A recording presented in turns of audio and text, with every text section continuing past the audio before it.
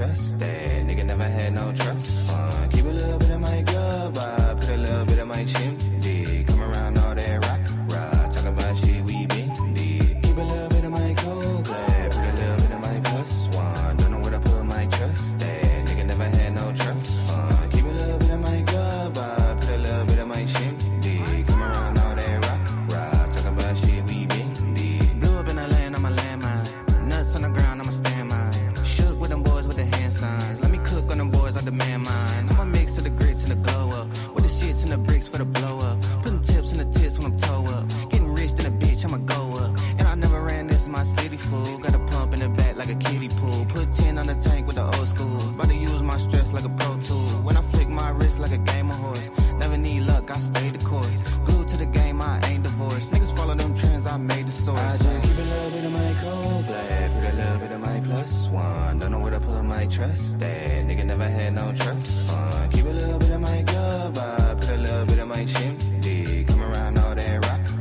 talking about shit we been did. Keep a little bit of my cold blood, put a little bit of my plus one. Don't know where to put my trust. That nigga never had no trust fund. Keep a little bit of my glove, I put a little bit of my chimney. Come around all that rock, talking about shit we been did. Still a little nigga from the west side. Good book and a blunt by the bedside. Gotta finish my work for the weekend. Tryna bounce back on them for the peeking. My fam need bread, you keep the hope. In a place where you ain't gon' meet the pope. It's cool, I ain't know my shit for real, so I ain't gon' preach, they get the deal. Keep a couple ads out and some Advil, and I ain't gon' cap shit mad real. Young niggas spit shit that your dad feel. In the city, niggas know where I'm at still. When I'm southpaw with it, I'm moving different. Day one with them, no new additions. Same routine, it's true tradition. Better take this shit to a new dimension. I just keep a little bit of my cold blood, put a little bit of my plus one. Don't know where to put my trust. That nigga never had no trust fund. Keep a little bit of my glove, I put a little bit of my chimney. Come around all that rock, talking about shit we been did. Keep a little bit of my cold blood, put a little bit of my plus one. Don't know where to put my trust. That nigga never had no trust fund. Keep a little bit of my glove, I put a little bit of my chimney. Come around all that rock, talking about shit we been did.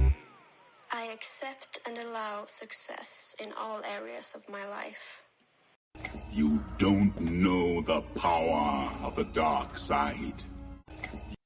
You really don't know the power of the dark side. And today we're going to pretty much go straight into it. So welcome to another epic, loud and clear with your host, but not so much the most, in his closet, aka the closet psychiatrist, and whatever nicknames people want to give me because they're just, I don't know, haters. Classic Craig. Oh, I got two of the most controversial cats on the panel with me right now. Yes, sir.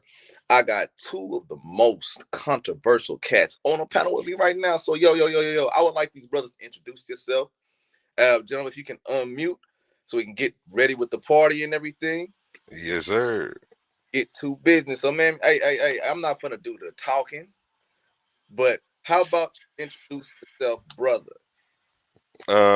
My name is A1. You can find me at Astro Projections 369 on pretty much all social medias, YouTube, Facebook, Instagram, TikTok. Yeah, and the title fits. The most controversial, most attacked. But I bring the most sources, so it's nothing I'm worried about. Ooh, nothing you worry about. And brother over here representing divinity, logic, and scientific endeavors. What about you, Chief? What about you? I think. Yo, peace to the panel, y'all. As y'all know me, I'm Melanin God, one of the most controversial people out there, I guess. I share a lot with my brother A1. Mainly attacked, and I just think that a lot of it comes down to, people just don't understand where I'm coming from with the information. But nevertheless, though, I think that we're about to get things done out here, though. Ooh, we're finna get things done today. But, you know what I'm saying? Welcome you to Loud and Clear. You know what I'm saying? I'm introducing these two individuals. They're new to the community, man.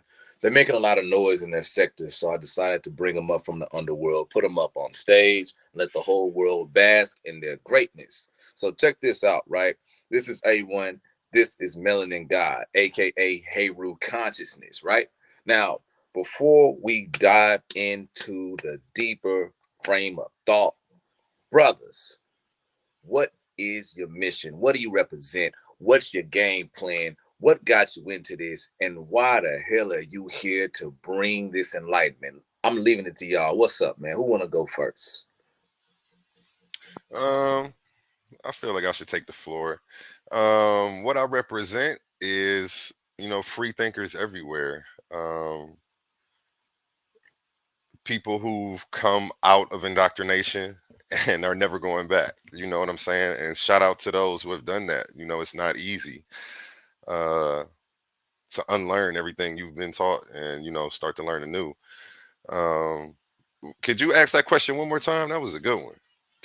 That wasn't no question. The questions haven't started yet, man. The question haven't started yet. That was a good one. Started yet. Damn, you said like 4 things. So the question haven't started yet, man. I pretty much wanted you to introduce yourself and what you your flow, how you came to your frame of thought, what you against, what you stand for.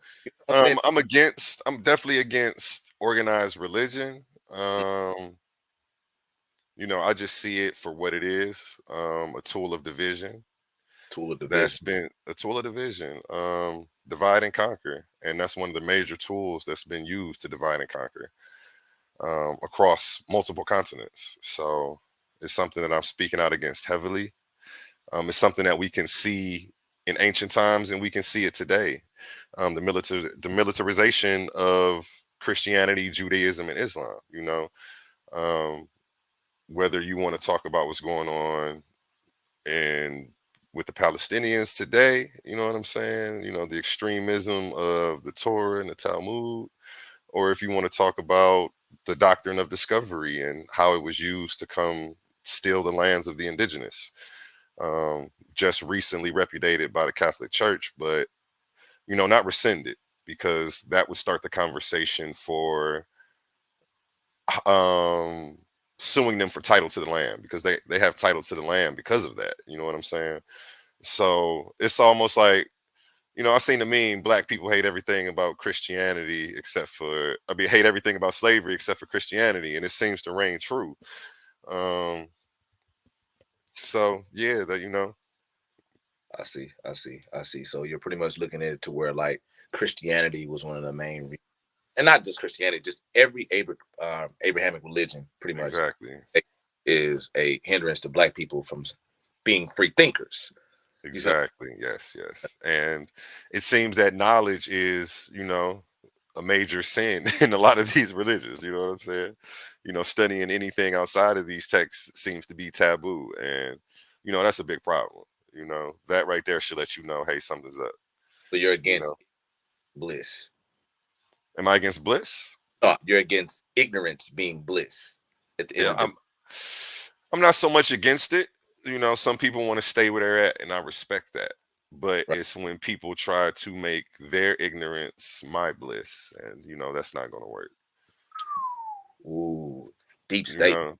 Yeah, but when I'm on social media, I don't go on Christians' pages attacking them. I just post what I post on my page, and all day I'm getting attacked, and it's like the audacity of these people. Like, I don't come to where you at talk. You know what I'm saying? Right. But it's to be expected, and I use those opportunities to teach. You know what I'm saying? Teach, enlighten, and uplift. So, okay, I got you with that. Brother. Hey, one, I'm gonna come back to you, man. Yo, hey, Ru, what about you, brother? What about you, man? What you represent? What you sick of? What you tired of? And what you trying to convey today? You know what I'm saying? Hey, bro, you keep your camera on, bro. You know what I'm saying? Okay. Yeah, I actually, I'm a lot like my brother A1, and where he stands. Kind of where I'm at though with this is I represent all free thinkers. As many people know, I'm an atheist, but I do have a deep sense of study into African cultures and civilizations. One of the biggest things that I'm really out here for is for the education, because I feel like if we knew better, we'd do better. And at the end of the day, half of the things that we go through is because of our own ignorance. And if we could just kill that ignorance, then we can start seeing ourselves coming together on more truth, and we can stand on those truths and overcome a lot of things that's holding us back as a people. As far as the Abrahamic faiths, I show no mercy on them. They've all been used to justify slavery and imperialism. And so, at the end of the day, I really see no reason for me to, respect the ideologies or anything like that. Now, don't get me wrong. I believe people are, and they should be able to, believe whatever they want to believe. It's not my job to convince you otherwise, but I'm just strictly here for the facts, and the facts that most people don't know, or the stuff that they just simply overlook. And so that's where I'm at with this. I'd like to just continue to educate the people, and hopefully we can start moving forward in truth and getting things accomplished. I like that. That was powerful. That was powerful. He said no mercy at all. No, you said I'm sorry. Go ahead. Go ahead. Oh no, the H-Town. I see you pulled out the H-Town. Okay. You put out the H-Town. That jersey hard. Check it out. Check it out. Check it out. So you said no mercy whatsoever. Imperialism, justifying slavery. Okay. I get that. So you brothers see that and you decide to take a stand against that within your own people, right? So I guess you brothers are trying to enlighten and edify people to be more than what our ancestors were forced to go through at the end of the day. Because mind you, what I'm saying, it's paradigm shift in the whole effing show, right? So we deal with a lot of things, what I'm saying, from the vilest, the most intellectual, the most decorum like, the most degrading, what I'm saying. We deal with a lot of like characters at the end of the day, right? Mm-hmm. Coming from the conscious community and the underworld where you two come from. You see what I'm saying? To infinity and beyond, So we seen them all at the end of the day, right? But one of the things I got to ask you two brothers, right, is this, right? To pretty much compete and go to another level to bring your information to a higher form of quality so all can understand what makes you two different. Now, I've been watching a lot of debates that you guys have been hosting on Paradigm Shift. And, one thing I know I can do is relate to the common person, and I can relate to the intellectual and the scholar. You see what I'm saying? So it's sometimes not making sure that you don't talk over people's heads, but at the same time, getting the point across. Meeting them halfway. So, because you have to meet people where they are. You know what I'm saying? And I'll use an example for the religious people, because this is something they can relate to and understand. Jesus wasn't in, if you read the book, he wasn't in the rich neighborhoods. He was in the slums. You know what I'm saying? He was where they needed him, the most. So sometimes you have to learn to be able to do that. Yeah, I've watched a lot of people and they want to be so intellectual that sometimes it's like, I understand them, but I know the average person doesn't. And it's like, who are you trying to reach at this? You know what I'm saying? So that's something that I focus on. And then I show people how readily accessible a lot of their information is. If you go to my YouTube channel, check out some of my podcasts. A lot of times I'll start on Wikipedia, and then I save the best for last. We bring the primaries up and all that stuff last. But I'll show people how you can easily access these topics of discussion just by typing them in on Google. So, and none of this should be new to you. Everybody has a smartphone in their hand, but this seems to be the dumbest generation, right? The 20th century. So right. Yeah, that is true, man. Some people are just willingly, hey, we got motherfuckers who still believe the earth is flat. You know what I'm saying? We in 2023. And that shit go at all. You know what I'm saying? So yeah, I give that to you. And they got smart like that. But I still enjoy the discussion though. As long as people are keeping it scientific and you know what I'm saying, bringing some good methodology with their stuff, like I still enjoy the conversation. I don't think anything is above discussion at this point, because we've seen the world. If you take the bird's eye view of history, We've seen things flip over several times over, you know, and knowledge is everlasting, and it's something that we're going to continue to build upon. So things that we may think today, 50 years from now, you know, people are going to be saying the same thing, you know, as like we're speaking about flat earth. Like people are still on that. Like who knows? Who knows? We know it's not perfectly round at the same time. And I'm not a flat earther either, but I don't believe that we know too much. You know, I think they are lying about some things. Right. There's still things left for discovery and up for debate. You know what I'm saying? And you know, like how they say it, it's not history, it's his story. You see what I'm saying? True, So true. I understand what you mean by that completely, right? Check it out. So hey Rue, man, what you got, bro? What make you different when it comes down to breaking down information, teaching the people, edifying motherfuckers, and showing them their information is not really academic? What you got for that, brother? I think my approach is a little bit different. It's a little unorthodox, so to speak. As you know, I come from like pretty much the shadows of Facebook. Some of these back chats, not really. I won't say that I'm like well known as much as people think I am, but I'm pretty much known like in the Facebook world. But what makes me a little bit different is that I have a way of just meeting people where they are, like my brother said. But then I also have that wow factor. You know, you always get someone that believes that they're just that much smarter than the next, and then you throw something out there, and it's like, wow, you know, they realize they maybe swim out into the water a little too deep, and so what I like to do is, like I said, man, is just point out the facts, some of the facts that's overlooked, or just simply ignored. But most of all, I think that I'm just a relatable person. You know, I'm not a hateful person or nothing like that at all. But I could even say this: I don't even hate religion. I just have a strong dislike for it, and I have, you know, several reasons why. But that's actually what makes me a little bit different than the average person.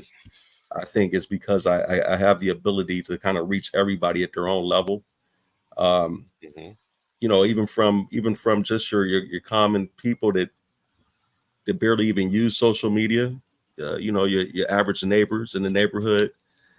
Man, y'all should see some of the discussions I have outside of line when I just meet people face to face. I mean, it's almost amazing.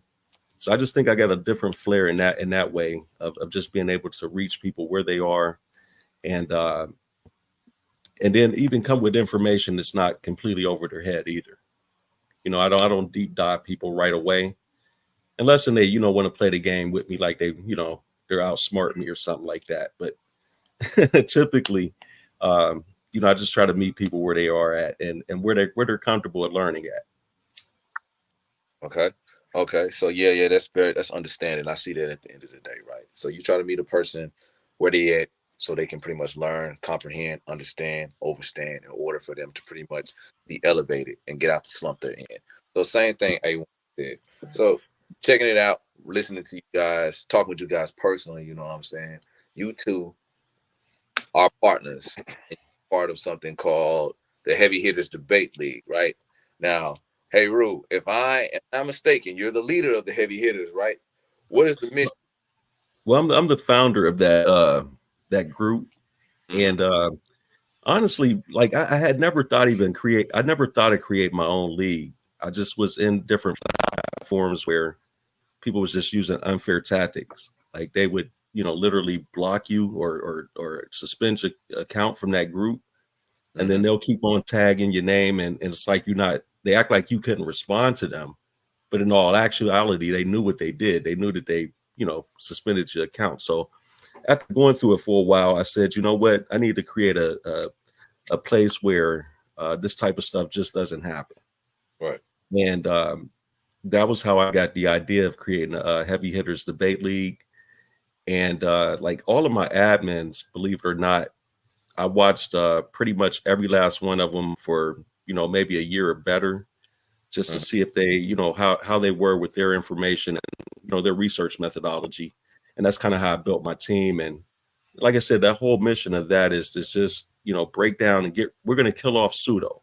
That's one of our top priorities. We're killing off pseudo, and we're just going to make sure that people are getting educated with right information. You got your work cut out for you if you're trying to kill off the pseudo, boy. They out there. They love pseudo, don't they? They out there. Got a life mission statement right there to kill off the pseudo, man. I applaud you for that, but that's an eternal battle right there. Yeah. And you know what? I want to just add, though, I don't want to just say that the religious folks is pseudo, because there's a lot of pseudo in the so-called conscious community. Mm-hmm. And I think we got to put an end to that, because we're really doing ourselves a disservice. It doesn't help anyone. Mm-hmm. And if anything, we take it somewhere and we get laughed at, or we teach it to our children and they fail. Right. And we got to do better. We got to be careful with that. Mm-hmm. I feel you with that. I feel you with that. I feel you on that too. That's definitely one of my major points of contention with religion. It's the framework for history that people accept and adopt before they're able to be, before they're even able to go through and learn history. So a lot of people actually take, this stuff as literal when it's a myth, and it should be treated as such. And it becomes very dangerous when people take this stuff literal. I think it throws off people's morals compass. When the deity you worship is a psychopathic, homicidal mass murderer, when he's jealous, when he's angry all the time. I think that learning that as a child makes a person make a lot of excuses for that. And I think that's why we see a lot of death and destruction in the world today. So that's definitely one of the major reasons that I speak out so heavily against this religion. Religions, period. Mostly the Abrahamic religions, anything that's telling you can go steal the land of anybody who doesn't think like you. There's a problem there. So no, I got you. That's to add to what Melanin God was saying. No, I got you completely. So we're gonna get a little bit to the nitty gritty, you know what I'm saying? Cause I see you brothers ain't holding no punches, and you ready to get to the meat of the meat and potatoes. So let's get to it, right? So check this out, right? You know what I'm saying? Like, and of course you guys see me sometimes, and sometimes I say what I say, and I throw my little shots. But I had a conversation with a good friend of mine, you know what I'm saying? Shout out to the man with many kids. He know who he is, father of the year, But the man with kids and I was having a discussion. Of course, he's a Christian, you know what I'm saying? And he probably gonna try to come and shoot me, but I know he babysitting, so he ain't gotta have no time because all them damn kids he got. So anyway, he and I was having a discussion about the Crusaders, right? Mm-hmm. And I call these guys, these certain group of Christians, Crusaders, because they like super soldiers for Christ at the end of the day. They like Captain America on steroids, but with a cross on their shields, right? Mm-hmm. And I'm pretty sure they would take that as a compliment. But I call these guys Crusaders, and I told them that, the reason why I call them Crusaders is because of their personalities. They're so zealot at the end of the day, right? They are holier than thou. They cannot correspond and talk with people accordingly, especially when it comes down to topics that they disagree with. They either pretty much separate the gap between me and them by saying I'm way more experienced and I have this experience, X, Y, and Z, this class, this course, all that, and they cut the whole thing in two, right? Instead of just having the regular conversation like the three of us are having right now. You see what I'm saying? Mm-hmm. And I was saying that the Crusaders, at the end of the day, right, were oppressing their own people after they fought Islam.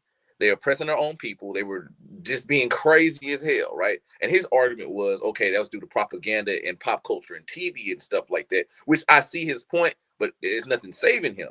But the moral of the story is one thing the brother told me that kind of flipped me to the whole other side, right? He told me if the Crusaders, yes, the Crusaders, the Roman Crusaders, you know what I'm saying, were in Africa, Africa would be in line and in order and in peace today.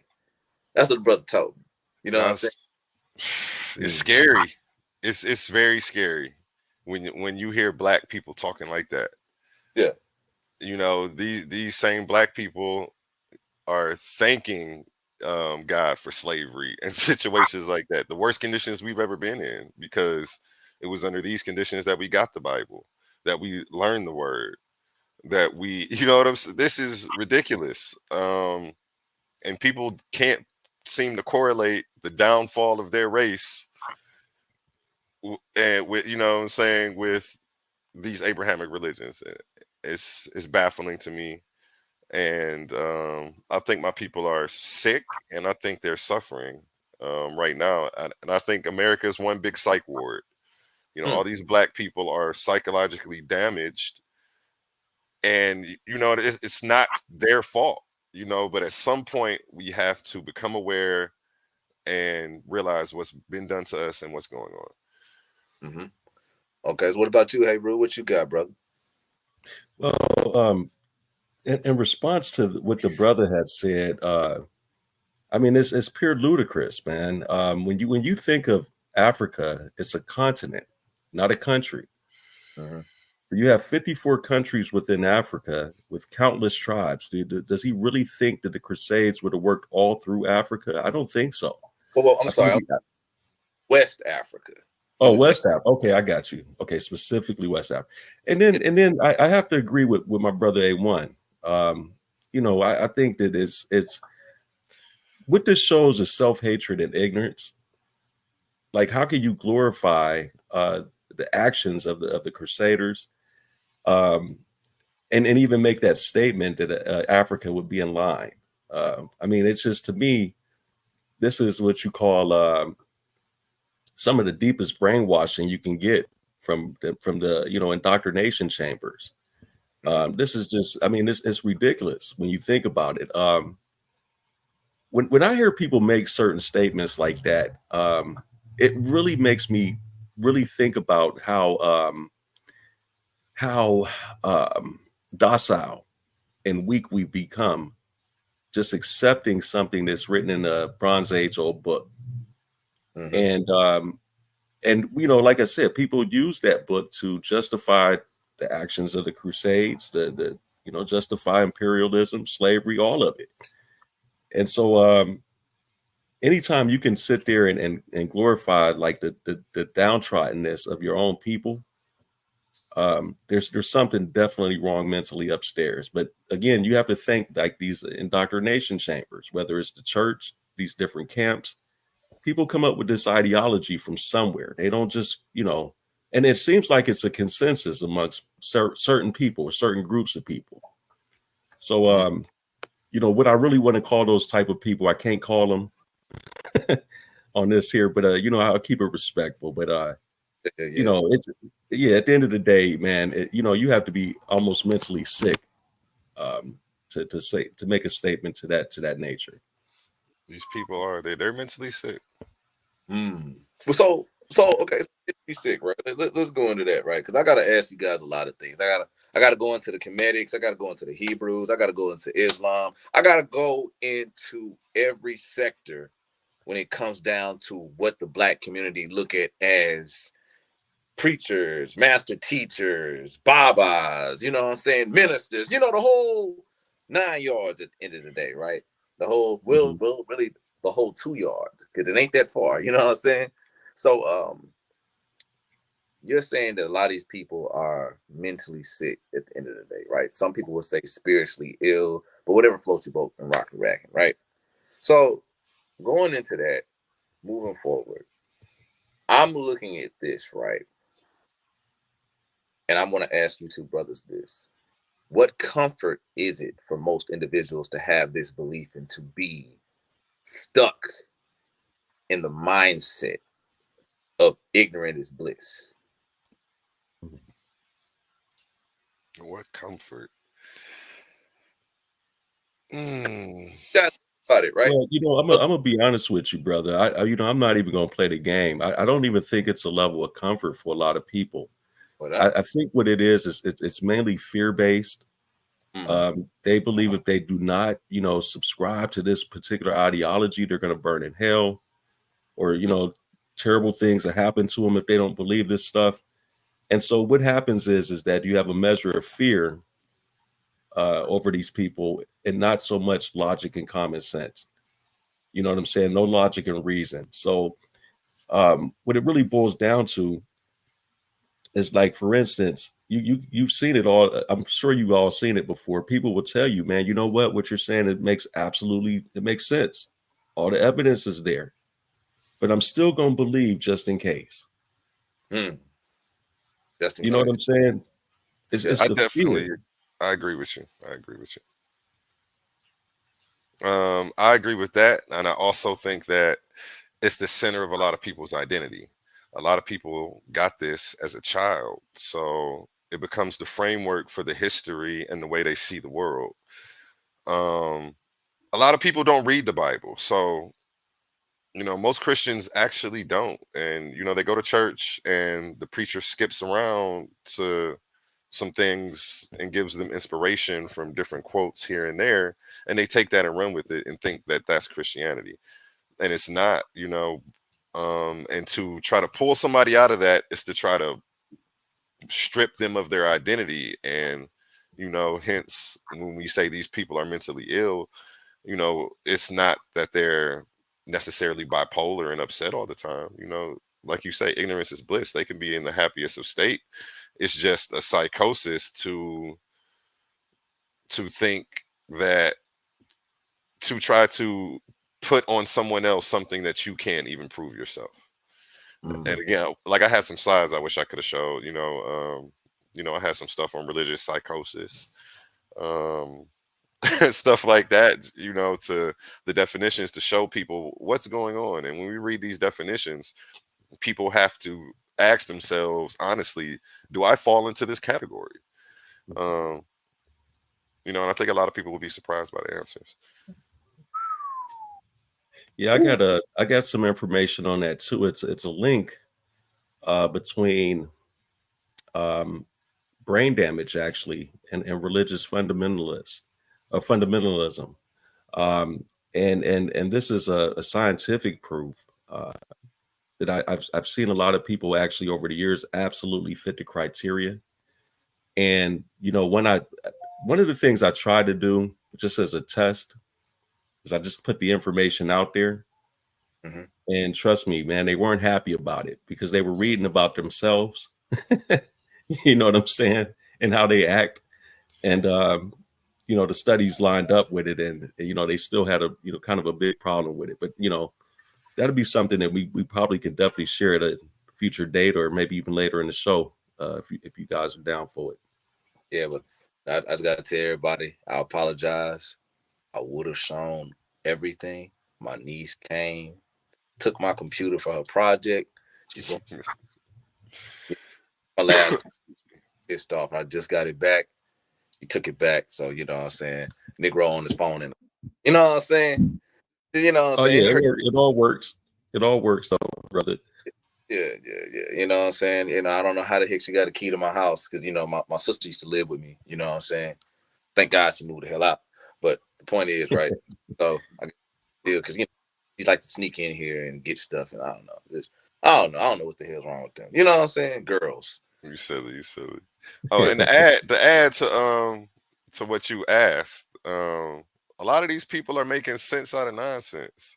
A lot of these people, I think Melanin God said these people don't have logic. And it's funny, I'm looking at the channel and, there's a guy on here called Mr. Logic. You know what I'm saying? And these people are trying to make sense out of nonsense. It just doesn't work. You know what I'm saying? As much as you try to rationalize it, again, the definition of faith is believing in things without evidence. So to set up debates and try to bring evidence to defend beliefs, it's just outrageous. It's outrageous. And again, to any Christians, Hebrew Israelites, people who follow and practice Islam, I'm here for, I want all the smoke. You know what I'm saying? You name the topic and let's get it. Hey, man, that's A1, man. They don't call him A1 for nothing. You know, he the Gucci sweater on, man. He ain't playing. He keeping the Gucci around here. So that, check this out, right? And one dude said, Walking Dead. Let's look at it this way, right? Okay. Now, of course, brothers are well versed in history, and you do know that Christianity has been a strong influence in Black society, right? Mhm. Not only that, a lot of slave revolts happened because what the book said and what Massa said wasn't accurate. It wasn't lining up. You see what I'm saying? But I don't know if you guys are Southerners, you know what I'm saying? Because I was a good old Southerner living in the Bible Belt of Texas. You know what I'm saying? So excuse my, you know what I'm saying, horrible grammar. You know what I'm saying? But one of the things I've noticed, right? Of course, a lot of the indoctrination of slavery from Christianity, right, was pretty much put into certain small little churches, little grandma and them, big mama, and you know what I'm saying? That was Mhm. carried over, right? Like how, you know, those ladies in the whites and stuff like that had their hands behind their back and stuff like that.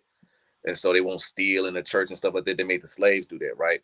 So a lot of that was taken over and brought into the church, right? And that thinking and all that type of mental conditioning was pretty much branded into Black people, you know, over and over and over again, and all the way to this generation. You see what I'm saying? So I believe this is what we're seeing a lot of times, right? And you know, small town country mama and all them stuff like that don't want to go nowhere, have 50 billion living kids and stuff like that. You know what I'm saying? Don't go outside when it's because God mad because it's raining and stuff. You know what I'm saying? All that superstition. You know what I'm saying? No logic, no advancement, no understanding, just complete tomfoolery, superstition. So I can see why a lot of people, especially guys like you, would get sick of that at the end of the day because there's no advancement. You know, ignorance is truly bliss at the end of the day. You know, so let's dive into this right here, right? Getting into it with the conscious community, right? And shout out to Elijah. Said, God, I just saw that comment. calling you out, but getting into it, diving into it a little bit deeper, right? Right. Especially looking into the whole thing of religion, right? We look at how individuals would use that as a way to show that they are better, right? You have a lot of Christians who would do it, Hebrews do it, you know what I'm saying? Even some individuals who follow the Kemetic sciences or whatever they call it nowadays do it. They feel like they're either closer to God, higher vibration, or they have, I don't know, something else that make them seem transcended above mortality. You get what I'm saying? Mhm. Um, with that being said, brothers, how do you guys feel about individuals that have that mindset at the end of the day? It's again, it's scary. It's hard to have a logical discussion with these people.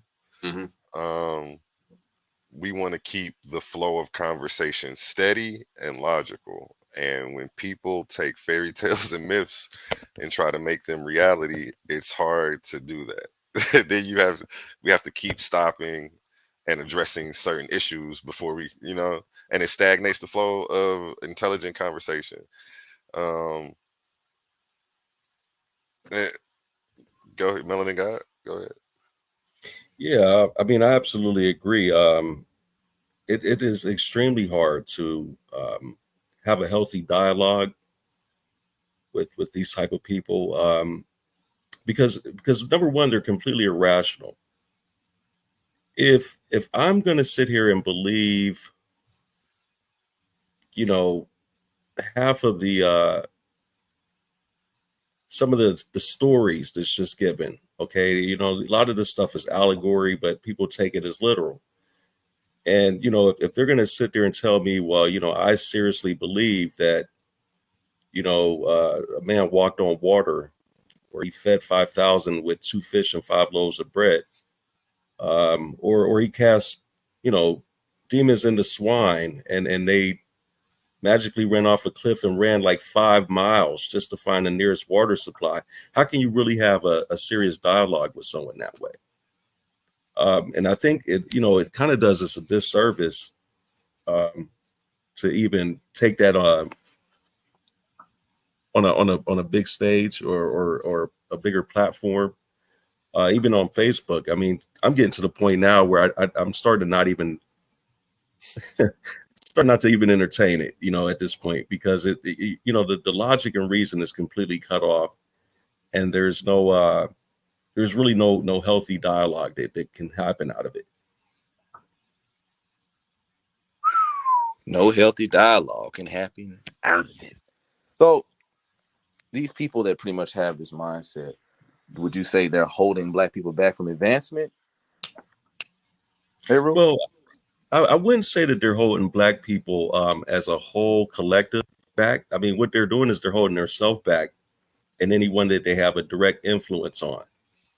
So, for example, you may have a group of people that share these same, beliefs, and they sit around and they lie to each other all day. And, look, 20 years from now, they're going to be still regurgitating those same lies. So I think that they're not holding back the collective, but what we have to be careful of is that we have a direct influence on the youth, the future generations. And I'm a firm believer that that's how we're going to change a lot of things, is we have to teach our youth the truth by writing. And that's how we write history in advance, by just teaching the youth the truth. But as long as we got these folks pushing like nonsense, that's who they're holding back, is the youth, because they're a direct influence on them. But are they holding Black people back as a whole collective? I would say no. Well, I agree, but I beg to differ at the same time. I agree with what you said. I just don't see how you would say that and then say they're not holding Black people back. This indoctrination is a generational curse that's passed down from generation to generation to generation to generation. This stuff is just like social media. Everybody's following somebody who's following somebody else, and nobody knows where it started. Nobody knows the history of these religions. It's like these people are so invested in the narrative, and they're not concerned with how these books came about. They're not concerned with the history of these books, the historicity of the characters, who wrote these books. Are they authentic? There's just, you know what I'm saying? It's very scary. So again, you have people trapped inside of, per se, a Harry Potter novel. It's a 3-part, I call it a 3-part series, the Desert Trilogy. You have Judaism, with the Torah and the various books, surrounding it.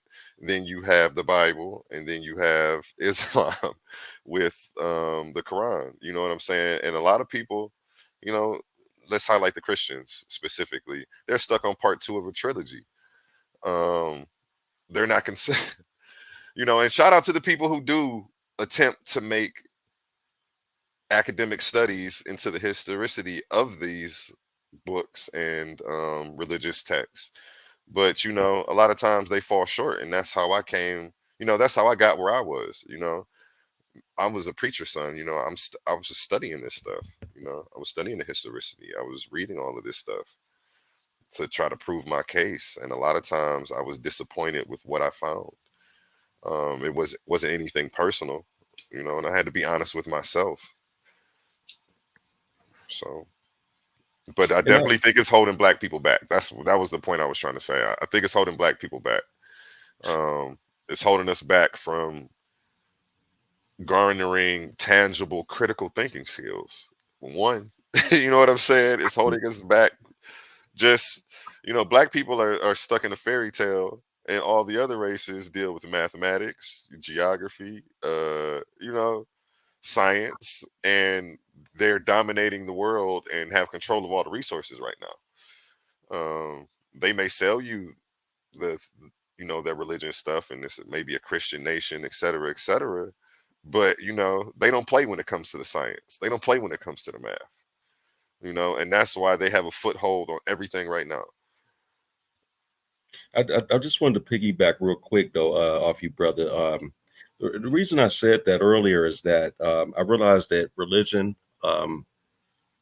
as a whole, especially like in the Abrahamic faiths, they're actually on a decline. More people are becoming non-believers, and I can tell you why. It's because we have so much advancements in science and technology, and so before the internet, people used to go to the church. they go to their mosques, they go to the temples, and they would look for religious instruction for things they didn't understand. Now, people they're walking around with computers in their pockets. And so, this younger generation, a lot of them are wising up and actually coming out a lot smarter than what we were. Partly because, it's been a shift in a paradigm of parenting. We got a lot more younger parents now that wasn't necessarily into the church to begin with, not as deep as their folks wanted them to be. And then, they raise those children. But no, I definitely see your point. And I don't disagree with you in any way. I just think that I'm seeing that religion is having a decline, and I know that's two of the main contributing factors is that we have advancements in science and technology. Yeah, definitely. And I think as long as people are buying into what destroyed them, we're never going to come out of our situation. This is the indoctrination system that was given to us for a reason. There was a reason slaves can only read the Bible. They wanted us to be. The Bible is a program, and we have to remember the brain is just like a computer. When you're born, you don't know anything. This is the programming for the operating system called the human brain. And like again, people are what the one guy, my homie over here, Rutledge said, fuck F the Walking Dead. Excuse my language, but he said F the Walking Dead. It's like people are walking dead out here. And it sucks. It sucks. That is definitely true, man. That's what we're dealing with, is the Walking Dead. And that's, I'm not saying that to be as an insult to people. It's just that they have absolutely no knowledge of themselves. And so therefore they believe in things that they can't prove. They believe in things that can't be seen. And so what they use a lot of times is what they call the God of the gaps. What you don't understand, automatically God did it. And then anything that goes wrong is automatically some kind of devil involved. But they never even stop to think at one point or another, is it me? Is it the way I think?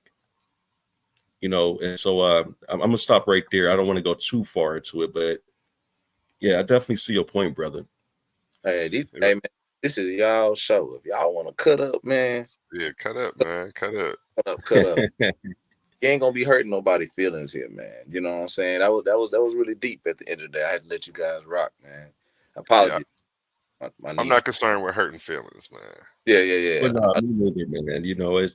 This is one of them things you got to cut the feelings off. In fact, I had to tell a guy that today, a little earlier today. He said, I find a lot of your posts so offensive, and I told him, I said, it's real simple in this world, and this is something that religious folks have to understand. Just like they have freedom of religion, we have freedom from religion. So if they can express their religious beliefs, we should be able to express our disbeliefs. It's only fair game. So I feel like why should religious post and things like that and quotes be more respected than someone else's opinion that may not subscribe to that ideology? I think both should be just as much valuable. And it's always simple to me. If you don't like my content, then keep it moving. Okay. I wanted to add to that. Yeah, bro. Because what you said there and what you said before, my comment goes to both of those because it's perfect. Because it's like an insult to our intelligence when people come to us who are religious without self-awareness, without realizing that there are many different religions being practiced in contradiction to what they believe. And they haven't even taken them out yet before they try to, come for people who are trying to bring them on a more spiritual path. Again, I'm not an atheist. I do believe, I don't necessarily believe in the definition of God as defined by, people of the Abrahamic faith. So, I just know my knowledge is ever growing. I don't have anything to convert anyone to. but I can look at these books and say these books are poison. You know, I can look at these books and say that they're not historically accurate, and that they're actually plagiarized, watered down synthesis of older texts. Mm-hmm. And why should we follow the watered down synthesis instead of going back to the source? Because it's just a game of telephone. That's what it seems like. So same when things are plagiarized, right? Like what are some religions that took from another culture or religion that you find? Well, like you have the instructions of Amenemhotep and Proverbs. You have stuff like that. You have the Exodus, that being related to the Babylonian Exodus, actually. There's so many different parallels, the Epic of Gilgamesh and the flood stories. And, I have, I'm in this Bible right here, the New Oxford Annotated. This is what I'm in. So it has all the scholars' notes and everything in here. So I'll be using this, in some upcoming debates. There was somebody who called me out on the historicity. Somebody called me out, but he's scared to debate me. Walter Johnson, this guy, he's on my Facebook heavy. He's always picking at me. I've never ran to his Facebook and commented on one single thing he's done. No, but I appreciate it though. I'm not hating on you because you give me an opportunity to teach. But that's Walter. Walter, yes, man, Walter. He's a pseudo king right now. You Walter the Wise, the pseudo king. Like, wow. And he thinks he's keeping it academic, but it's funny. He asked for primary sources for things that you just wouldn't find. He asked me for a primary source for a deity with a female co-creator. I'm like, just Google Arset and Heru. Why are you at? I'm like, he just wants me to do all the heavy lifting. Again, this is part of the Christian Crusade team. They're trying to beat us down and discourage us. And like on the Christian Crusade, you mean the super team? The super team, yeah. We gonna call it I'm gonna call them the Christian Crusaders right now. Hey, let me ask you this: Have y'all run across the same thing? What I usually run across on my a lot of my friend list and through the debate league is that I get a lot of people that want to do the 50 question shuffle. And so what I mean by that is they'll ask you question after question to keep you on the defense, so they never have to prove anything. So, they'll make all kind of wild assertions and outlandish claims, but then they want to keep hitting you with questions. Have you run into that, bro? Oh, definitely. They're trying to see if you're comfortable in your knowledge or if you still have a chip on your shoulder and something to prove. Because if not, they'll run you ragged. You'll be all day. But you'll learn more at the end of proving all that stuff for them. But I tell them, like, hey, if you want me to, I may get one or two sources for you. After that, I'm gonna be like, it's all on you, bro. Like, knowledge, people pay for stuff like this, and if you want to pay for my time and me to teach you, I can. When I went to college, I had to pay. I'm not going to do this all day for you. Your knowledge is up to you. I'm planting seeds, and you have a smartphone in your hand. And I'll tell people a lot of times, you came straight to me and asked me and skip Google. I'm like, that's crazy. This is wild. Like, it's wild out here.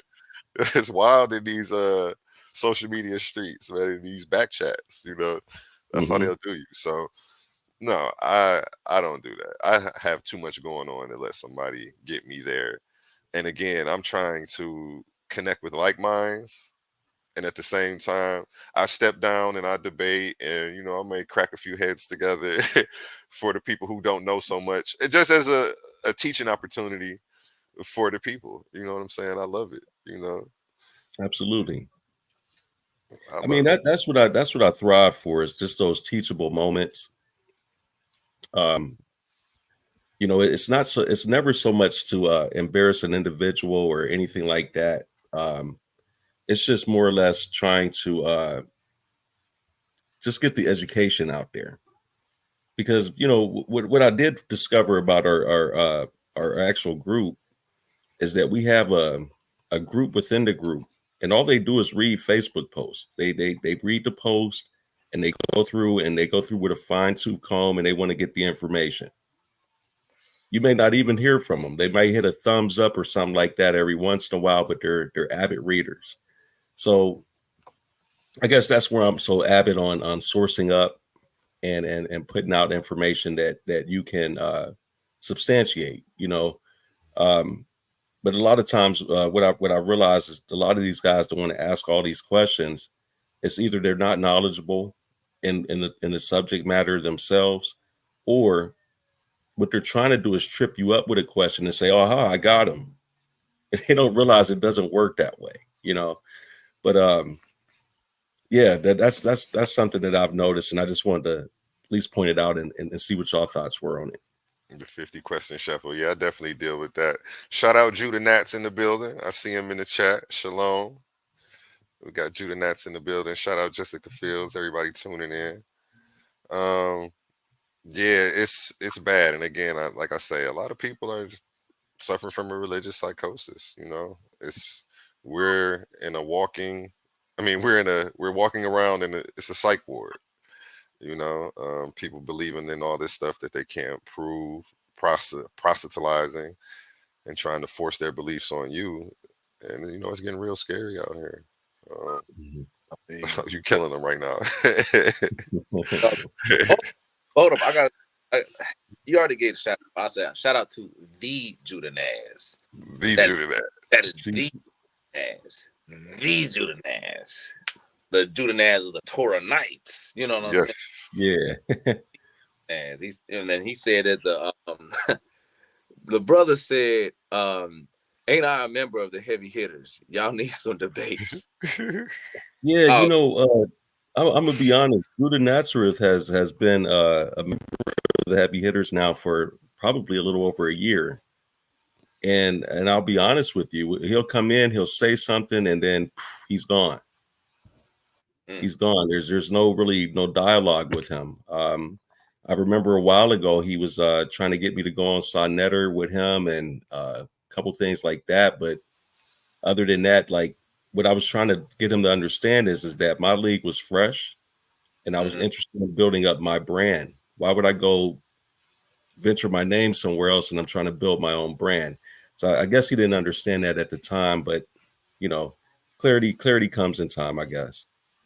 Okay. All right. So, well, I gotta say this right quick before we get to that. The guy that nobody talked about and said anything about at the end of the day, no one did. I didn't say nothing. I don't want no smoke with you. But I have to tell you, brothers, right? The Slim Reaper he doesn't request shit because he's arrogant. He demanded that someone drop the link, right? So, okay. Yeah. Drop the link. Should I drop it? Can I drop it for him? Well, man. Reverend Ratchet. Oh, man. And the good Reverend Ratchet is here. How you doing? Peace, Reverend. Peace. What's going on, fellas? How y'all doing today? Amazing. Doing great, brother. Hey, but Ratchet, hold up. Before you start preaching the good Ratchet Lord's work, I have to tell you, Slim Reaper, drop the link. I'm so scared. I don't too much rock out with this guy no more. He been avoiding me for some particular reason, but you know, I got him though. I still got him. I'm gonna drop that link. I had to talk to him. That's why I don't say his name.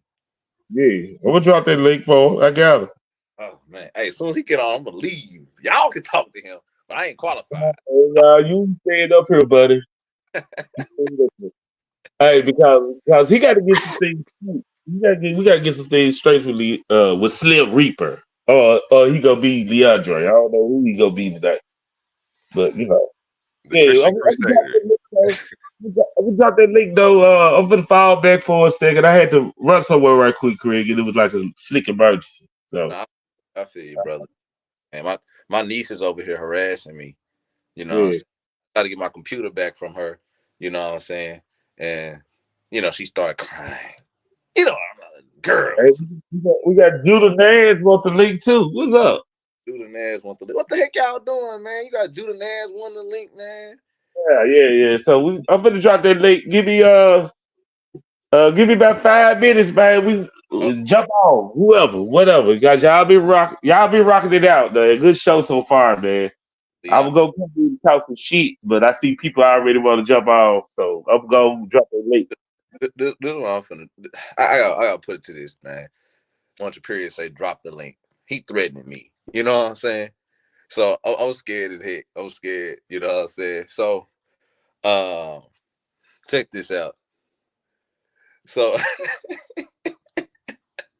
let me go ahead, drop this link, man, and let me get ready with it. You know what I'm saying? And shout out to Jessica Fields, dear Jessica Fields. Dallas Cowboys won. Go Cowboys. But let me drop that link, man. Do you brothers got anything y'all want to say to anybody before I drop this link? What y'all got to say, man? Hey, y'all muted. Y'all got muted for some reason. Oh, okay. Can you hear me, brother? Yeah, I can hear you. I can hear you. Okay, yeah. No, I mean, I pretty much I don't have no nothing to say to anyone in particular. I think it is everything's it's fair game. It's fair game. All right. So I'm just letting y'all know, man. Oh, I got something to say. I want all the smoke and source up and shut up, man. That's the game we playing. That's right. Whew. That's the game we playing. It's just a game, Okay. And so Leandra, hey. Slim Reaper, when you come up here, man, don't come up here with your guns. Cause you know how you be. You know what I'm saying? Man. As soon as you try to leave, the devil always try to come get you. But yeah, so I'm finna drop this link, man. I'm finna get ready to start it up, man. Let me go ahead. He gonna be talking so much crap, bro. It's about to be fun. To me. But hold up, but let me drop it, man. You brothers, man, y'all free to dialogue. But hold up right quick. Yeah, go ahead, Chief. Yeah, let me see what's going on in this chat over here. Yeah, we waiting on Slim Reaper, and we're about to get the Judah Nats from the legendary Tour Knights in the building. About to have him in here. The Orion Nebula, shout out you, tapping in. Lee Mack, that must be the one and only. Yeah, he said he put the Dossies threatening. Where's that Christian at? Yeah, I had some stuff to pull up. I couldn't share my little screen, but it's okay. Maybe the Reverend to get it together for us. I wanted to say peace to Jessica Fields out there. Definitely one of the folks that is friends of mine on Facebook as well. That's another thing, man. My laptop, man. I got to jump back on, man. All my info was kicked out, so I'm gonna see if can I get back on though. I'm gonna see can I get back on the laptop a little later once I get to drop this link. Okay. Bet. Oh, he thirsty. This brother needs some water. He thirsty. He ready to come up here and be an apologist, ain't he? Man. Come on. We got an apologist. He's definitely send him in here. He's definitely acting like it's a fire in the building, brother. I like to see what my brother talking about. Get this brother some water. That's the thing, man. A lot of people don't realize is that I've been doing this a long time, man, well over 25 years. And so it's not a lot of new stuff that I haven't heard. I'd like to give them a fair shot and hear what they got to say. You know what I mean, bro? Yeah, you know, I'm taking all debates on the historicity of Jesus right now. So, yes, sir. Anybody want to get in the ring on that? Hey, I can't. Hold on. I'm taking the same topic too. There go the link. Oh, we got some new folks. Yeah. So come on up. Come on up, bring it together, you know what I'm saying? And Judah Naz was right. Hey, say what you chest out, man. You didn't say it convincing me. Get y'all ass up on it. Pull up. Pull up. Pull up.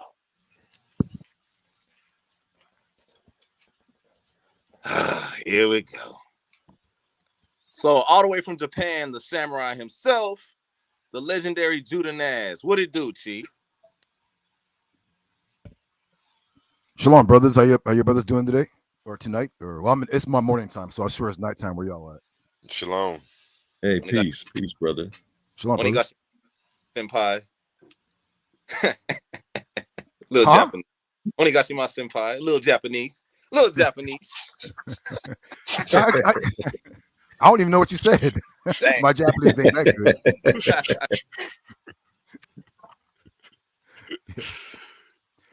Hey, where's that reverend at? Oh, I think he was just dropping the link, matter of fact. So yeah. Oh, wait, where's the Slim Reaper at? He's not in here. Get the Slim Reaper in here, man. I think you ran. Nah. Who you from? Nah. I don't believe it. But hey, Reggie, hold up. The great. He plugged it in his rim light or something. Yeah, the great Judah Naz asked where the Reverend was at. He was talking about you, brother, Reverend Ratchet. Oh man, everybody don't want this Reverend smoke. Everybody don't want this Reverend smoke. Yeah, what's up? What's up, Judah Naz? I heard about you. Free time. Yes, the mighty prince is here. Yes. The mighty Chris. Oh man. Here we go. How you doing, mighty Chris? What Doing you want good, to Reverend? Oh, I'm sorry. Say it again. What you want to ask the good Reverend? Are you a debater? Because the reason I'm asking is because a lot of Christians are forsaking Jesus, and Jesus said, "Those who deny me in front of men, I shall deny in my Father." And in 2023, we've seen a lot of brothers and sisters denying Jesus. They will not defend him. They will not debate. I'm like, man, Jesus don't have no backup these days. This is crazy. So you want me to debate Jesus? Well, see, I'm an Israelite, right? So we have a Messiah that's not a world savior. We have actual Messiah. So every time we put up our Messiah versus Jesus, the Christians start running. Who is your Messiah? Moses? No, Onias III, King David. We have many Messiahs, but the Daniel 9 verse 26, the Messiah that died, that's Onias III, not Jesus. Oh man, I don't know, man. They sound like some strange doctrine, man. You grew up in a Christian household like I did, brother. Yes. Okay, but oh man, you forsaken right now. Talk about this guy Isaiah and Daniel is Messiah. You never heard of Onias III? Yeah, I have, but he ain't no Messiah. Well, you know, I got a question off of that. Peace to you, my brother, Judah Nazareth. This is Melanin God, aka Heru Conscious. You just said that you had a Christian upbringing. So, what led you to the conclusion that you are Israelite? So I grew up in a Christian home, you know, as a child, you know, right? Mm-hmm. But as a teen, I started asking questions like, yo, like, how come the Christians, how come, you know, my grandmother and mother and them, I'm like, why y'all do everything opposite of what the Bible says? So I started talking to reverends and, you know, pastors, and they could never answer any questions. And remember, I'm a teen.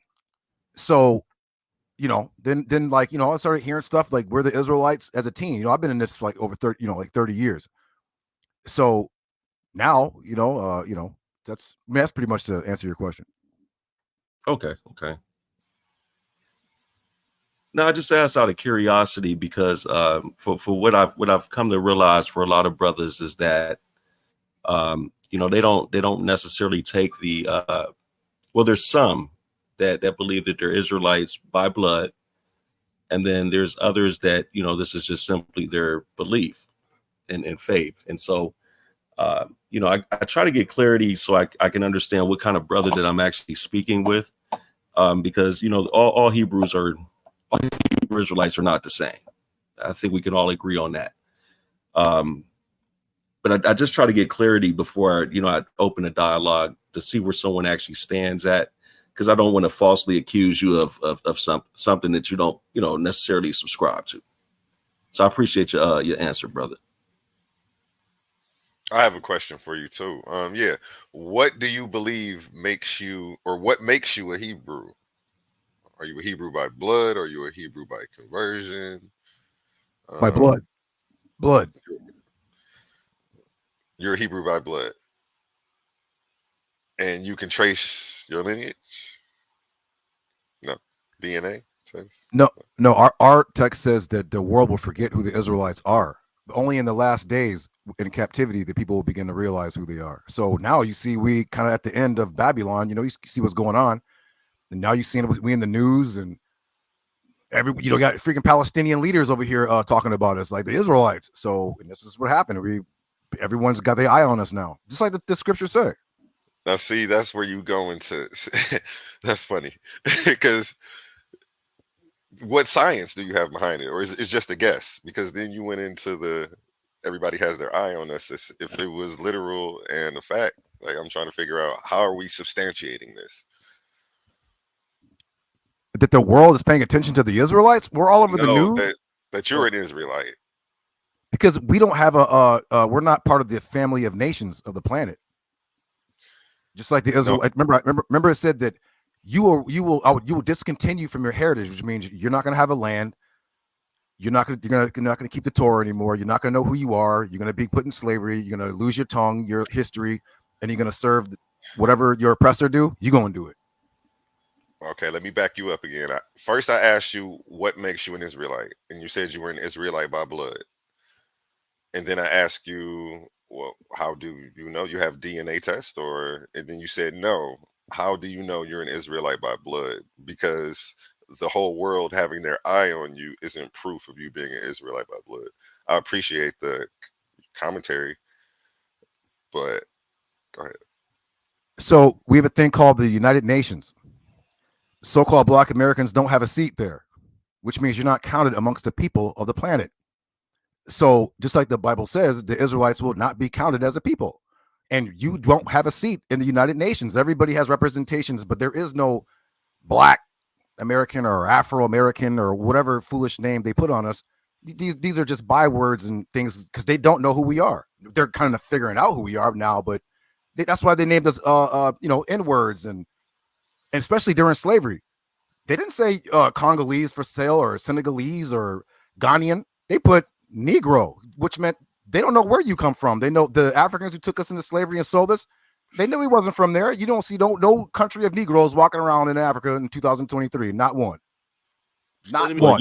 I do want to add on this, brother, because what it sounds like you're doing is you're starting off with a mythological premise and trying to end with a scientific conclusion, which does not work.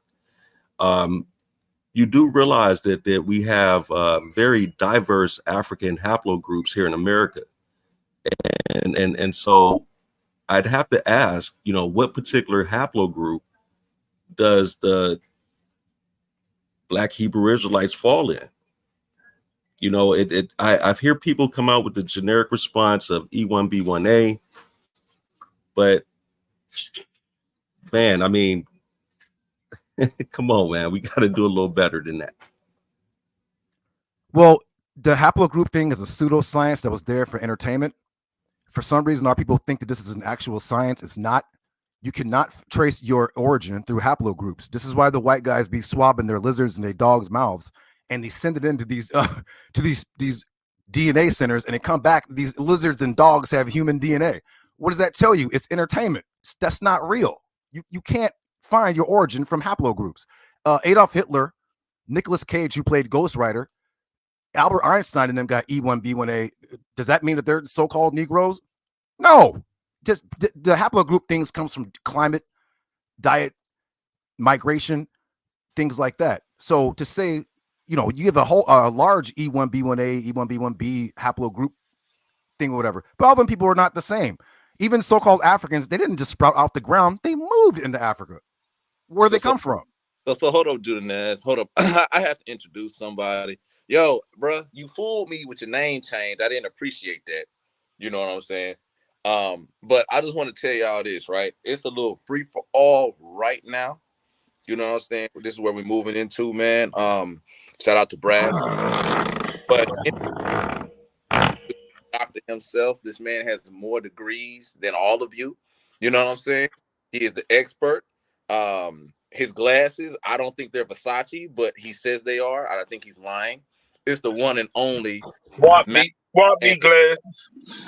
You know what I'm saying? My best friend, and he named me a part of the super team. You know what I'm saying? He got me repping it. I'm a part of the one gang. It's a gang of Christians. This is the one and only Slim Reaper. So how you doing, Slim? How you doing, best friend and brother of mine in Christ? Chilling, man. I don't all the titles, and I don't even hardly like you, and you know that. So Ratchet Craig is my favorite of the two of you, but yeah. Yeah, you suck. You suck. You know, I don't like you. Told you, Craig. Told you. I told you. Well, shalom to you too.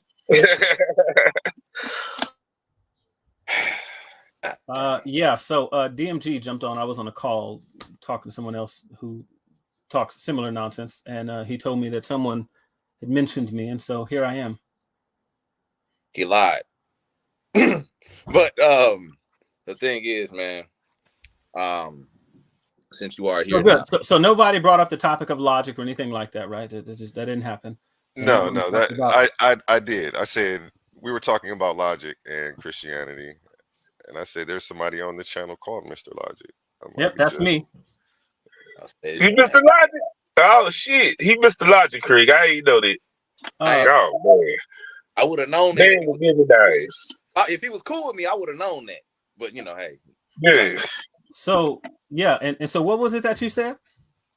And then I said that people are trying to make sense of nonsense. Okay, so you trained in logic at all? This is a yes or no closing the question. Yes, are you trained in logic? No. Okay. I didn't think so, because if you had been, the sort of statements that you made, and I watched some of your videos, like I watched the one where you talked about proof that Jesus was gay or something like that, and then you violated all sorts of scholarly rules, and then and didn't even comprehend the Wikipedia page you were reading, and then I was the one also commenting, talking to you, and you talked about wanting to debate the historicity of Jesus. If you had been trained in any logic whatsoever, you would know what a non sequitur is, and numerous other logical issues. And so I know for a fact by your demonstration that you have no idea what logic actually is. For example, let me give an example. I watched the really stupid video you did on Jesus or the Bible and homosexuality and all that kind of stuff. And then what you did is you pulled up a Wikipedia page. You pulled up a Wikipedia page, which is a violation of any sort of scholarly standards whatsoever. There's actually a really awesome book that I actually used in my actual college research for the multiple degrees that I possess. This one of the ones here is called The Craft of Research.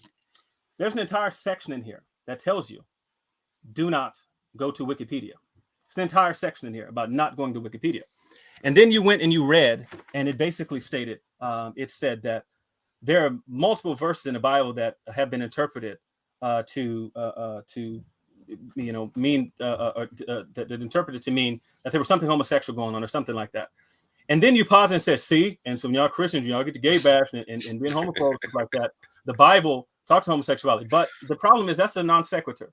A mention of homosexuality in the text is not an endorsement of homosexuality, not a command of homosexuality. It's not anything that says anything that homosexual is okay. It literally does not logically follow from there being some mention of homosexuality. As a matter of fact, when homosexuality is mentioned, it's mentioned in 1 Corinthians 9:6, for example, as one of the things that keeps you out of heaven. that means that you are not saved. It's mentioned in numerous places as something that is an abominable practice, like Romans chapter 1. But you took that Wikipedia page as saying that there's parts of the Bible that mention homosexuality, as meaning that the Bible somehow endorsed homosexuality, which does not logically follow from the premises. I might say, for example, that there is some book that I have, a medical book that mentions cancer. That does not mean that the medical book endorses cancer or says that you should get cancer or that you should try to spread cancer or anything of the sort. It's just stupid. But these are the sorts of arguments you made in that stupid video of yours. And so I just want you to be aware of that. By the way, when somebody says, I don't know who's the Chris Harris doppelganger. This ain't me, because Chris Harris is funny looking, and Chris Harris likewise doesn't know logic. Chris Harris does think he was in my group. Hey, I brought Chris Harris out. Come on, man, put some respect on Chris' name. Y'all wouldn't know him if it wasn't for Tory Nights. Come on. I don't know why you were that close to the mic there, brother Maxwell. You look like, that brother like an elder Maxwell right there. Sing "Fortunate" for me one time. But listen. So anyhow, yeah. So you couldn't have been talking about me not being logical or anything like that, and talk about not making sense out of nonsense. I know you're not going to know anything about logic terms, so I put up a square of opposition, ask you about contraries and contradictories, not going to know anything about it. One of us is trained in logic, and so what I'm going to tell you is the stuff that you said is literal nonsense. It's nonsense. It made no actual sense to like, for example, the claim, because the Bible mentions homosexuality, that it somehow is endorsing homosexuality. It doesn't follow. And I'll let you respond with your stupid response now. Okay. I mean, following that line of logic, just because the Bible mentions it doesn't mean it endorses it. I don't necessarily agree with that. Okay. So there's one part of the Bible where there's a man talking. Did you want me to finish with my stupid response? Yeah. So, okay. Or did you want to keep going? Oh no! I tell you, we'll go finish stupid response. I'm gonna type my notes out. There you go. Yes, let him finish his response, brother. Go ahead. Gotcha. Yeah, I don't necessarily agree with that. People try to use that when defending slavery in the Bible. That just because it mentions slavery, that it's not promoting it, but when it specifically gives you rules on how to treat your slaves, tells you slaves, you can only have Hebrew slaves for 6 years, a host of other things, which I would agree is an endorsement of it. So, I beg to differ on that. Okay. What's a casuistic law? Go ahead. You're teaching today. No. I'm asking questions, and I'm teaching by asking questions. Because here's the thing. There's such a thing as an apodictic law, and there's such a thing as a casuistic law, right? And then you have things that are actual didactic commands, right? Do you know the difference between those things? Again, this is where you start making. You're about to start make sense out of nonsense. This is what I was talking about when I made that statement. So you can go through this all through the Bible. This is the point. It's still not going to make it historically accurate. It's still not going to make your myth reality for us. Historical accuracy is irrelevant to the topic. No, there's a casuistic law, right? I was just pointing out that's why I made that statement, since you failed to understand. Well, right. Well, no. Doing it again. I didn't fail to understand anything. I actually understand more than you've ever remembered, more than you've ever remembered in your life. This sounds great. So here's the problem. Let's go. So here's the problem, though, sir. Coming across a law that's casuistic is not the same as coming across a law that's apodictic, or anything that's a specific divine command that you are to follow because it's some divine prescription. God's height of morality that he's asking you to follow. Now, and I'm asking these questions, and I do this all the time, because most of you people get on here talking about what the Bible is supposedly endorsing and things like that just because it's mentioned. You don't know the differences between these things because you have studied absolutely nothing. Now, one of the things that I pointed out, and I took a screenshot of the comment. I took the screenshot of the comment that you made because I commented and asked you about your education. You were in our back chat talking about uneducated butts and not knowing the prereqs, things like that. These are degrees behind me. And then when I asked you your education, what you stated pointedly was that you took some, and I want to put emphasis on the some, comparative religion class, when that's typically one class. And then you did not even finish with that degree, and it was probably at a community college. So you are completely uneducated in anything and completely uneducated on the topic. Comparative religion also doesn't do anything but compare different religious stories and compare similar philosophies and understandings of things. It does not get into the historicity. You would have gotten nothing in a comparative religion class that would have given you any sort of basis for challenging the historicity of Jesus or anything that qualifies you to talk about law in this way. Now, one of us set that debate up on the historicity of Jesus. So again, if that's what you think you're coming to prove. So one of the two of us, sadly disappointed. One of the two of us studies law, And so I know the difference between a cause casuistic and an apodictic law. So when a law is given against something there, it typically means that the practice itself is being limited to curb abuses that take place. So you think because it's mentioned that means it's an endorsement. And that right there, you're going to have to prove. You're going to have to show that anywhere else. Like I gave an example. If a medical textbook mentioned cancer, does that mean that the medical book is endorsing cancer? All we talked about is the sheer mention of cancer. Simply having a topic mentioned in a particular text does not mean that it is okay. For example, majority of the laws and things that you get within the scriptures are not God's ideal in the first place. They're not God's moral ideal in the first place. They are, though, means of getting along in a state. So, for example, the Bible recounts things that took place like rapes. It talks about like the rape of Tamar, for example. Does that mean God is endorsing rape because Tamar was raped? No. You have something that is being described in that instance rather than being prescribed. Yes, sir. Oh, I just wanted to ask. Why are you inches of, brother? Put the mic. What are you doing? Why are you so close? Sorcerer, can you calm the witchcraft down, brother? You long-winded, brother. You know, we get it, brother. Mic up. I get it, brother. You don't need to be this close to the microphone. It sounds muddled. Back the microphone up. Okay. Hey, hold on, Slim Reaper. Judah Dance, you got something to say to obviously to Slim Reaper, because you called him long-winded. But go ahead. I don't know. The brother keeps saying that my microphone is really, really loud. Like, turn your computer down, sir. I just want to ask, sir, are you a Christian to the guy with the multiple degrees? Yes, absolutely. But I'm asking again, the mic works sitting on your table. If that's a snowball, you don't have to hold it. It works sitting on your table. Please put the mic down. You don't need to hold it. Sir, yes, I do. Sir, yes, I do. It's probably Satan in your head. That's what's going on, sir. Are y'all not going to tell a brother he sounds distorted when he puts the mic up to his lips? Nobody else. Hey, brother. Hey, that's the Judah Dance way, bro. It's the Judah Dance way, bro. If he's going to hold the mic up to his lips, I'm not even going to listen. He doesn't have to have the same one. Hey, look, I'll hop off because this guy, my mic is. All right. Now you good, man. I just ask you a question. Listen to it or don't listen to it, Slim Reaper. Let him get it out, though. What you got to say, Judah Dance? Okay, for the long-winded guy with the multiple degrees, are you a Christian? Yes, I asked for. He is a Christian. He's the Crusader. He's a Crusader Christian at that. The answer the to super yes. Christian. And whoever muted me, don't do that again. Nah, we didn't mute you, brother. Somebody muted. To the sorcerer, sir, is my mic still too loud or? Hey, you good. It's loud, but it ain't too loud. All right.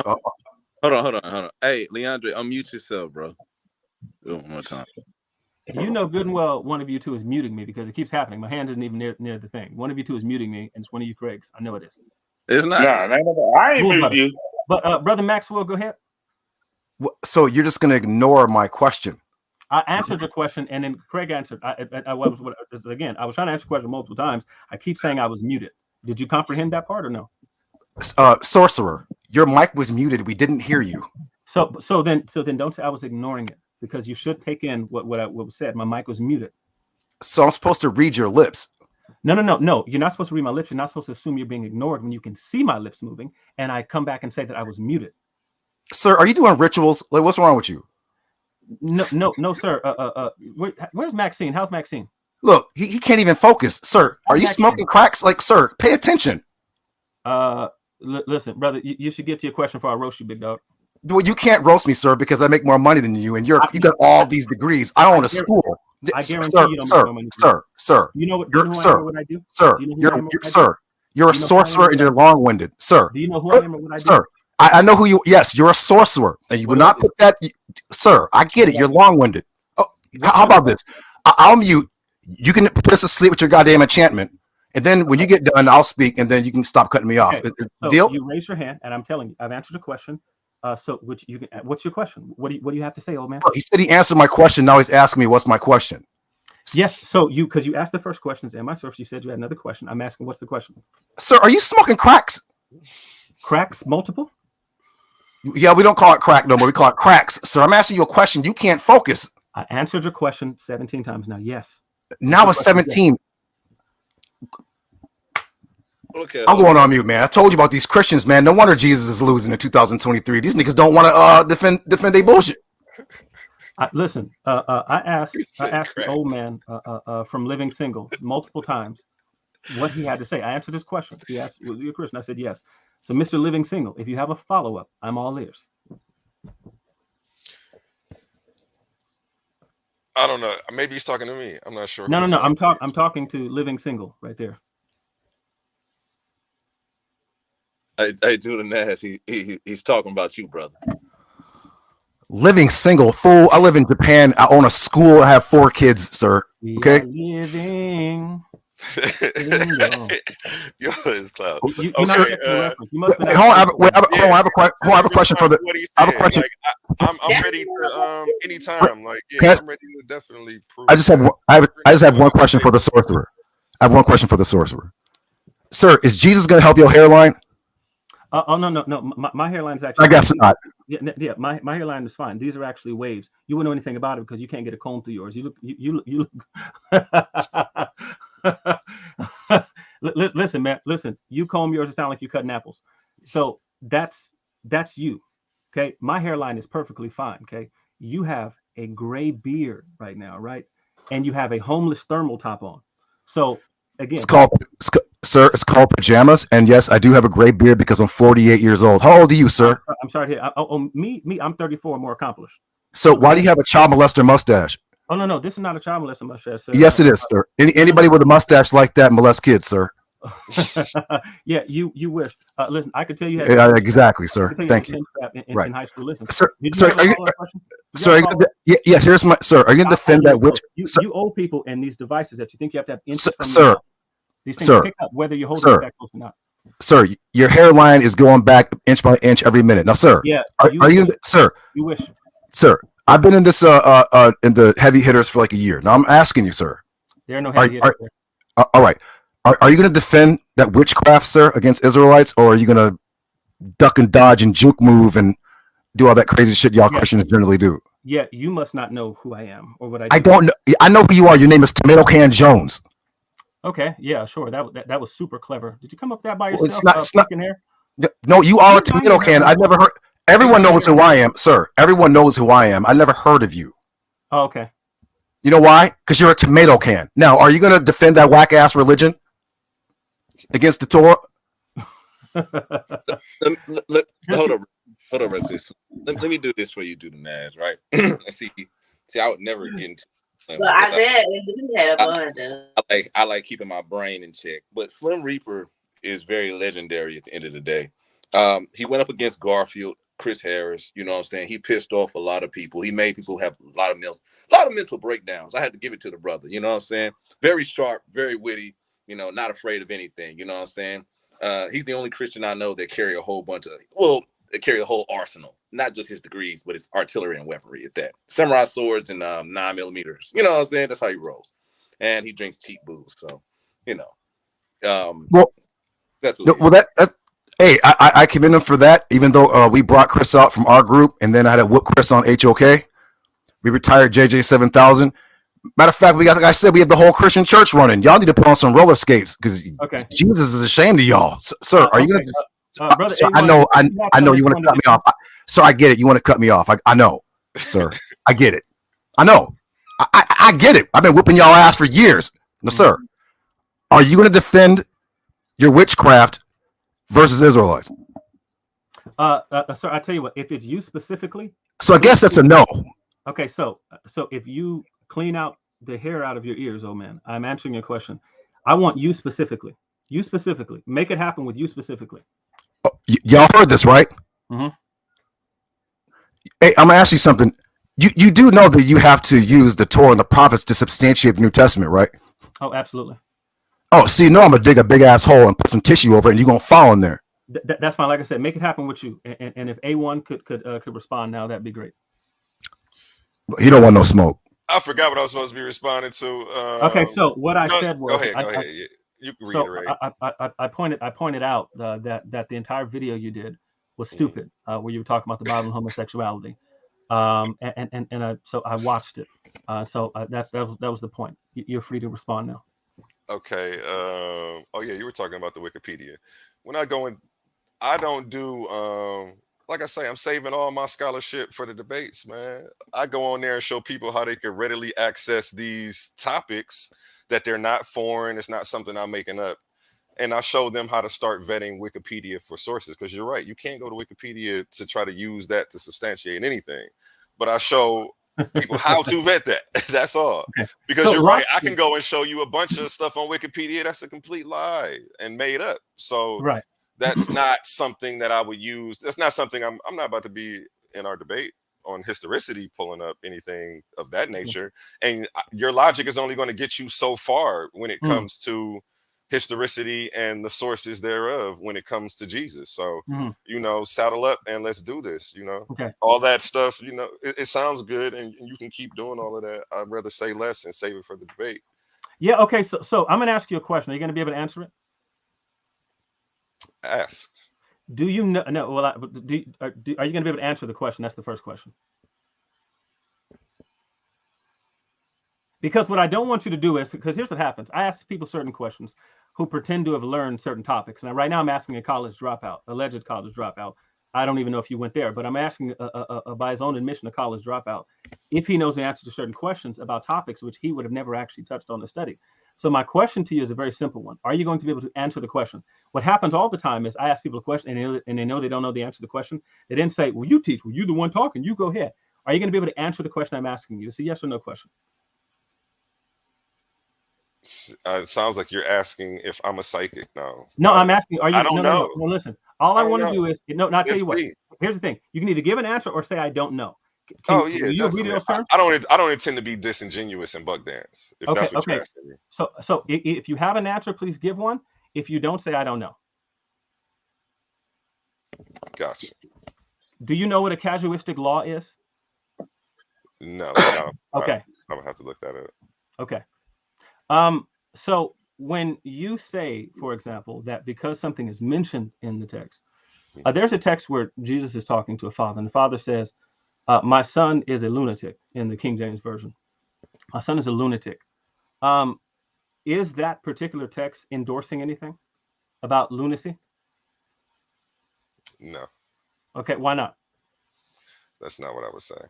Well, now I'm asking a question right now. Why is it not endorsing lunacy? Just logically, that's not how I would read it. And okay. I know your logic games. Go ahead though. I'll entertain it. Go ahead. I don't want to cut you off. I'll walk with you. Let's go. So, how do you? Well, let me ask you a question. What's your interpretive methodology when you read the scripture? When you read the Bible, what's your interpretive methodology? I see what the consensus is. I see what both sides are saying. What two sides are those? Okay, well, when I say both sides, there's usually several sides to an equation, and it's not just two. So what sides in particular, as it relates to interpreting a text? Like, explain to me how do you interpret the text? So I just read, I don't know, Genesis 9 and 13, for example, right? How do I come to understand this text? You can understand it metaphorically. Sometimes there are parables or doublets and stuff like that. It's just, the list goes on. Or do you want me to give a course? I don't want you to set me up. I would like for you to tell me, because this is going to be important, especially this is going to be important because I want to know how you learn to understand a particular text of scripture. You read the Bible, right? Let's say you don't have to believe it. But when you come and we're talking about, for example, your stupid video about homosexuality, right? Mm-hmm. How do I know, right, what the text is saying?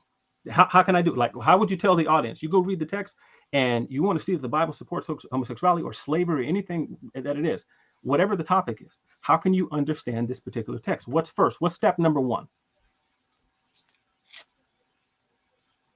And you're looking for something specific, so yeah, I am, because I'm asking about specific topics. Like you mentioned slavery, for example. Let's go with the slavery example. I read a text and it mentions slave there, right? And so, how do I understand this text?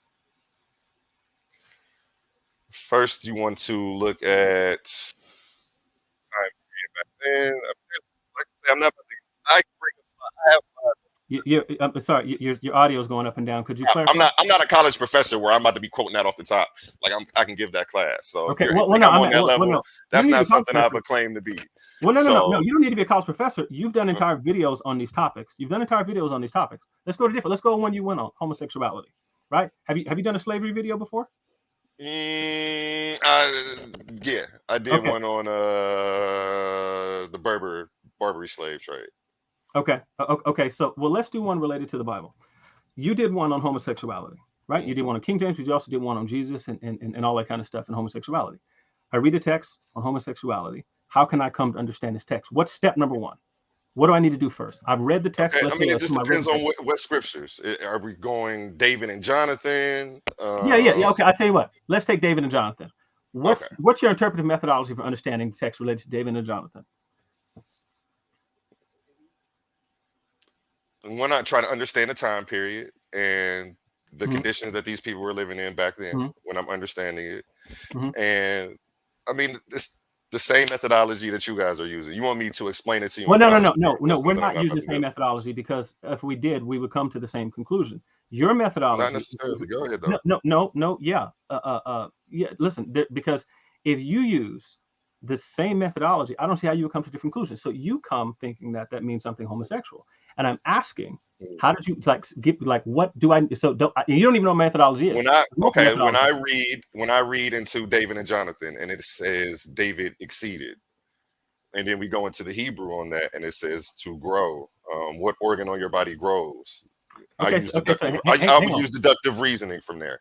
Okay, well, that's not inductive reasoning, by the way. I said D. Okay, yeah, that's not deductive reasoning. So that's not deductive reasoning. So you're not reasoning syllogistically from two premises that are true to a conclusion that necessarily follows from the two premises that cannot be false. So what verse is it though? What verse are we looking at?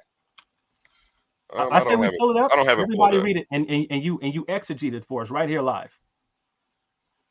Logically. I don't have it pulled up. Let me see. I don't have it pulled up, but I want you to set up a debate, and we can do this like that. No. I don't want this to go without the flyer and the promotion. You know, and then you can use your logic to try to make sense of nonsense. You could use your logic to try to make sense of nonsense. Sir, listen. You've already done entire videos on this topic. All I'm asking you to do now is show us how you understood and interpreted these texts. This is not difficult. You've already covered the topic. You talked about your education in comparative religion classes, which is usually you want me to load up the slides, pull up the verses. Yes, I would love for you to give us the verse. Let's set up a specific time and date for that. No, sir. Let's do that. Let's take it one step at a time. You're skipping steps, brother. Sir, we're not skipping any. We're not skipping any steps. You've already done videos on this. I'm yes, I have. And if you would like to call me out and challenge me, there are steps you need to take. I thought we were in the process of that. Sir, listen. Our debate. It should be an easy debate. You sound like you haven't figured out. Our debate is supposed to be on the historicity of Jesus. I'm asking you about this particular text, which you've already done a video on. I asked you a simple question. I want you to tell me how to answer. You said it depends on which specific verse we're talking about. I'm now talking about whatever verse you mentioned, and you said, David and Jonathan. I'm not about to let you hit me with the 50 question shuffle and do a bunch of heavy lifting. Oh, okay. So I would love to do this, but there are steps you're skipping. Once again, there are steps you're skipping. I was minding my own business. I was on a completely other call about something else completely. And I heard you said my name. Now watch this. I didn't prepare. Now I didn't prepare an entire presentation on this thing and do a YouTube video. You did. So if I'm asking you about research that you've done, I don't want to look through my I don't want to look through the PowerPoint to pull it up. Okay, watch this. I'm gonna make this point. I'm gonna make this point and I'm gonna go silent. I just want to point out to the audience, I did not do an entire presentation on homosexuality in Jesus or homosexuality in the Bible. I didn't do that. He did. He did an entire presentation on it. He should be well prepared because it was his research, and he has all of the scholarship, and he has all of the sources and all that kind of stuff. When I jumped on here, remember, one of us said "source up or shut up." It wasn't me. Can we share my screen? Can we share my screen? Can I please finish my point? I already said. I'm gonna finish my point after that. I ain't got nothing else to say because this is what I wanted to do.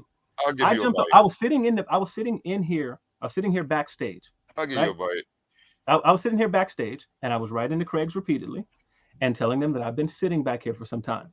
and he was saying, I'm just saying, source up or shut up, source up or shut up, right? So Someone's I get on speaking in here. the background behind Why you. do you keep hear that? interrupting, sir? I said I'm Do you going. hear someone speaking behind you? Sir, I don't hear anyone else speaking. I hear you.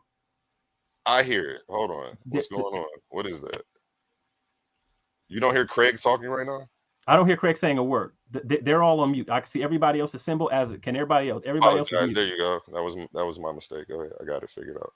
Okay, so I didn't say source up or shut up. He did. He did an entire presentation on this particular topic. So I asked him specifically about one. He did. I watched his whole video because it's what I watched his whole video. I'm now asking him to substantiate this. When Reverend Ratchet, can I share my screen? Is that possible? Brother? And why do I keep being interrupted? Hold on, finish up Slip Reaper, then I hear you, AY.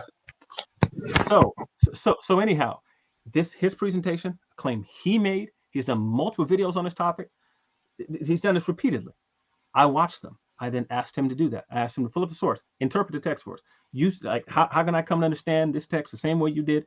Tell me what your interpretive methodology is. He has nothing even to offer that. Nothing to offer by way of that.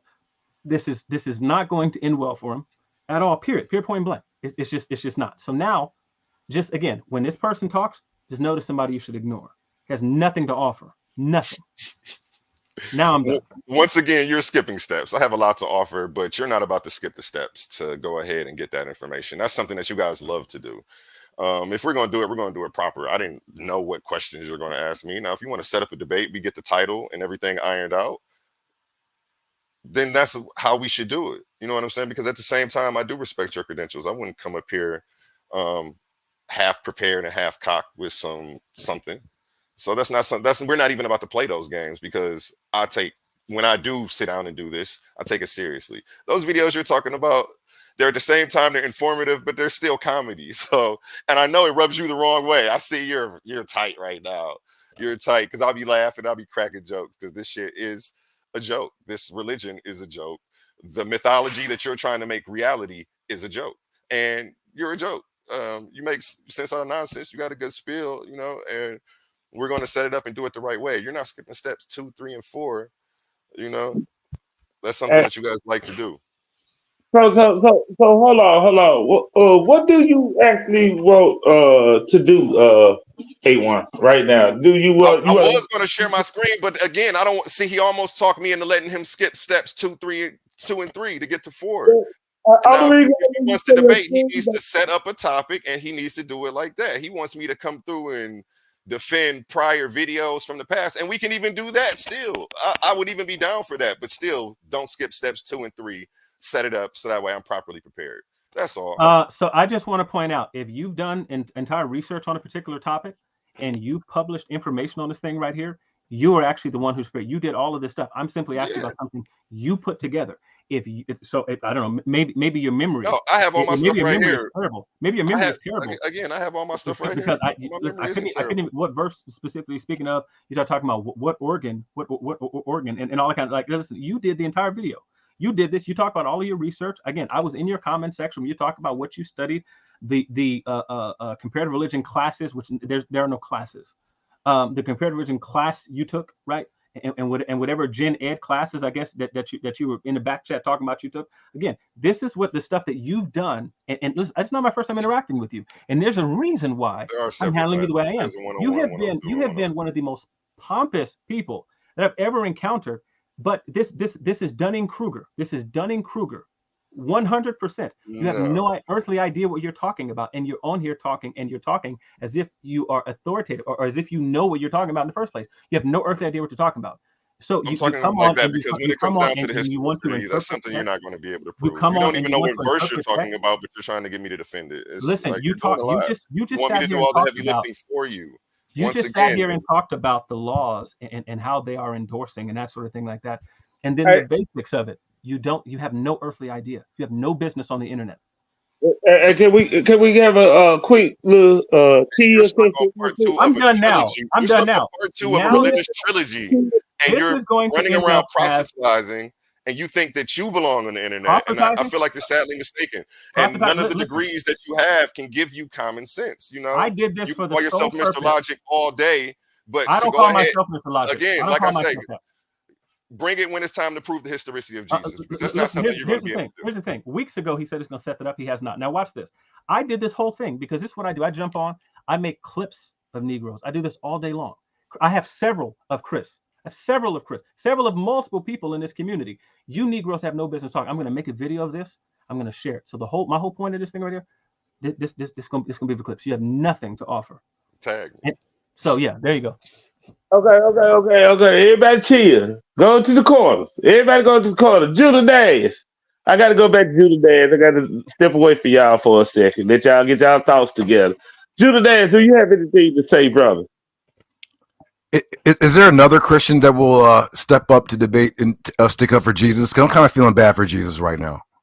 Jesus and is taking the L right now. This long-winded brother, he's not ready to defend Jesus. No, pick on Jesus. Just pick on Jesus Day. Just pick on Jesus Day, huh? All right. No, I'm not picking. No, listen, I'm not picking on him. Like I'm saying, like, yo, he needs some support. People, he said that, you know what he said. They denying him in front of men. I'm saying, like, yo, if you're a Christian, like, stand 10 toes.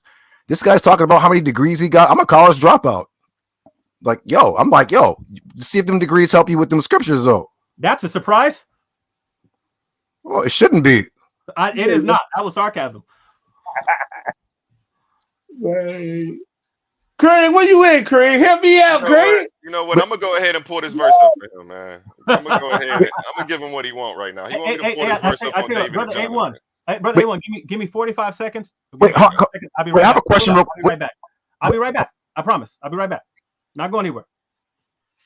Okay, yeah. Heru, you ain't said nothing in a while. What you think about this, man? Is this we got a good thing going right now, Heru? Yeah. I think it's gonna be a pretty good debate. We'll get to see two different sides of things, and I think it's gonna be a dynamic debate. Honestly, I will say this. I'll just say this. There's a lot of prestige in having degrees, but I've known people that, and I personally know people that haven't went to college a day in their life and are brilliant. I mean, absolutely brilliant. So, I just want to put that out there. You know what I mean? I'm not taking shots at anybody or nothing like that. I'm just saying, I think it's a level playing field when it comes down to this. You know what I mean? So, what I'm saying is if my brother's actually able to do this, which I would really respect, man, he's looking at a Nobel Peace Prize. If who's able to do what? Say that again.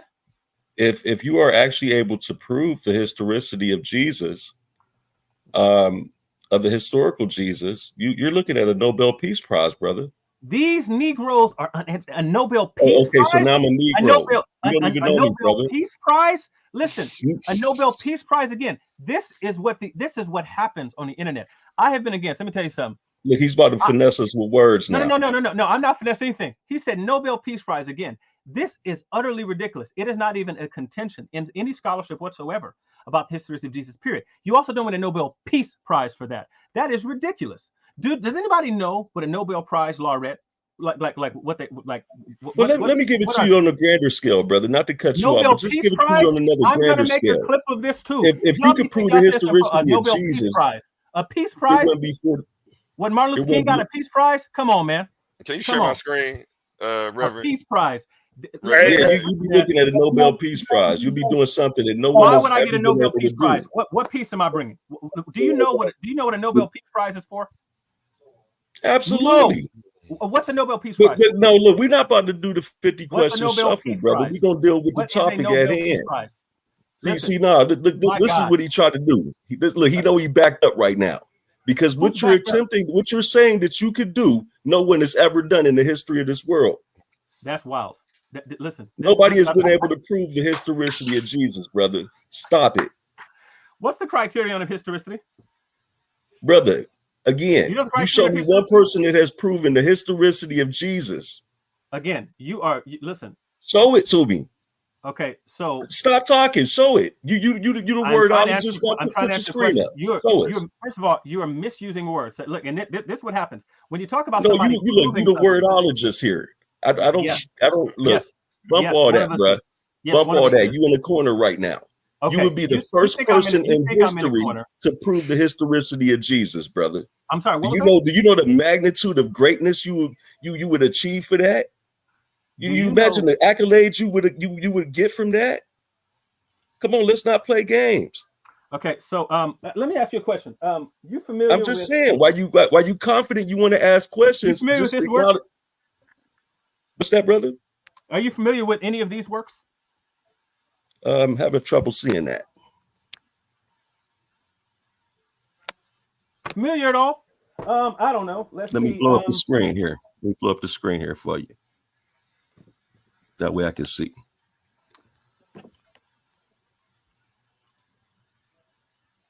Finding the historical Christ, Paul Barnett. I've read some of Paul Barnett's works. Have you read that one? That's the question. No, I haven't read that one. How about this one? Excavating Jesus Beneath the Stones. Who's that by? You can't see it? Right there at the top. It's a glare. It's John Dominic the historians Crossman. who are listed at the top up there? Yeah, I can see them now. Okay, yeah, those are, John Dominic Crossman, right? The historian? Yeah, I've heard of him. So see this showing covers of a book does not prove a fairy tale character. Again, one, that's a claim. You're claiming that it's a fairy tale. You're gonna have to actually prove that. That's not logical. But here's the problem, though. It is actually not contentious whatsoever that Jesus was a historical figure. You don't actually have historians, classicists, or anyone like that who are denying the historicity of Jesus. Non-Christians readily admit the historicity of Jesus because it's not remotely contentious. There is absolutely no reason whatsoever to doubt the historicity of Jesus, period. So why? But whoa, wait a minute. I can give you two main reasons right now. Okay, go ahead. Give me two. Because there is not one eyewitness account, brother, for the so-called historical Jesus. Number one. Okay. So hang on. So I'm going to write these down. So one, you say there's no eyewitness account. Yes, there's not one eyewitness account for the historical Jesus. Outside of the Bible, say that. Make sure you say outside of the Bible or any other religious text, because outside of the Bible or any other religious text. Try to pull up the Talmud or something like that. Yeah, let me stand with that. And then also, there is zero archaeological evidence to support the existence of Jesus. And then you have to define which Jesus he's talking about. That's something that we haven't done either. We don't know if he's talking about the mythological Jesus. Do you believe in the talking snake, the talking donkey? What type of Christian are you? Okay. I saw you say you were. Hold on. Your sources up. Your sources up. If you. Hang on. Before we do that, let me respond. Yeah, let's Lil Reaper respond, because y'all bombarding my homie right now. Y'all bombarding him. Okay. He good though. Hey, I expect the favorite to say that. Okay, so watch this. Let me put it this way. One, Jesus is talked about outside of both the Talmud and outside of the New Testament. He's talked about outside of that. As a matter of fact, I'm going to show you something. I'm going to show you uneducated folks. Give me 1 second. I'm going to grab for the debate. Save it for the debate. No. I'm not saving anything for debate because it won't make a difference. It's still the same information that's already out there. So pause. Hang on 1 second.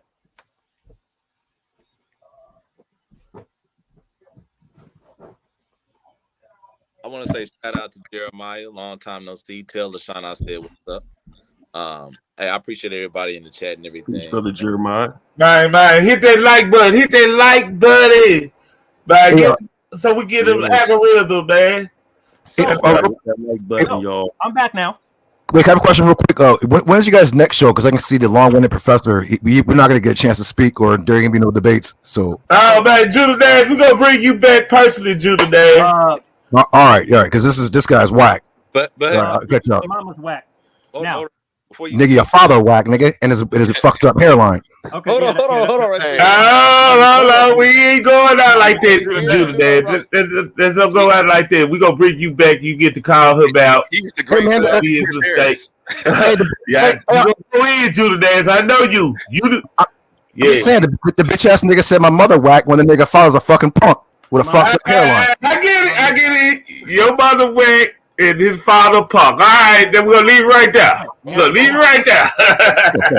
hold on right quick, Ratchet. Hold on right quick. You got your leak back, Judah Dash. You got your leak back. Now watch this. Now watch this. Hold on right quick, Slim. I ain't trying to stop your flow, brother. Check this out. Judah Nash, man, my samurai brother. One thing that Slim Reaper said, he said he wanted you specifically. He said he ain't running. You know what I'm saying? And I see how you kind of dodged that a little bit and said he ain't want no smoke. I have to agree with Slim on that. You know what I'm saying? Oh, man. I ain't see that, Creed. Yeah. Oh, man. Say it ain't so, Judah. He said, I want you specifically. He said, specifically. Say it ain't so, Judah Dash. Yeah, say it ain't so. Well, y'all heard me call the dude out. Okay. Hold on, you saw that spin move. That nigga was over here tapping the triangle button on the PS3 controller, trying to get away from me because he knows I'm going to whoop that ass. Okay. Simple as that. Can I please get back to what I was saying? Y'all have distracted. Right? See, he want to get back to juke moving and talking about some other shit. Exactly. He don't want no smoke. Me pointing out and saying him specifically, and me saying, but you guys an abstract point. This is me not wanting any smoke. This dude right here, you could tell why he couldn't make it in college. Now, so let me get back to this. So yeah, the hilarity is that historians, non-Christian historians, Dr. Bart Ehrman, for example, points out the fact that it is absolutely retarded to say that you want something from people who didn't come from something about some eyewitness accounts of Jesus, but then you don't want anything like from the people, for example, right? So if you want eyewitness accounts, who are going to be the people who would have witnessed Jesus? They would have been people who would have been with him. So what you actually have in the Gospels is multiple eyewitness accounts of Jesus. Saying that you want something other than that actually is a bias that's not actually historical. Non-Christians will tell you this. Dr. Bart Ehrman actually has written several books, actually, where he covers this topic. These two here, for example, and these two here, the New Testament and other early Christian writings, this one, and in this one, the New Testament, a historical introduction to early Christian writings, Bart Ehrman covers the topic. And what he points out is that if you try to just exclude the New Testament text simply because they're written by, that follow Jesus, then there's like that, you're not actually doing history. What you want is eyewitness accounts. And so where was Jesus? Where was he walking? He was walking amongst his people, the Jews there. So what you're going to get is you're going to get text from those people recounting the fact that there was a man who lived named Jesus in multiple accounts, not just one. Now, but watch this though. Jesus is mentioned. Outside of that, Jesus is mentioned by this scholar, by this historian here, Josephus. This is not a religious text. This was one that was written specifically for the Roman government. Jesus is mentioned here repeatedly. So that's the complete work of Josephus. Now watch this though. There's an entire book written by various other scholars, like Jesus and Christian Origins Outside of the New Testament. That's this one here. So this one here, you'll find multiple other places where Jesus is mentioned in reference. There's actually something related to the Apostle Peter and being a follower of Christ and things like that. But there's this one. This is written by a Roman historian by the name of Ramsay McMullen, and this is simply a recount. This is simply a recount, a historical recount, and all you hear all through here is stories about Jesus Christ. Like, for example, the Emperor Hadrian, writing to one of his servants, talks about these people and it's Jesus who existed and things like that. There's numerous of those in this book here. This is written by a non-Christian Roman historian, Ramsay McMullen. Again, so that's ridiculous. The claim about there being no archaeological evidence, also retarded and ridiculous. Again, none of you have done any reading, and again, I know there's no books over there, especially not anything. Hold on. I'm still in the middle of talking. There is no holding. Hold your horses for a minute, brother. Hang on. No, I'm not holding anything. Yeah. I'm gonna show y'all how he finessed y'all. Can y'all tell a brother to be quiet? I'm about to show. Hey, Slim Reaper, go ahead, man. Kind of wrap it up because you killing them. You killing them over there, Slim Reaper. They can't take too much, bro. Leave it alone. So anyhow, and then they said what Jesus that we're talking about. I'm gonna tell you ahead of time what's going to happen. They're going to posit the existence of these other Jesuses, right? Which don't even have even remotely the same sort of historical background. This is what y'all want to see. Who's the crazy This is what you want to see. Who's the crazy white dude? What the hell? Who is that? Coming with that rat. This is right here what you want to see. Wait, make his screen big. I want to see it. Put his thing big. Hold on. Wait, stop. Take the thing off. Stop sharing the screen. I want to see his picture. Make it bigger. Stop the screen share. You know the fucking all right, stop the screen share. All right. I need to see this photo. You really are. Oh, okay. Sorry. You caused my best friend. My best friend of 17 years. Hey, bro, Who let the Neanderthal on? 17 years. Who approved this? Which one of you hell Craig no. approved the Hey, Neanderthal? hey, who's this guy? Wait. No, man, we're gonna bring I'm bringing the Neanderthal back on. I'm bringing the Neanderthal back on. I had a lot of questions. Neanderthal, where you at? Neanderthal, where you at? Oh, why y'all keep the Neanderthal Wait, out? oh, Oh, man, y'all did. No, I don't know what the fuck. No, bro. You doing a walk like, and when he did this, I kicked him off. I said, nope, nah. I'm sorry about that. Y'all continue. Nope. Anyhow, yeah. So when they talk about this, which Jesus are we talking about? They're going to tell you about these other Jesus that existed, right? They're going to say, oh, these other Jesus existed.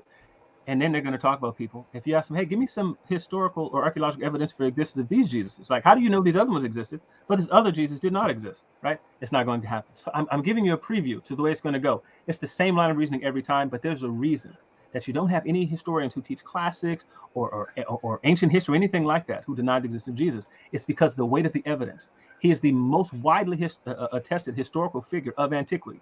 There is, like, so again, if we talk about Alexander the Great, there's more evidence for Jesus than Alexander the Great or Julius Caesar or any of these other ancient figures. There's actually a chart that I will gladly show. And I'm giving you all this ahead of time because nothing is going to change. He'll have no actual response to it. It won't matter that I give it to you now. He'll have nothing for it. Nothing. I have something right now, but I'm glad you said that. No more the Slim Reaper. No more. Yeah, go ahead, Craig. Classic Craig. Go ahead. I wanted to say, Hey, what? I don't know who would that white guy. I don't care. You can join the link if it's up to me, but the rest of the black guys don't want you on here, so ain't no show. We got a couple of more people want to join the panel, but I'm gonna tell them be respectful. You ain't gonna turn it into a shit show.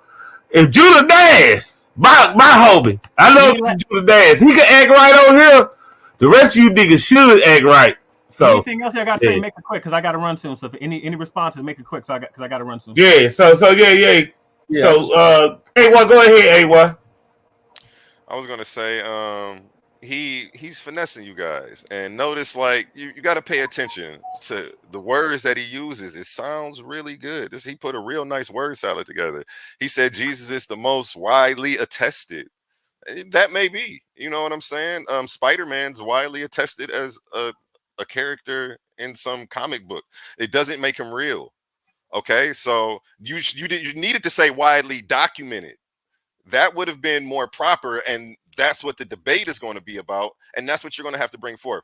You're talking about Josephus, not reliable. Talking about Paul, he never met Jesus. If you go through his writings, but look, I'm going to save it.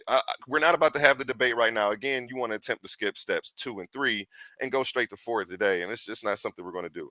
But you sound great.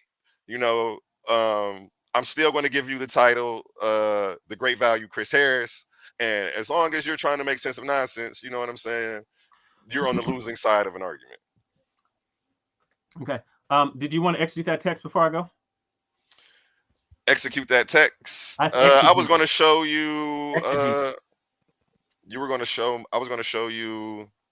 Let me pull this up. Can I share my screen again? Yeah, he's trying to finesse you guys on the historicity of Jesus. The world is run by Christian apologists, What can I say? So it's a Christian apologist takeover, basically. That's what you're saying? So the Christian crusades are active and going on right now. You know what I'm saying? We can see it today. We don't have to just go into the Bible and go into history. People's lands are being stolen right now in the name of religion. Hey, there we go right there. You up, man. Proof of the KJV Bible promotes homosexuality and pedophilia. There we go right there. There go the slide.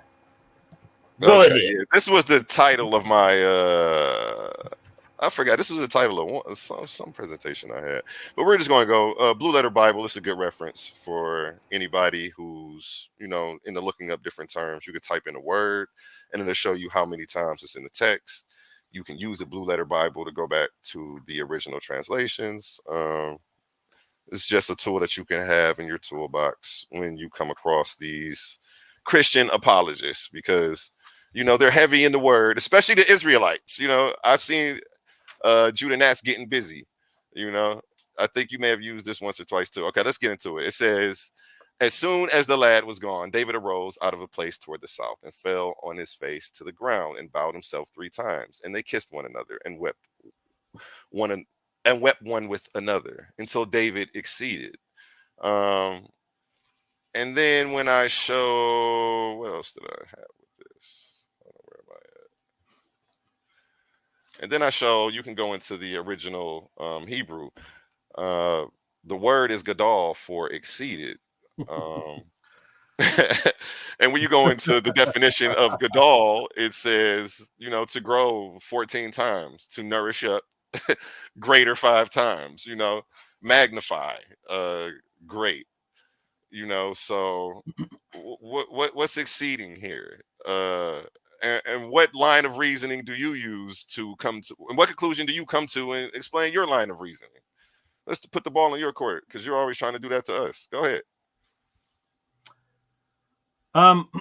Well, what I asked you to do was exegete this particular text. But what gadol means actually, so the word gadol is actually a word that means like large or big or something like that. Like, for example, there are particular towers that are described by the same word. But what this particular text is actually saying here is that David cried harder. He cried the most. It is not saying that he cried until he ejaculated or anything like that, or any gay thing that comes to your sick little mind. But the word there actually just means to go further. It actually means to be, it means to be bigger, it means to be greater. It could be greater in power, number, anything like that. It has nothing to do with anything growing. But what you've done is you've taken one of the, as a matter of fact, scroll down to the outline of biblical usage. Oh, these are screenshots. These are screenshots. Yeah. So words have what's called semantic range or semantic domain. It means that they have a range of meaning. If I say that that someone is the apple of someone's eye, it means that I'm not calling someone a fruit. It means that that person is near and dear to me. And then if I use apple in a completely different context, it means that I might be talking about a fruit. So you don't understand what you're reading in English. And as a matter of fact, let me ask you a question. King James Version of the Bible was written. That's an opinion. What you just stated is an opinion. Let's not move on so quick as if it's an effect. Wait, I'm still responding. I'll tell you what. What year was the King James Bible written or put together? What year did it come out? I can't quote it off the top of my head. 1611 is when the King James Version of the Bible was published. Did you think that they were speaking the same sort of English we're speaking today, or is that Elizabethan English? Did I pull up an English definition for the word? Well, no.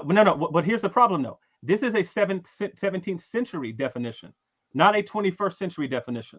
Okay, so, what about kiss? What's the definition for the word kissed? What about that? So the definition of that one, so that's talking about a kiss, but it's not talking about any sort of kiss on the lips. You're talking about an ancient Near Eastern greeting that had nothing to do with anything homosexual. So for example, you'll read elsewhere in this story. You read elsewhere in the books of Samuel where it says that David covered that Saul went into the cave to cover his feet. And when Saul went into the cave to cover his feet, what does that mean? Like, what does it mean to cover your feet? You're all over the place. No, I'm not all over the place. No. I'm not going to let you do that. I'm not all over the place about We're not in church, and you're not going to bounce from scripture to scripture. Okay, no. I'm not. No, listen. One. Here's what I'm pointing out to you.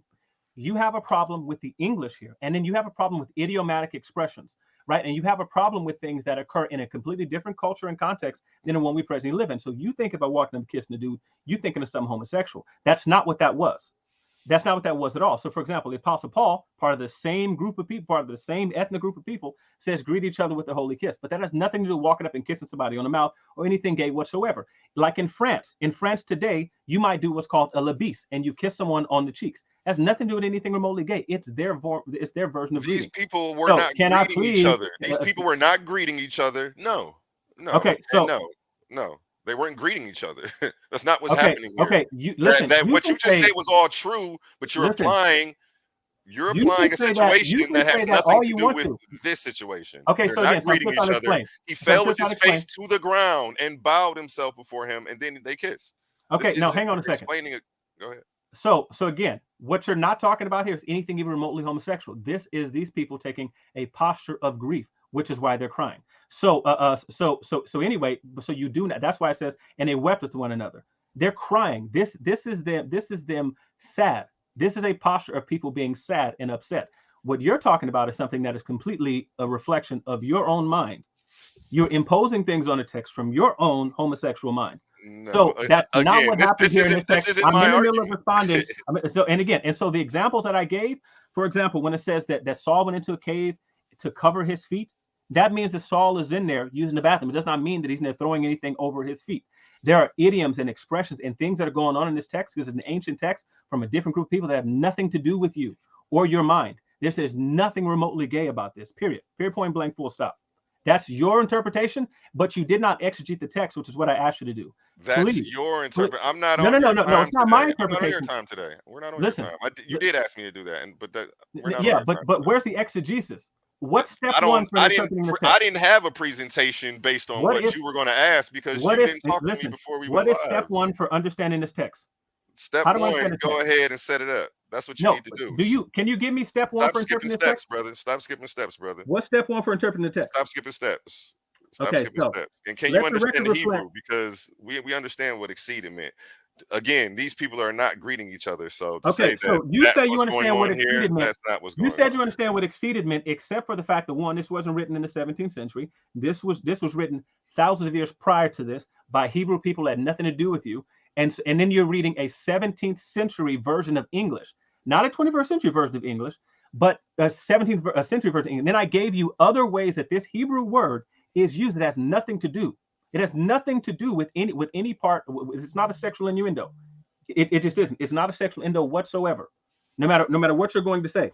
So when you try to make it seem like it is one, I'm telling you that the word gadol means multiple other things. Like, for example, there's an entire in the Midrash. There's an entire book called the Gadol, but it has nothing to do with anything remotely sexual. That is your non-English and non-Hebrew certainly understanding of what this means. No, that's not just my opinion. Okay, I didn't come up with that myself. So, I tell you what. Yes, it is. No, it's not. It's not. It's not. So let's keep it moving. And if you want to set that one up, we can go into that as well. Okay. Well, I tell you what, you have Blue Letter. You can pull up Blue Letter Bible, right? Yeah, I can share my screen for you. You have a concordance? Where would you like me to go to pull one up for you? Well, I'm asking, do you have a concordance? Not on hand. Okay. So, because what we can do is we can check to go see the other usages of gadol and see if it's used in a sexual way to see if you're interpreting it correctly. Because you say Blue Letter Bible, it's a resource. You should know how to use this concordance. Pull up your screen. You pull up your screen. I was over here in my text. I don't want to do your heavy lifting. You're so good at having other people do your heavy lifting. No. Go ahead. Listen, this is not people doing my heavy lifting. This is I'm gonna let you get your presentation. I'm not gonna help you with your presentation. I appreciate the offer though. I'm not. Let me stop sharing my screen so you can do yours. So, I don't want to help you with your presentation. You're a nice guy and all. You keep saying that, except for the problem here is that what I'm asking you to do is prove your case.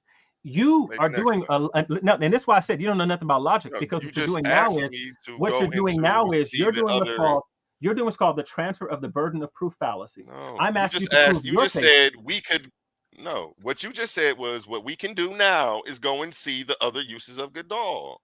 No. I asked you if you could. That's what I asked you. Now watch this. You said what we can do. That was first Samuel. You were in teaching mode, and that's how it came out. No. See, and if that's not what you meant, it's okay though. I'm not holding you to anything. Hold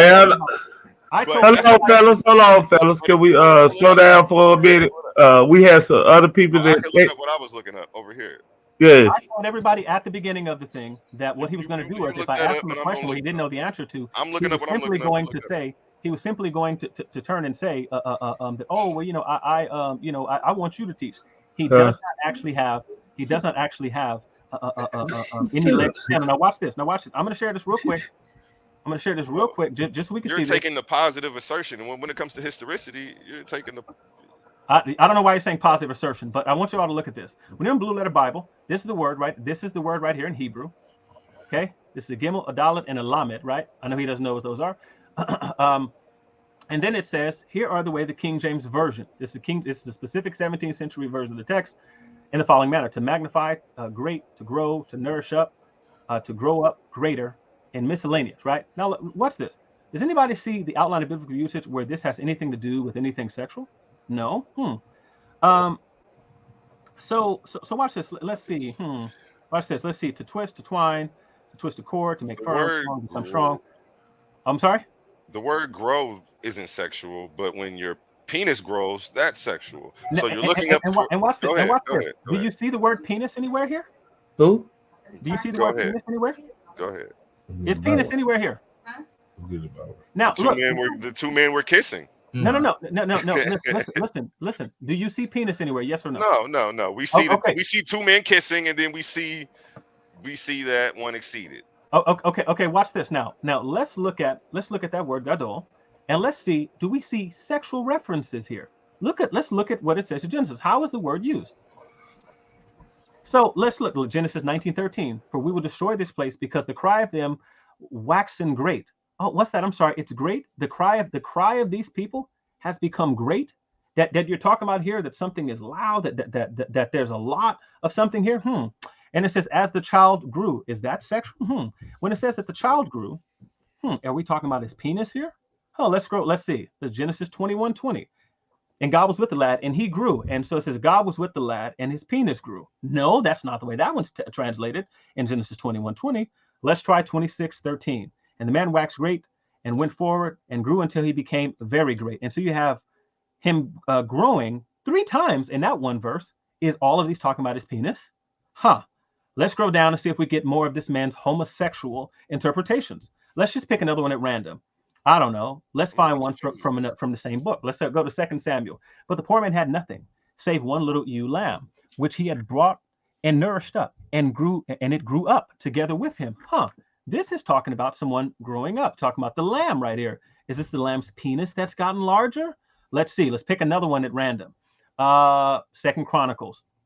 But he forsook the counsel which the old man gave him, and he took counsel with a young man that were brought up with him. So here we have that same word gadol here, meaning that the person has grown up, that this was a person who was his peer, that they were gadol with him, that they got big with him. Is everyone's penis getting large at the same time? No, this is this man's sick homosexual fantasies that he's reading into the text. This man right here is hiding something from his family, and that's really what we're seeing here, because there's nothing in these texts, nothing in the usages here.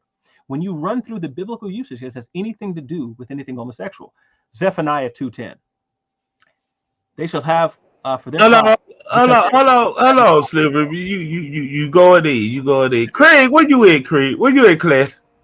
I'm flabbergasted, brother. I'm flabbergasted. You flabbergasted. This dude's a homosexual who's hiding his fantasies and reading them into things where they don't belong. You won't see this in the actual usage. Hold on. It's a homosexual. Hey, hello. You gotta stop, Slim Reaper. Hey, what?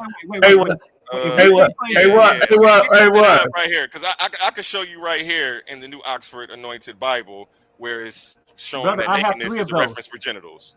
You have one of these? We'll turn the page. Oh yeah. Hang on. No shit. Them niggas sourcing up. Them niggas got books over there. Books. All books. Scholarship. Okay, what we doing? Just as you were saying that there is never any references to anything sexual. You see? Go ahead, come on. Slim Reaper had that whole like it was a big wad of money, nigga. Bouncing around. The books. I wouldn't do that. Oh, I said this one is the 5th edition. Which one are you in? Damn, that's a thick ass book. What? God damn. Well, so I have I have the 4th edition NRSV, and then I have the Oxford one. The Oxford one is one I'm in, the 5th edition. Yeah, well, they're both actually are, but one is NRSV. This other one is I think NCSB. But this is NRSV. This is an NRSV with the Apocrypha. Okay. Yeah. Okay. Cool. I'm on 438. We're on Samuel. We're still in Samuel. So we're on 1 Samuel 20 verse 41, correct? I want you to go down onto the notes on 438. Okay. Well, hang on. Wait, we're exegeting the same text. 1 Samuel 12:41, right? We are. This is still the same verse. This is still the same verse. This is just to give context. Which you guys do this all the time. You like to read a couple lines after and a couple lines before. If I could be so, can I? Okay, but yeah, if you go all the way down to the bottom, are you on 438 where it's So this one I have here, this is 4th edition, so it's not 438. So, but I'm looking at the specific note for 1 Samuel, 1 Samuel chapter 20 verse 41. Is that the note you're looking at for? Okay, I'm looking at the notes for 30. Okay. 1 Samuel, where it says, chosen, the son of Jesse, Saul, accuses Jonathan of treason, nakedness, a euphemism for genitals. Okay. Oh, wait. What does nakedness and a euphemism for genitals have to do with specific verse 1 Samuel 20 verse 41, where you're saying gadol, where it said exceeding, meant that his genitals got bigger? That's what we're asking. You're saying that there are no references to any, like I'm making this up out of my mind. Like these references aren't in this verse specifically attached to this. What I told that's you what you're acting like right now. No, you're saying you said that it said that David exceeded, and you said that gadol means to grow, and that's talking about his genitals. I'm asking you to show that. We're now looking at it. It's one interpretation. Yes. No. In the book, this isn't my argument. In the book that you just picked up, go to anything in this particular book we're both looking at. Look at the note for 1 Samuel chapter 20 verse 41 and show me where the commentators here are saying that this has something to do with genitals. That's why I went 4 lines after to 30. 4 lines before 40 verse 41 is not 30. Wait, excuse me. Hold on. We're on 20 actually. What are we on? 21. 1 Samuel chapter 20 verse 41. 20. Nakedness, of course, means that you saw someone naked, that you saw them genitals. It means it sometimes. For example, in Genesis, when it says that one of Noah's sons uncovered his nakedness, that had nothing to do with genitals. That's all I wanted you to say. No. Yeah, but I don't want you to act like we're going around imagining people's genitals when the references are. Well, the reference in 1 Samuel chapter 20 verse 41 has nothing to do with nakedness, and so going to a different verse that's not to do with this specific issue is not what we're talking about. In 1 Samuel chapter 20 verse 41, tell me where there's any reference to genitals or nakedness even. Show me. Hold on, I'm lost on my page. You've been lost for a long time. No, I haven't been lost. You just admitted what I was saying. No. First you went on to say, wait, I just want to make this clear, because first you went on to say that like I'm making this up out of my own mind and my own imagination. Like I'm just in here imagining gay stuff. When these two men are kissing, you're saying that's a greeting in France, etc. We know that, but these two men weren't greeting each other. That's not what was going on here. So for you to go down that whole line, you waste a lot of our time. You've already talked a lot. You've already talked a lot. Let's somebody else talk. But again, you've already said what you need to say. You go to a verse talking about nakedness, and which is not this verse. This verse not talking about the nakedness. This is the same. This is still Samuel. I'm still in Samuel. Listen. There's also like Mephibosheth. I'm in Samuel giving you context on Samuel. Mephibosheth is also in Samuel, but that's not this particular story. Show me in 1 Samuel 20, verse 41, where there's something to do with his genitals growing. That's it. That's all you got to do. This is simple. We're looking at the same book. We're looking at the same one. Show me 1 Samuel 20, verse 41, where there's some reference to nakedness. Go. That's not what these men are kissed. That I didn't say that nakedness was a You reference said his to penis that. was What I growing. was showing you was that they do reference genitals and a bunch of other stuff because you said So they you're don't. showing that And they you were reference trying to act like genitals. I make this stuff up out of my No, mind. you I did. wasn't You read, trying to attach those two. Then I was you giving you context to show you that this whole situation is weird you are in the and closet that like words classic do Craig. reference genitals. You're in the closet like classic Craig, but classic Craig is literally in the closet, but you're figuratively in the closet. And so you're reading homosexual stuff where stuff doesn't exist. Even when you come across say that there was a person who's naked, likewise doesn't mean there's anything even remotely gay going on there. People are naked for any number of reasons. And again, and sometimes it's euphemistic that something else has occurred, like in the case of Noah's son uncovering his nakedness. In Numbers, Craig, you in the closet, baby. Yes, You ain't lying. You ain't lying. You in the closet, in the nigga. book of Numbers, we learned that that's a euphemism that means something else. So I'm asking you, in 1 Samuel 20, verse 41, show me genitals growing. We went through half of the freaking uses. We went through Again, half I of the showed you freaking uses exceeded. of Again, Gadol. I Listen, showed you're you the saying word exceeded. exceeded, and You're I saying showed you exceeded. Gadol. It's your interpretation and it's your No, opinion it's not my as to interpretation. his love or his sorrow growing. That's your interpretation. Listen, it's not mine. Listen, you can read it. This isn't my argument either. So listen, you know what I'm saying? You gave the verse. I asked you to give us a verse that you were going to exegete.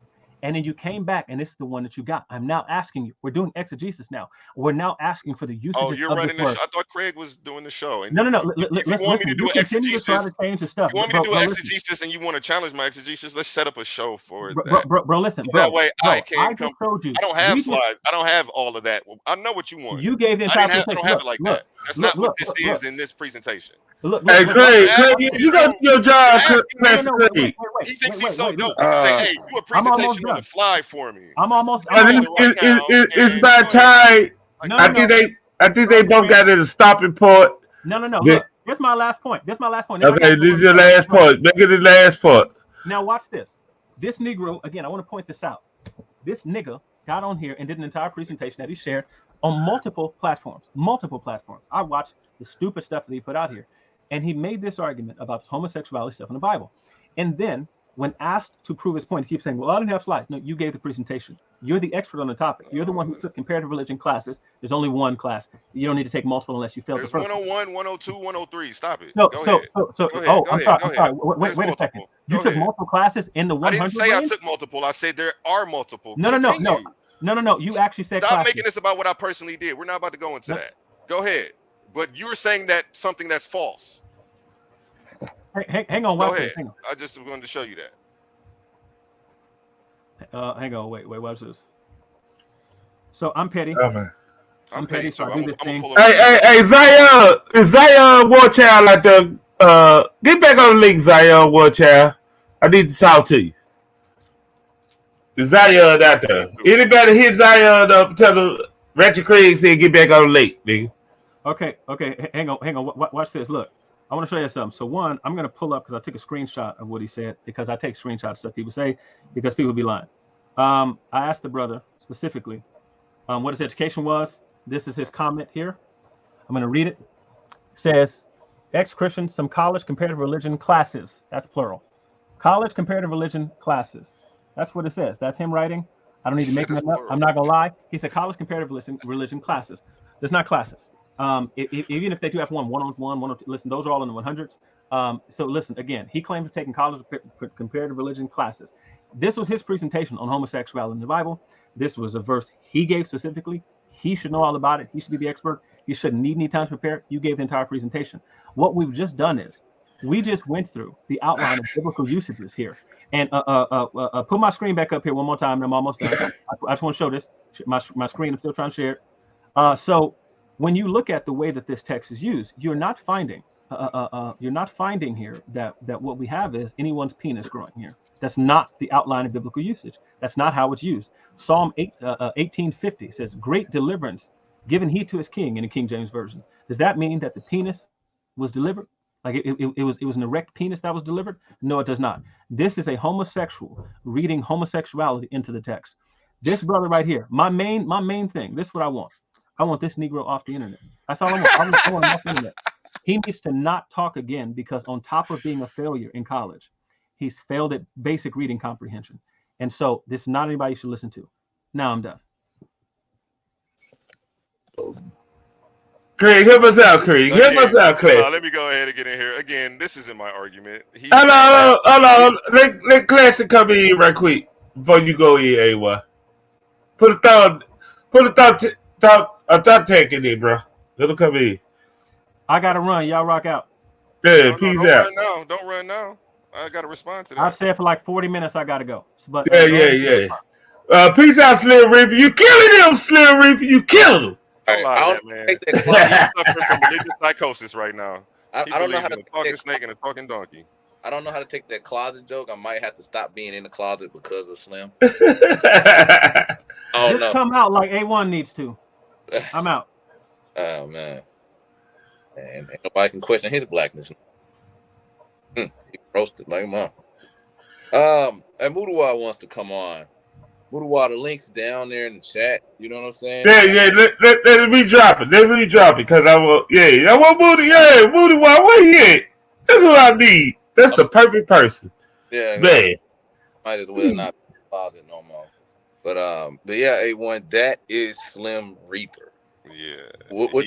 He does a lot of gaslighting and trying to make a lot of sense out of nonsense. Again, he's accused me of being a homosexuality reading this into the text. This isn't my argument. You know, we have people like Jason Bow from Yale University, excuse me. This argument has been around. You know what I'm saying? All I did was show people that.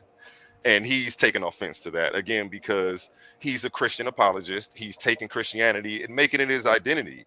So anything that goes against the narrative that he's been taught about this, you know what I'm saying? It seems like a personal attack to him. You know what I'm saying? So that's what you're going to get coming from him. You know, and go ahead. He talked to you more than he talked to me, man. He talked to you for 40 talked to me for 2 minutes and he out. Yeah, he did get up out of here. And that was the smart thing to do, because I was about to pull up different scholars who have taken this position over the course of over the last century. Right. So this isn't my opinion. I'm not reading anything into the text. What I'm actually doing is I hear echo, whoever just came in. Yeah, it's not my argument. I'm not reading it into the text. What I'm actually doing is studying the arguments of a lot of the top religious scholars over the course of time. That's all. You know, that's my hobby. So nice. I feel you with that, bro. I feel you with that, man. But hey, you did good holding your own, brother. You know what I'm saying? Yeah, man. I'm not worried about that great value, Chris Harris, man. Hey, come on. He shout out Chris Harris, by the way. That's not a slight at you at all. You know what I'm saying? Hey, yeah. Shout out. He all right. Slim Reaper beat him up, though. Slim Reaper beat him up already. I saw a little bit of it. I didn't get to finish the whole thing. Yeah. Slim Reaper beat him up. That's why I say you got to worthy opponent, brother. Yeah. He is the guy. You know what I'm saying? Hey, but I was very impressed with you. Like I'm counting down with you, bro. I'm counting down with you. Slim Reaper hard, man. Yeah, he made people take their tails and run, man. I gotta see what's up with Heru. He jumped off. I'm like, oh, Heru, what you doing, man? Now, Heru, you know, Heru, you know, it was his time. You know, he a good family man, so you know how it is. See what I saying? Nothing. Yeah, you got to bail out. Yeah, wifey first, Negroes last. You know what I'm saying? Yeah. Hey, but everybody that was on there, Mudawa, the link is in there. Get your black ass on here. Zion Warchild, where you at? I want you on here. Man, he's over there to do the Nash channel. Who? Zion. He's over there to do the Nash channel. You know what I'm saying? He making a little. Okay, my fault. I'm about to say some crazy shit. I'm trying to be a changed man, Chris. Yeah, me too. I'm trying to be a changed man. Me too. But I just gotta congratulate you, man. And we got a guest coming on. We got the one. They go Mudawa. They go the great elder. We got the grand elder himself. The supreme master, the great master. Hey, what's going on, family? Can you guys hear me? I'm not sure how the audio. Yes, we can hear you, brother. We can hear you. Hear you, elder. Welcome to the whole effing show. What's up, whole effing show? Shout out to Big Craig. Shout out to Lil Craig. Shout out to everybody associated with the platform. You guys are doing a phenomenal job of at least trying to bring information to the people. They might not accept the information, but you're at least trying to bring the information to the people. So that's commendable within in and of itself. For real, for real. Yes, sir. Yes, sir. I appreciate it, man. You missed your boy, Thank man. you, brother. Thank you, bro. Missed your boy, man. Miss two. Your best friend, man. Slim Reaper. She Andre? Oh shit. Oh, bro, no. We ain't gonna do that in Voodoo. We ain't gonna do that one. Bro, I'm gonna keep it 100%. I'm gonna keep it 100 with you. The brother that what's the brother name that was talking with A1. That's an easy name to remember. A1. A1. For future references, talk to me. That guy is an extreme narcissist, and he's gonna always appeal. He's gonna always appeal to what he thinks is authority. He's gonna think is authority. What he thinks is authority, not Oh, authority, shit. but what he thinks is authority, and he's going to try to diminish you in any way possible. So there's always going to be ad hom attacks from that guy. There's always going to be a snide remark from that guy. Never let that get you. Stick to your guns. The point of the matter is the David and Jonathan story in the biblical narrative. Them niggas was faggots. Point blank. Man. That's just straight up and down. The biblical narrative is King James was a faggot, straight up and down. That's what we know. This ain't what we think. This is why the Catholic Church has so much homosexuality in it to this motherfucking day. But these biblical apologists, these Christian apologists, they don't want to accept that. They don't want to say that they was choir boys that got touched on by motherfuckers in the motherfucking church. Oh, man. See, they don't want to say that. And guess what? Only the great elder Voodoo can say this shit, and this shit sound really as hell to me. Where did I lie? I don't know, bro. I gotta replay it 1,000 times in my mind to see where you lied in, bro. Yeah, where did I lie? Where did I lie? 1,000 times in my mind. Don't let these clown ass biblical apologists, these clown ass homosexual apologists, try to recreate the narrative. We know that these motherfuckers was gay, bro. We know that. We don't. There's and shout out to the homosexual community. Nobody is mad at you at being a same sex on same sex lover. Nobody is hating you because of what you do. Let's make that clear. Let's make for the algorithm. If we're gonna make that clear. We don't give a damn who you love. Right. Love is love. Love is love. We don't care. We don't care. But history is history. Love is love, but history is history. This is history. See, the Black Christian community tries to skirt around the fact that these people were engaging in homosexual activity because they have a problem with homosexual activity. Let me say that again. The Black Christian church and the Black Christians in our community try to skate around that these people had homosexual activity because they don't like homosexual activity. Period. Let's be honest about it. If they were being honest, they would be like, "Hey, you know what? They was on some fruity shit. They was on some fruity shit, but I still love my Lord." They won't say that though. Okay. Let me ask you a question right quick, Buddha. Do you think that Jesus Christ, because did Jesus Christ get was into homosexual activity or got raped by the Roman soldiers? Do you agree? Oh, Jesus Christ got his ass busted open by the Romans. What? They butt fucked that boy. And hold up, let me say this. I'm not one of them people that say, I am one of them people that say Let me say this for the record. I think that Jesus was a historical person. Yes, absolutely. I am not going to say Jesus never existed. I will give Jesus mortality. I will never give Jesus divinity. That being said, facts. Me too.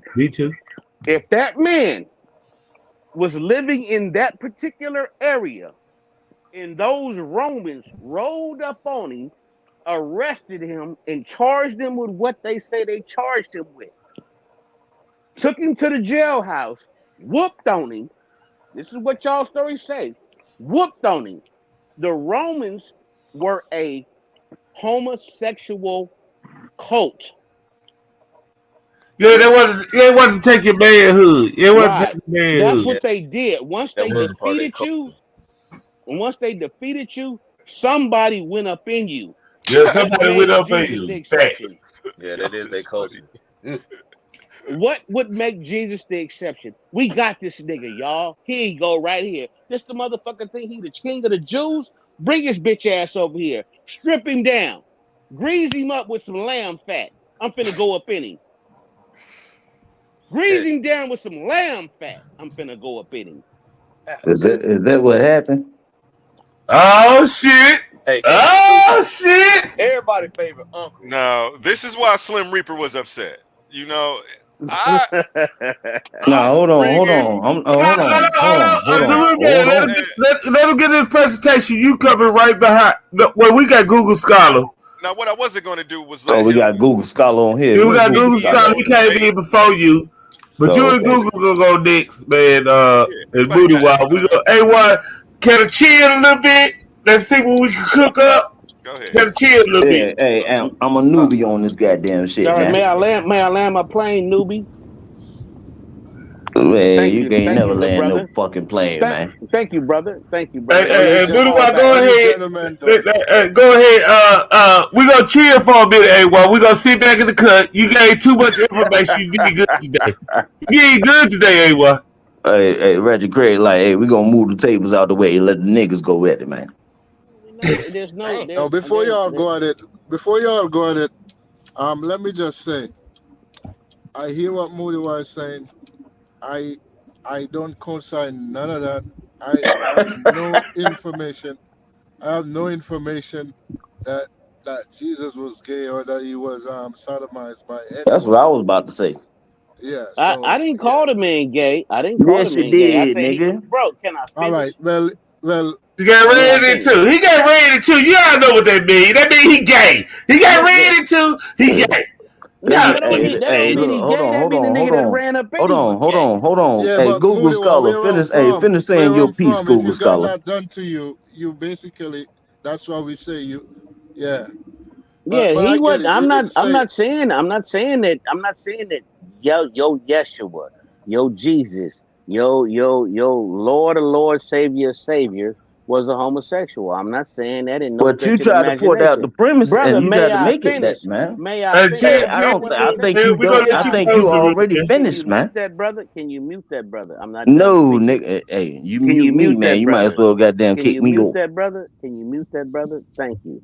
I'm not saying that man. But you got another person. You got another person that don't even believe in Jesus, and he said, "No, man. We don't need your commentary right now."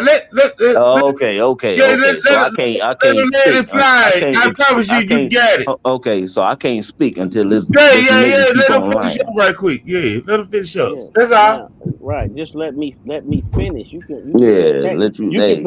can protect your violated savior. I don't need to. Let me finish what I'm saying, nigga. If he was a victim of rape, my guy, no different than a young nigga that go to prison and the motherfucking bullies in there take his Tootsie Roll, nigga. Okay, so you only speaking for self-experience, man. I'm not done, bro. I'm not done. I don't stop getting offended. Stop being mad, bro. Who's getting offended? You sitting here talking about experience. Can you mute this guy, please? Mute this guy. Stop it, bro. Let him get out of his complete thought. Then you can tear him up. You can tear his ass up. Brother, please put him in the back till I'm done. Because he's not gonna comply. So you saying that nigga ain't got no discipline? He has no decorum. Put him in the back. Decorum. Oh, okay. We gonna try again. Say this for the record, bro. The world knows what the Romans did 2,000 years ago to people that they captured. Public humiliation was part of their get down. That's what crucifixion is. Public humiliation. That's what beating people up in public was. Public humiliation. That's what the raping of men was for the Romans. Public humiliation. What in the fuck makes you think that your Jesus, that was considered a regular motherfucker to the Romans, he wasn't nobody special to the Romans. He just another Hey, you're gonna have to wrap motherfucker. that shit up, right? Brother, I'm almost done. Get him off the panel, bro. Bro, get him off the panel. Get him off the panel. Put him in the back. I'm gonna give him one more try. Get 2 minutes. You got 2 minutes. Right, he's disrupting the bill. Yeah, you got 2 minutes, Booty Wah. 2 minutes. No, 30 seconds. I don't even need 2 minutes. If everybody else it could fall victim to public humiliation in whatever form it took place, according to the Romans, this is what they do. This is what they do. The same way these motherfuckers, when they kill one of us, they'll leave our body in the middle of the street for the cameraman to take a picture of it, right? Right? We all know that. Public humiliation. They'll gun us down. They won't cover up your body. They go desecrate your motherfucking body in the middle of the street and let the cameraman take pictures of it. That's what they do to us. What the fuck you think them Romans? If the Romans had a practice of doing certain things 2,000 years ago, what the fuck make you think Jesus didn't get the same goddamn treatment? You dumb motherfuckers. Romans ran up in ass when they got you. They beat motherfuckers up, public humiliation, and they took them cheeks, nigga. And I oh man, land the plane with that one. Yeah, he gonna have to land the plane with that one. Hey, look, now I'm gonna come back. My rebuttal is, does he have any proof of that bullshit? Yes, dummy. Yeah, where's the proof at? That's Roman way at the time, dummy. Okay, where's the proof at? That's Roman way at the time. Hey, look, dummy. it's the difference between saying Roman proof and the difference between having some reference, man. That's a future show. I think that would be a good show. No, man. It ain't no need to have no show because this nigga don't even know what he talking about. What did Jesus mess with the boys, man? No, he didn't mess with the boys. You gotta get over about the boys. Jesus didn't mess with the boys. The boys messed with Jesus. Yeah. The boys ran up into Jesus. Oh, man. They ready to try. So where's the proof? Where's the proof of that? Roman train. A Roman train, my nigga. Hey, look. Hey.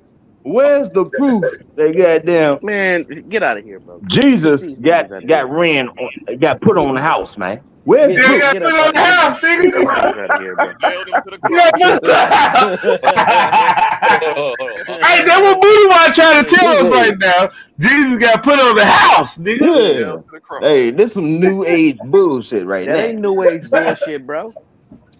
That ain't new age bullshit. What the fuck are you talking about? Nigga, that's what they did, bro. That's what they did. Stop playing. You just don't want to accept it. If you're saying that Jesus Christ was a living, breathing human being and got gaffled up by the Romans 2,000 years ago, what makes you think that he was excluded from what them motherfucking treacherous son of a bitch? Because he's the fucking he's magical Jesus, nigga. He excluded, nigga. Oh magical yeah, he's Jesus excluded, Jesus. nigga. He got a mythology Jesus excluded. Wait a minute. He got a crown of thorns, but not one of them Roman faggots went up in his butt cheeks.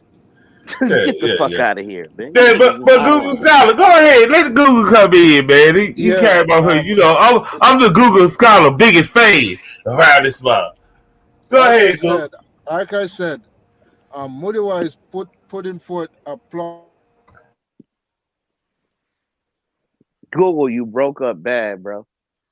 You like dropped all the way out. We cannot hear nothing you're saying, family. Yeah, you dropped out, Google. You dropped out, Google. Start from the top. I'm not promoting a theory until I have evidence to support it. Okay, go ahead. You do have evidence to support it, Google? What's the evidence? The evidence is this is what the Romans did when they gaffled a motherfucker up. Yeah, but you can't prove that they did it to him.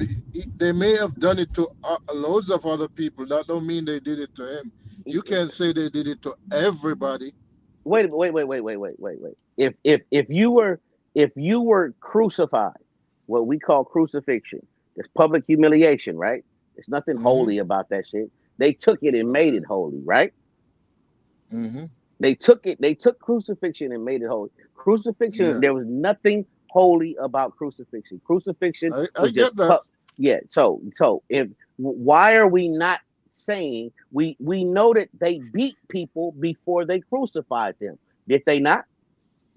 Yes. Okay, we know this is historical fact. So why do we not understand that the historical facts say that the process of public humiliation is being beat, being raped, and being crucified? This is what the Romans did, Yeah, bro. that's the problem. That's the part I have a problem with.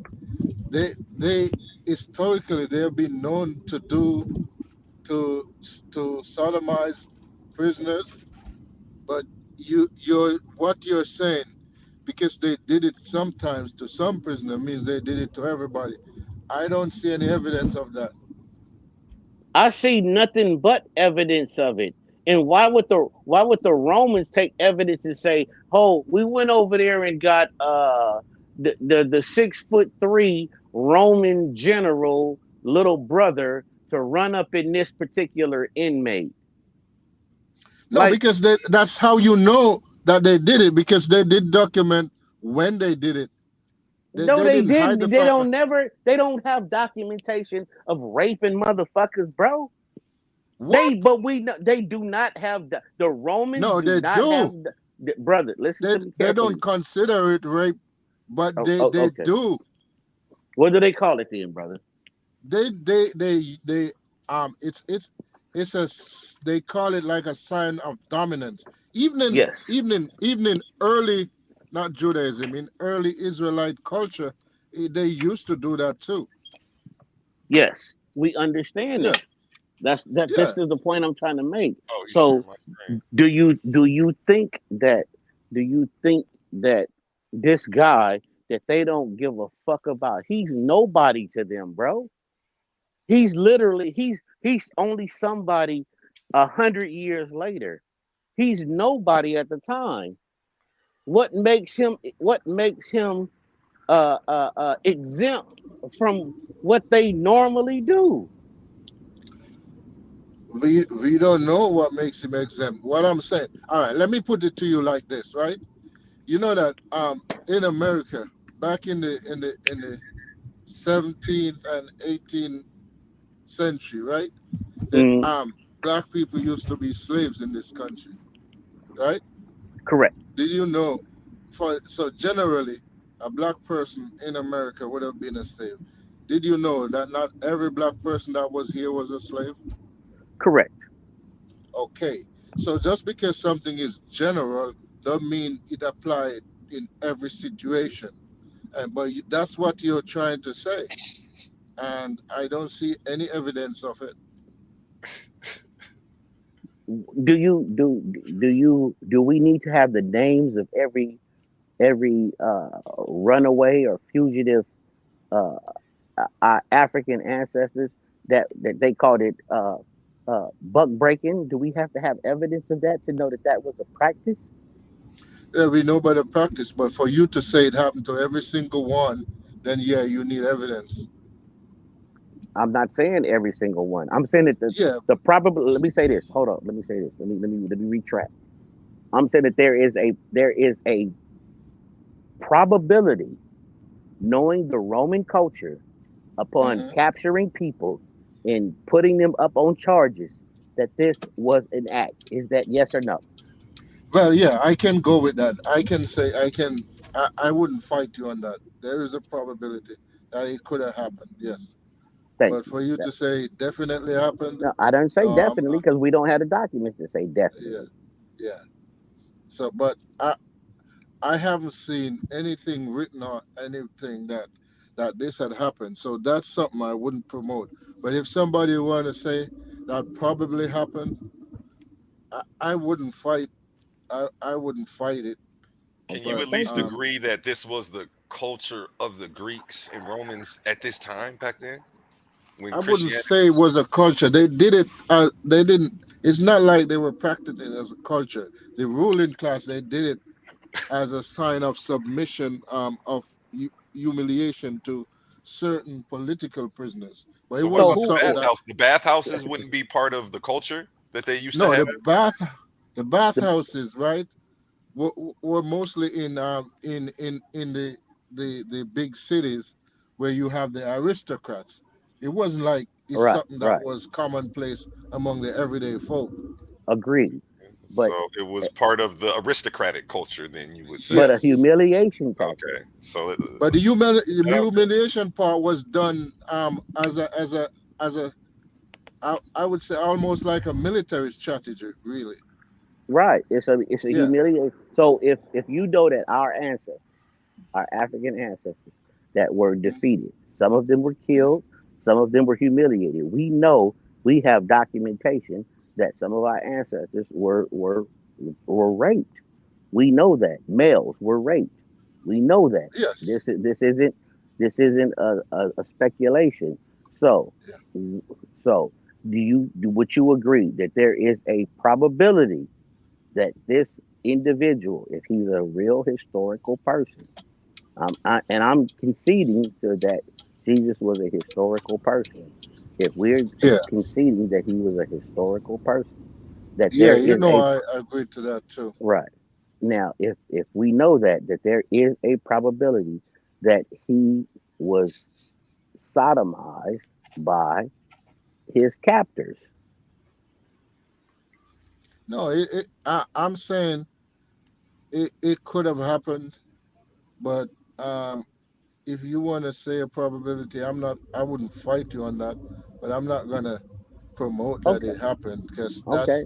that's not how I do things. If I have evidence, then I say yes, it did happen. If not, all I can say, well, yeah, you could, I could see that happening based on the historical settings and what happened. That's all. But That's all. Thank you, brother. That's all I need. yeah, That's but all I need. We don't have to fight it. We're saying that, hey, if we know that the treacherous Romans had, this is what they did to some people. What makes this political prisoner? What makes this political prisoner exempt from that same type of humiliation? But also, though, Moody, well, you have to look at the things that count.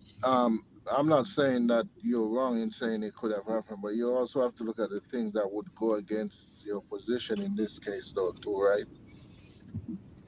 Like for example, the fact that um, it, Jesus, if he existed, well, I believe he existed, but politically to the Romans, he was a nobody. So they wouldn't normally do practices like that on the nobodies. It would normally be on people that they consider influential and He's not. influential at the time. The man, No, it wasn't. but hold on. This man is positing himself as being the king of this particular group of people. And what? How do you? This is your king. Is this your king? No, but what I'm saying is, you're looking at the story from how it's been presented in modern times. That he was a legendary. I'm saying at the time nobody would have known who he was outside of the little group of followers that he had. Hey, what's up, fellas? He Hey, wouldn't what's your even name, have man? been Good to meet significant you. enough to the Romans to register that kind of treatment, in my view. Okay, good to meet you, man. Good. Yeah, I feel what you're saying, but I think that on in the realm of possibilities, in the realm of possibilities, we have to look at the historical context of the time. We have to look at the treacherous nature of his captors. And if we look at the treacherous nature of his captors, humiliation tactics were a part of it. So that being said, no, we have absolutely no body saying, "Oh my goodness, this man received that treatment." But there is a possibility that he received the treatment that other political prisoners of their time got, bro. That mean that's not Hey, and we gotta understand. Let me say something. We gotta understand that they were everybody were romancing their story at the time, right? absolutely. Whoa, whoa, whoa, whoa, whoa. So, Yeah, pause. hold on. Cause everybody romancing their story at the time, so they made whoever they thought was their Messiah, Christ. They gonna leave out them type of details, right? To But put yeah, you on the character. then you I'm you'd just also saying. What do I mean? agree that they. Google Scholar. I'm just saying if he did get rated to, Mhm. uh, would it make the historical Jesus got rated too, right? Yeah, Would no, it I would make agree with you. They wouldn't want to put that part in there. yeah, yeah, Yeah, yeah. I'm just saying if but he got rated too though, if he got rated to Google Scholar, would uh, it make him less of a messiah to well, the Right. It don't change that that's their in that culture that's their quote unquote Messiah for those who have the messianic ideology about them, man. It doesn't change that. It just says that, hey man, these bloodthirsty motherfuckers that would do this to people, hey shit, we have to look in a in its I totality. I think that if Jesus Christ got rated to, just say we get a text that say he did get rated to, it will mm, fuck up the whole Christian world. They would say it's not authentic. The white no, man or the Satan put that out. I think if he got really rated to in real life, oh, we'll try to cover up history, bro. We'll try yeah, to cover up yeah. history. I don't think so. I think they would be able to spin it and celebrate it like a victory because one, Oh yeah, the He took one for the LGBT team. community, He took one for the Christians. team. no, but they would say that that's part of his mission. He came, yeah, because the Bible says in one part that he humbled himself. They would just say that that's a part of his humbling, right? Right. Yeah. And and So I and don't and see why that would be a deal breaker. Maybe for it somebody, would but right. It wouldn't be a deal breaker for the believers, but no. in the historical context, we have to say that that is a possibility, But bro. but but but but but, but we got to keep the mythology intact too when you talk about historical Jesus, because now he gonna lose the Messiah part of him. I'll give a damn. He got ready How, too. how He would did he? cast out pigs. He did walk on water. He came from a virgin birth. Mm, For him to get goddamn ready too by some men, I think that's a blow. That's a major blow. Yeah, he's That's like what I regular. think. He's like regular in Diggler at that point. You know what I'm saying? There'll be nothing special about him. He'll just be a regular dude with a title. You know what I'm saying? Um, Yeah, somehow I don't see the believers looking at it like how y'all are looking at it. Of course not. That's a given. Like you don't want to say that we live in a Judeo-Christian culture where they abhor that type of behavior. They don't want to say that, hey man, our top guy got violated. No, no, they don't want to say. But I'm saying, if you were to even present the evidence and it's 100% concrete, we can't deny it. I'm saying that would not be a deal breaker for them. I can't say it. Yeah, absolutely. I agree. I wholeheartedly agree with you on that. And that's all I'm saying, bro. I'm saying like look at history. Look at what these motherfuckers were doing. Look at like we have a history of these people getting down that particular way. Bro, he play the risk right now. Right. This Yeah, is he what don't they play the do. risk right now. Jesus Christ don't play the risk. with Malachi York right now with me. I'm saying strictly from a mortal perspective, not a divine perspective. From a mortal perspective, they don't look at this person as being divine. They look at this person as being a flesh and blood human being like everybody else. Oh, you the king of the Jews. All right, this what we got for you, king. Take that, take that, take that. This is what they did, bro. This is the culture of the motherfuckers, man. Not the second. Like, and that's just being fair, man. Like, I'm not being mean. I'm not being, and I might say these things in a contemporary way that might offend some people. But the fact of the matter is, that's just what the fuck they did. That's like saying it didn't happen to none of our ancestors. It's just what it transpired. That's what the fuck them people do. It's humiliation tactics. I mean, I mean, I get what you're saying. I personally wouldn't make that argument because I know. I mean, I don't feel like it's a winning argument. It's an argument that you can win because when somebody says to you, okay, provide evidence that this happened, and when you come with that, they're gonna dismiss it that you don't have evidence. You just speculate. Understood. Mm. You're absolutely right. You're absolutely right. But if we look at the totality of the history of these people and what they did to their captives, their political prisoners, it's not. Am I It's not far reaching? fetched. It's Okay, not there far we go. fetched. Okay, Yeah. so we agree. Yeah, we agree. That's all I wanted to say. Whew, man. Hey, man, that was a lot of energy. You know what I'm saying? What? I had to pretty much in a lot of ways, man, be quiet. I don't be quiet. You know what I'm saying? Why are you being quiet though? I had to, man. It was a lot of energy, man. You missed your boy Slim Reaper, aka Leandre the Lethal. You know what I'm saying? Wudawa came on, Zerubbabel came on. You know what I'm saying? Yeah, Hey, Zerubbabel came on and they dipped. I don't know what happened there. oh man, you know Yeah, he. yeah, I think he He fouled can't y'all. He handle got that. one of them fouls. He got one of them fouls I that gotta say this though, man. that Hey can only man, be hey charged up for bro, you 20 did a hell of a minutes. He got a job, 20-minute man. foul.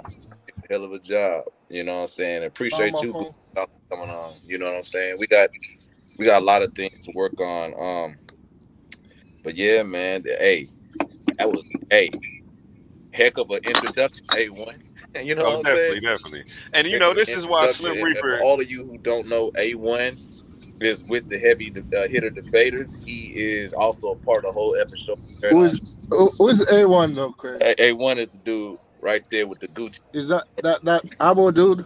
No, he's not an elbow. Not, Cause I think I know an Abo dude named A1. no, Not but me. it's this Not the me. abo that's not the abo. You know what I'm saying? Yeah, cause that dude's lost his mind. So I think I'm glad it's not the same person. Yeah, Yeah, hey, well, you yeah, see, yeah, yeah, you yeah. see, we You got the know, because smoke over here, A1 is A1. the I Google If see you was Scholar, that. an man. elbow, you gonna You know get what it, I'm saying? He A1. ain't Oh no, I he ain't. ain't I'm no not an elbow. You know elbow. what I'm saying? I'm not an elbow. I But didn't. you got two of You Slim gonna Reaper's get it. biggest ops on the phone call with you, man. I mean, on the show with you. That kind of made me laugh a little bit. Definitely. Maybe it's fate, man. Maybe it's the stars aligning. You know what I'm saying? But like I say, man, A1, that was a very, A1. very jolly good show, man. Jolly good show. A lot of information that was being thrown out and everything. And I appreciate you, Mudawa, for coming on. I know you saw Hey, Leandre Craig, piece on him, but dipped let me off. interject right You know what quick. I'm saying? Let me introduce Google But he Scholar right dipped quick. off. But other than that, man, we've been on for about good 3 hours and 13 minutes counting, man. You know what I'm saying? I don't think Craig hearing you. Snap. Y'all don't hear me? No, I hear you, but I said I don't think you're hearing Ratchet Craig. Yeah, Reggie Craig. Yeah, Reggie I'm trying to Craig. speak. No. Reggie Craig, I don't know what he's doing. He's probably stepped away. No, You know what I'm I'm right saying? here No, he's talking now. He talking, but you can't Yeah. hear him. Yeah, no, you, I hear but he probably stepped away. His thing is No, probably I messing up. didn't, You know nigga. what I'm saying? Quit trying to speak for me. He do. This nigga don't hear me. He You hear probably me? is. You know, he a fan. He like watching the show. No, he hear you. He playing. Yeah, he play too much. Yeah, I'm that's trying how to he tell is, Ratchet. man. But I I'm just gotta say, trying to man, tell I Classic had to, Craig man, let me right tell now. everyone. Sometimes I be gotta let y'all have the floor and stuff like that. You know what I'm saying? Y'all can have the flow. Try not to interrupt y'all when y'all going at it. You see what I'm saying? Funny as fuck, bro. You don't hear Ratchet Craig, bro. Heck You don't no. hear. You don't for real. Hey, you gotta go back out and I come think back in, nigga. We all hear him, bro. what he He's saying? trying to introduce. He's trying to introduce. He's trying to introduce Ratchet. Yeah. Only thing I'm trying to say is Google Scholar. I mean You know what Google. I'm My saying? bad. Yeah, No, I Google was in. Scholar. I just want to say Google Scholar always come through. Booty Wire Yeah, always come through. This is well, A1. This is somebody we but introduced to new to the that's something. community. So you know, So I'm gonna let him have. I'm gonna let him have. I'm gonna let him have. Yeah, I appreciate y'all for having me on the show again. You know, this is why Slim Reaper wants me off of here. He's acting like I'm reading homosexuality into the Bible. Like these aren't my arguments. Like I didn't create Wikipedia and put this stuff up here and put all the sources as far back as they go about this stuff. I've just happened to present it to people. Uh, uh, He takes heavy offense to that, and yeah, like again, like you said, it was an ad hominem attack on me today Absolutely. because of this stuff. These aren't my arguments. And again, I would appreciate if everybody go follow me. You can watch my stuff at Astro Projections 369. Oh Definitely shit. check me out. And you can see, this was my title slide to this podcast. Jesus was gay. So, you can go ahead and check this stuff out and see what I do. Can I ask you a question though? Go ahead. A1, please. I'm first time meeting you. Your Nice to meet you. channel is Astral Projection 369. Correct. What is that about? Are you saying you believe in astral projection? Um, it's not something I would debate. No, I'm not asking if you. Yeah, I'm just saying I, if bel you I believe don't that. disbelieve it. I don't have anything. I believe it may be possible. It could be. Who knows? I'm not saying I've Yeah. astral projected. I haven't. I just Okay. happened to name that. Okay. And when I broke it down when I came up with that title, And your Pharaoh asked to project it, so you believe yeah. your Pharaoh asked to project it. I mean, he said he got abducted by aliens. I don't believe that. I believe maybe the astral projection. We have CIA documents saying that this stuff is actually legit. So, I mean, but again, I don't know. You know, Yeah. I haven't done it. I haven't seen it. I've heard people say they've done it. I can't prove that though. But I'm gonna introduce you to Google Scholar. He done ran Chris Harris off of here too. wow. Okay. He done ran Chris MVP Harris off of here too. He's another one. How did he do that? Beat him Yeah. up on the Yeah. information. Oh, really? Yeah. I got to Because see that Chris episode. is always Yeah. making up Yeah. stuff. I don't know if I ran him, but he's always making up stuff, and then when you call him on it, he act like he's the smartest dude on the planet. But Right. no matter how smart you think you are, you can't get around the information. Right. And Google Scholar is a student of information. The brother is serious about it. He doesn't he's not biased. He's a very non-biased brother. He'll weigh the information and be usually he's the voice of reason. So there's nothing he's not pushing a particular agenda. That I consider him a person that when he's speaking about certain information, I pay attention to what the brother's saying because he's never been agenda based information. You know what I mean? So Google, you do your thing, bro. I got your back always. I appreciate the information you put out in the communities, bro. And that's just keeping it a Yeah. buck. Yeah. No. My view. I heard somebody. I don't remember who I heard say. I think it was Aaron Raw or somebody says his goal is to believe as much through things and to disbelieve as much false things as possible. And so that's my goal too. So Absolutely. I want to get it correct. So if you have something to say, if I've never heard it before, I'm going to listen to what you're saying and I'm going to do some reading on it and try to figure out if you're correct. If you're correct, I'm going to say, yeah, you're correct. And if you're not correct, I'm going to say, no, you're not correct. And I'm going to call you on it. That's how I look at it. And that's how we grow as a community. Yeah, yeah. That's how we grow. It's going to have to be pushback. You can't just willy nilly have a position and think that you can monologue your way through a position and not get no pushback. Them days are over with.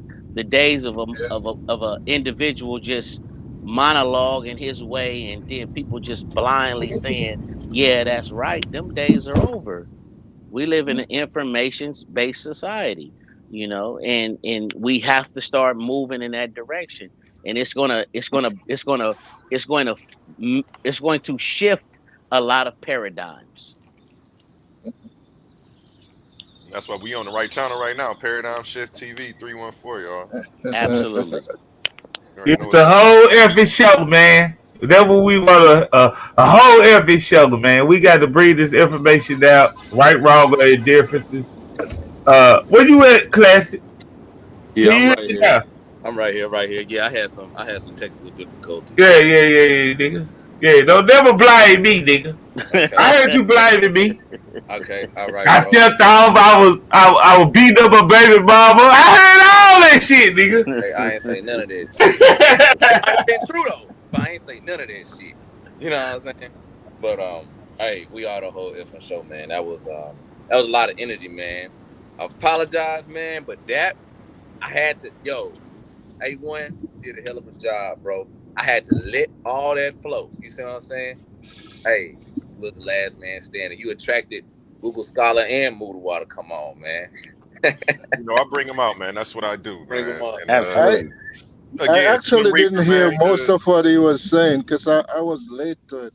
But when I came on, I think he was in his final part of what he was saying.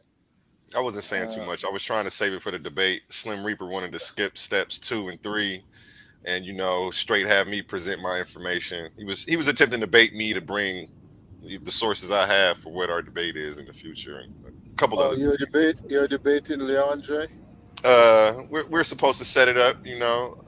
on He what spoke topic? about that as well. I think he wants to get this show on the road because he said this was supposed to happen a while ago. We were taking our time. It was the holiday season. What's the Uh, topic? What's the topic under consideration? the historicity of Jesus. We still have to do a So pre-show type thing and figure out what Jesus he's talking about, what Jesus he's going to pretty much try to prove. What's your position on that? okay. You're against the historicity of Jesus? I don't think that we have enough to say that he really existed. No, I don't believe that it's there. That, that, that, That what. really started my studies. I was trying to prove Jesus existed to somebody, and it was just a rabbit hole. I went down and down, like damn. That's what ended up happening. And since then, I've just been, May, studying may I ask you may heavy I and ask you a heavy. question, brother? May I ask you Go a ahead. question? Like, and this is in I'm not gonna get into who I am, what I believe, and nothing like that. Would would the mortality of Jesus bother you, No, void of the divinity of Jesus? no, and again, like I was saying, there are many different positions on the topic. There's some people who, I would even go for that more than the mystic, Okay, the okay, mythological Jesus with right, all right, of the supernatural characteristics attributed to him. right. Okay. I may can go for some guy walking around who had a following. He may have been Mhm. that guy at his time, Mhm. charismatic, Mhm. um, Mhm. may even been some sort of magician, but Mhm. Mhm. I could go Mhm. for that. But I don't even think that the proof is there for that. I would just have to lean on that based just on. I don't know what logically why I would come to that consensus just because there's so many damn Christians out here It's like, well, there's got to be something. You want there to be something. But even if you can see that, that doesn't change anything. Like I don't mind conceding the historicity of the man. I'll concede, and just so you know, well, never damn what I believe or anything like that. I don't mind conceding that. I don't think that that's a problem with anything that we understand historically, scientifically, archaeologically. I don't think that that's a problem. I think that we can concede that to them, and I think that if we get more of them to understand that, okay, yeah, this is a flesh and blood man, a flesh and blood man, and a flesh and blood man. I still don't think there's enough evidence for that. It's not something I would concede. I was just saying I wouldn't have a problem conceding if the evidence was there for it. Okay. Hey, what? I got a question to ask you right quick. Do you think Mansa Musa is a historical figure? Yeah, I haven't we have done tons of the evidence research. from I haven't done the research on that to actually. Okay, I think that's kind of the problem. But do you think he a historical figure? You're asking me a specific question on this show, so I won't play games and say that I know him to be that because I haven't done it. No, I'm just saying, your everyday life, if somebody bring up Mansa Musa, they say would you think he's a I believe historical they say figure? he's a real person. I believe they say he's a real person. Yeah. Okay, I understand your skepticism. Right now. I'm saying it's more facts about historical Jesus than Mansa Musa. So I wouldn't say that. I wouldn't say that. And again, like I'll go down the list of a few names that. I mean, you Booty Wild already had it. I want to bring up. Wait, Ratchet Craig. Let me give you another example. King Arthur. There's more evidence for King Arthur than there is for Jesus, but they no, you're going too far. You're going too far. That line of thinking isn't going to get us anywhere. You're going too far. What we can do is look at the actual accounts of the people who are documented, the earliest documentation. And Pastor John, matter of fact, there's more evidence for Pastor John than Mansa Musa. But everybody know he was a mythical king. But A1, and then where does this stop? Do we stop at Jesus? Because then we got to go Muhammad too. Okay, do I have to consider them just because there may be some? Not to cut you, but I actually had a debate on both of those topics. And I feel like I'm sorry. Go ahead. On Jesus, I accept that both of them were historical persons. Right. And it doesn't change anything about if you're a non-believer in the supernatural aspect of these people, it doesn't change any of that. Specifically about you're a smooth guy. Yeah. Talking about yeah. See how you almost got me to go against the premise of what my whole new debate is. Almost. He's gonna chop that up. So. No, but this is all I'm saying. A1. If it's like I think that from a perspective of a non-believer, and it doesn't harm our position to concede the historicity of these people. It actually, to me, it works as a detriment when we say that these people are not real people. Now, when we start talking about biblical patriarchs, that's a whole other get down. We know that them motherfuckers never existed. We know that that's just all mythos. But when you start talking about Muhammad, when you start talking about the man we refer to as Jesus, give them people that, let them have that, and it will make them understand. It will make them understand a little more that you are just man worshiping.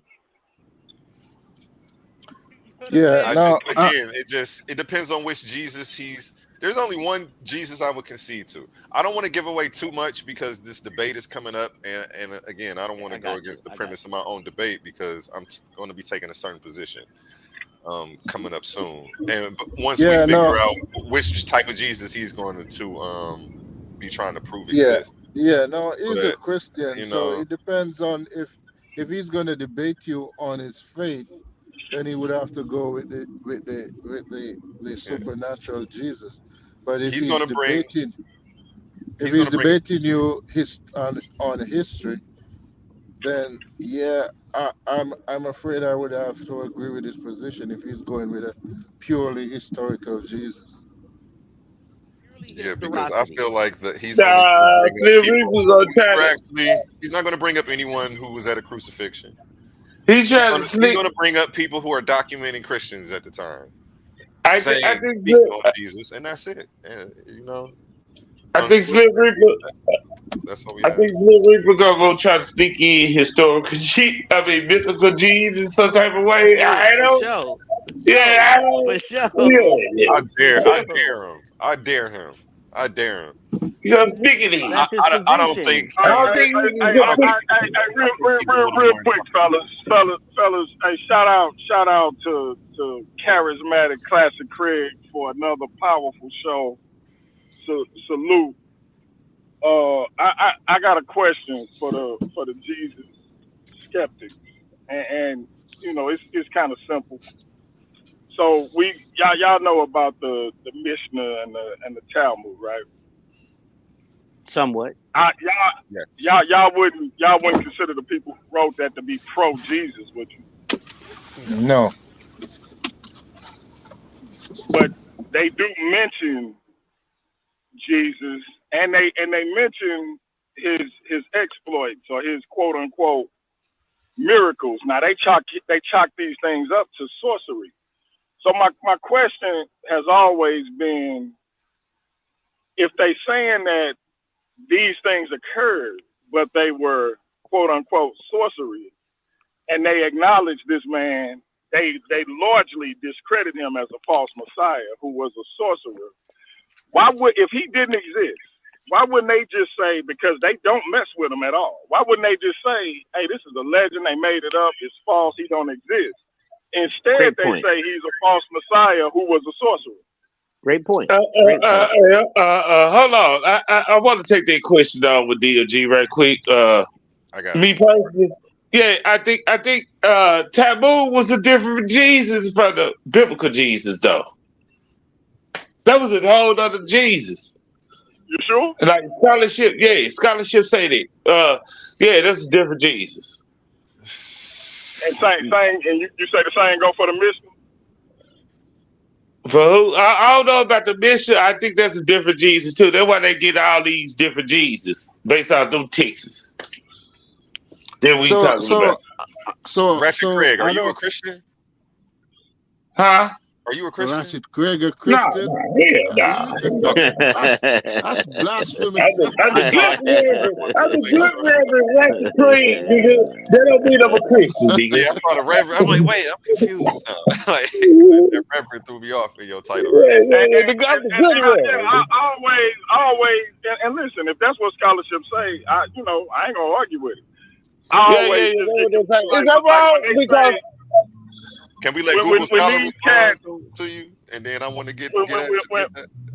When cats say hold on. He's crucified by Pontius Pilate and stuff like that, like who they talking about? Because that always confused me when we saying that this dude didn't exist. Now I'm not saying you got to believe the homie was God at all. That's whoever. Hey, rock out how you rock out, but when we say that this wasn't a historical person at all, that's where I get a little confused. Right. Absolutely. And I don't know if that's y'all position or not. I'm kind of jumping in. I agree with you, DMG. We in lockstep with that. I've looked at this. I wouldn't say I'm an expert on it, but I've looked at it to a certain point.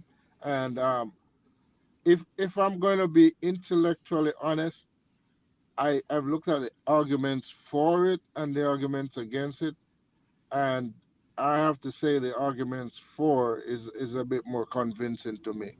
I understand the arguments against it I'm not saying every argument against it is a good argument, but I see a few good arguments against a historical Jesus. But at the end of the day, I think the weight of the evidence is towards the historical No, no, Jesus. hold on. Is the taboo in the issue? Is that the same Jesus of the Bible? That's what I'm Well, trying to as figure far out. as I'm Now, I know aware, you know that shit, Google. That's what I was as gonna say. far That as doesn't I'm help aware, his, there that was And doesn't look, help his hey, point. He's shout trying to out prove. to my brother Google Scholar, man. Google Scholar only come on here when I ain't on here now. I'm starting to feel like not. Google don't mess with me no more. Nah, it's not even that. It's that I'm nowadays I decided to give Christianity a break. I'm giving the Christians Absolutely. a break. Give I'm it on right. TikTok now debating the Muslims. Right. That's Right. where you can find Hey, me mostly hey, Yeah. hey, nowadays. Google, if you know any Muslims, whether they Islamite, Sunni, Shia, that that's of African descent, and they want to come on the Yeah, YouTube platform, bring them over. Bring them over here. yeah. I know a few, but yeah, I would have to figure out if they want to come over. But yeah, I'll hit them up. They scared Yeah. of Google Scholar right now. They scared of Google. They will 100% get a fair shake over here. Yeah. No, I know that. I'm not. Yeah, but some of them, they stick to TikTok mostly, the ones that I know. But I'll Right. definitely put a word in. DMG, can I respond to you on that? Yes, Yeah, sir. go ahead. I was gonna say something on that, but go Yeah, ahead. Go ahead. I'm hey, not this no. brother Oh, A1, well, this brother A1. let Google respond, Yeah. and then you go. I'm just chiming in, but Yeah. On the Talmud and the Mishnah, I'm not aware of a source in the Talmud, in the Mishnah rather, that speaks about this particular Jesus. That would be before like the second or third century. But there is one reference in the Talmud about Jesus, but I think that would be before this Jesus that we're talking about. It was probably go back to a Jesus that was under Emperor Alexander Jannaeus. So not I don't think that would be our Jesus, but I, I'm not aware that of this Jesus being mentioned in the Talmud unless it's like after like second, third century time. Understood. Yeah. Yeah, I But agree with that. I think that's a different Jesus than the one that if you're a Christian, that's a different Jesus. That Jesus was died a different way. He died according to Torah law. He mhm, wasn't crucified. The location was somewhere different. So mhm. it's just that's why we have to define who are we looking for? Where is Waldo? Yeah, like this. But but we've got 20 Waldos, and that's the thing. So we have to figure out which Waldo are we looking for. They're Yeah, all we Yeah. looking for the Waldo biblical in the green Waldo. shirt, Waldo in the blue shirt. Which Waldo are we looking for? The Um, biblical Waldo. The are we biblical looking for the Waldo. biblical I Waldo? I And that's Yeah, when I we who do looking would I for the ask me when I biblical can see? Waldo. Who do I ask me if I would concede a historical Jesus? Well, which one? It's just you see what I'm Oh, yeah, saying? I would ask Yeah, you let me who what? rephrase. I would ask you Yeah, a few because I said questions, Let but me yes. but I just want. I didn't say but which one though. but I don't me wanna rephrase. pull out any information since you have a debate. hold on. We got Lil Lucifer on here. I didn't even realize Lil Lucifer was on here. Salute, my brother. Yeah. My bad. What's going on, good brother? How you doing, man? All is well, family. I'm All is motherfucking well. I'm good, man. I'm always glad to have you on here, man. And hey, A1, welcome to the platform, my G. Appreciate Yeah, Absolutely. A1, Hey, yeah. I Tell us just want about to A1 ask. and Heru Consciousness. I just want to ask A1. I just want to ask brother A1 a question, and like I say, I'm not going to divulge my belief system or what my thought process on this thing. I think that we do our people, and when I speak on our people, I mean us as being Afro Americans, us here in North America, the Western Hemisphere. I think that we do our people a better justice by let's concede Let's concede to the historical Jesus of the biblical narrative. Like, let's give them that. Let's not fight it no more. Let's say, okay, like it's a negotiation. We okay, we're giving you this dude. This dude is real. This dude really walked the earth. This dude really had a whole mama. This dude really was born. We're not conceding immaculate conception at all, because that's some supernatural shit. We're not conceding that your daddy is God and you the You Trinity. mean virgin birth, Muriwa? We excuse me, yeah, virgin birth. We're not conceding virgin birth. We're not conceding that at all. We're conceding that this dude was born and was a special dude to a certain group of people in a certain area of the Middle East at a certain time. I don't have a problem with that at all. I think that's if we can at least have that level of common ground with our people, we can move forward. Because what's happening is we're not we're trying to throw away the historicity of Jesus, and they like, hold up, this motherfucker. Not only is he real, he's supernatural. If we say, okay, he's real, all right, cool. Now we can have a conversation about the supernatural.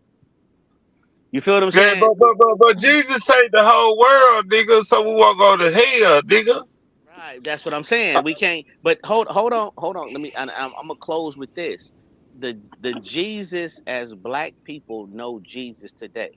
I ain't talking about the Jesus as the Oh shit. Talmud Jesus. Oh shit. I'm talking about the Jesus as black people know Jesus today is a product of the Nicene Creed. More than that, but yeah. In a nutshell. That's the starting basis. I think that's the starting basis. That's the word Jesus. Yeah, that's the word Jesus. Yeah, that's the word Jesus. Yeah, that's the word Jesus right there. In a nutshell, the Jesus that our people worship is the Jesus of the Nicene Creed. They're not saying they don't know nothing about the Jesus that Arius knew. I'm talking about the Jesus that Arius knew. You know what I'm saying? It's a different Jesus was like, hold on, this was dude. This was just dude. This ain't that Nicene Creed, dude. So if once we get that level of common ground with our people, I don't think no Moody. I kind of disagree with that. You tripping, big bro. Real quick. Go ahead, DG. Real quick to my brother Moodawad.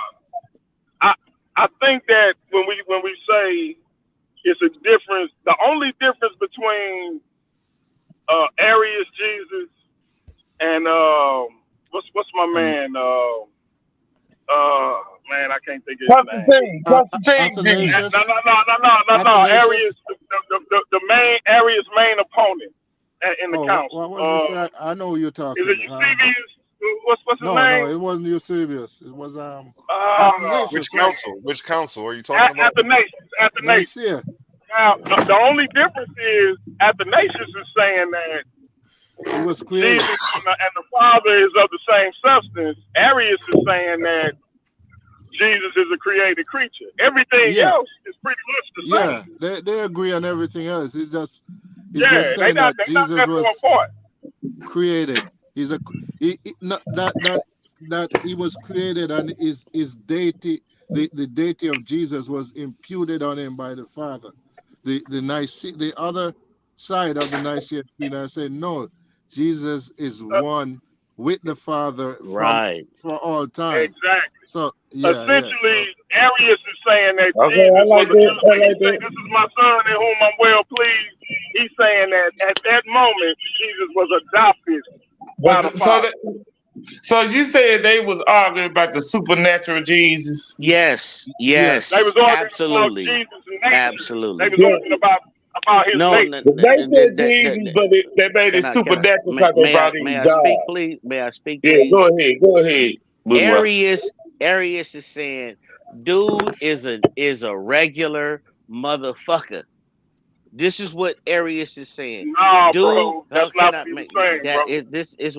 this is literally what Arius is saying, bro. Literally. This is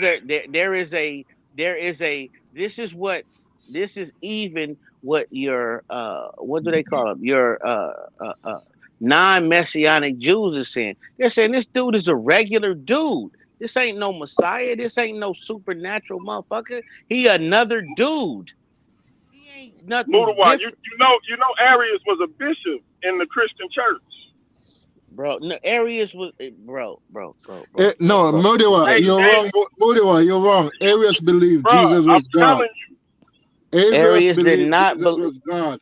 No, he Oh did. my goodness. Mudawa, hey, listen, we can set up a discussion on this tomorrow. I promise you, Absolutely. Arius believed exactly what Athanasius believed, except for he believed Jesus was created. Athanasius believed Jesus was the same substance as the Father. That's Yeah, the he only believed. difference. Arius believed Jesus was God. He just believed that he wasn't always. He believed he was created. That's the difference. Bro. Okay. And he took the Athanasius throne. believed He took the Jesus throne. always existed. Arius did. Yeah, so he inherited the throne.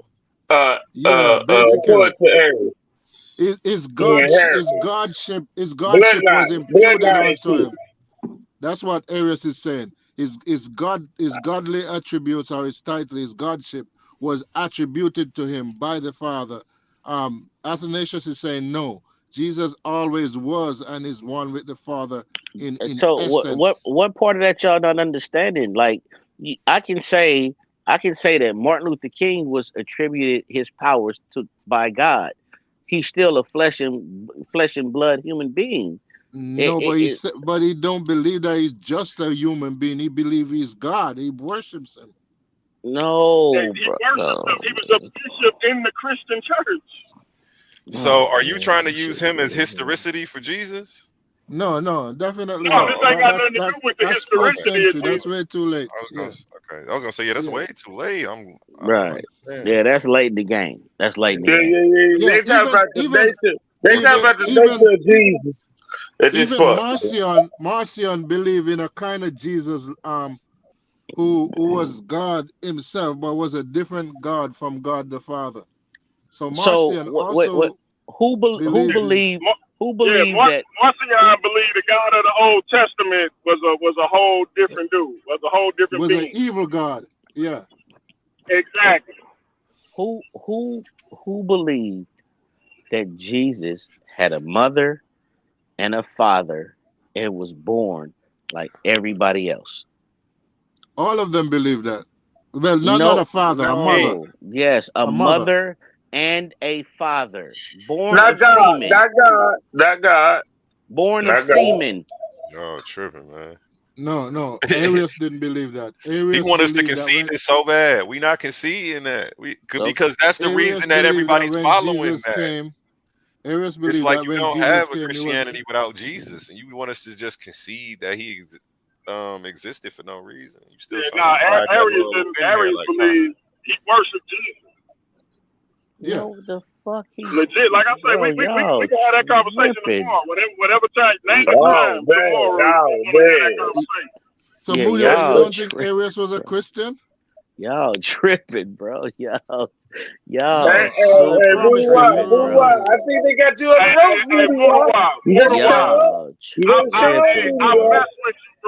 I mess with you, bro. But on this one, that's all bad. Arius believed exactly what every other Christian bishop believed. He just believed Jesus was a created being versus being an always existing being right along with the Father. So that means he believed he had a mommy and a daddy. He was born of semen. He believed in incarnation, that Jesus was incarnated, just like all the other Christians. He believed in incarnation. He just their whole thing was about was he whether God Jesus in the flesh always was, or was Jesus and the Father was separate. was they one, or was they separate, or which is he wasn't a Trinitarian. He wasn't a Trinitarian to make it. Of course. But we can have that. We can definitely have that discussion. We can definitely have that discussion. I don't mind having that discussion at all. Yeah, he wasn't a Trinitarian. That's why ain't nobody studied Arian days, because he wasn't a Trinitarian. He should have thought about the Trinitarian. They philosophy. But there wasn't Trinitarian was what came out of the Nicene, the first Nicene Council. That's what it was. The Nicene. Hold on, bro. Hold on. The Nicene Creed is what comes out of that, bro. Like, it was motherfuckers that was like, no, man, this dude is a whole regular human. Yeah. Nobody's saying he was a regular human, bro. For 300 years up to that point, people was worshiping this dude as God. Nobody at that council thought Jesus was a regular dude. Yeah, nobody at the council. The Ebionites believe he was a regular guy, but that's what I'm saying. But they were a small, and also was he associated with Arius, associated with them any type of way? No. Arius, no. I like DMG saying, Arius was a Christian bishop. He wasn't just you understand what the council is. The council was put together to define the creed. So what they did, they say, because you have one set of bishops saying this, going with Arius, and one set of bishops saying this, going with Athanasius, the council came together and said, we're gonna hash it out here. And they decided that what Athanasius was saying all was the right. Nicene Creed, the Council of Nicaea was them codifying Christianity. That's all it was. Yes. All of this rhetoric about they created Christian, that's balderdash. Christianity existed for 300 years up to that point. It was everywhere, though. It was everywhere, bro.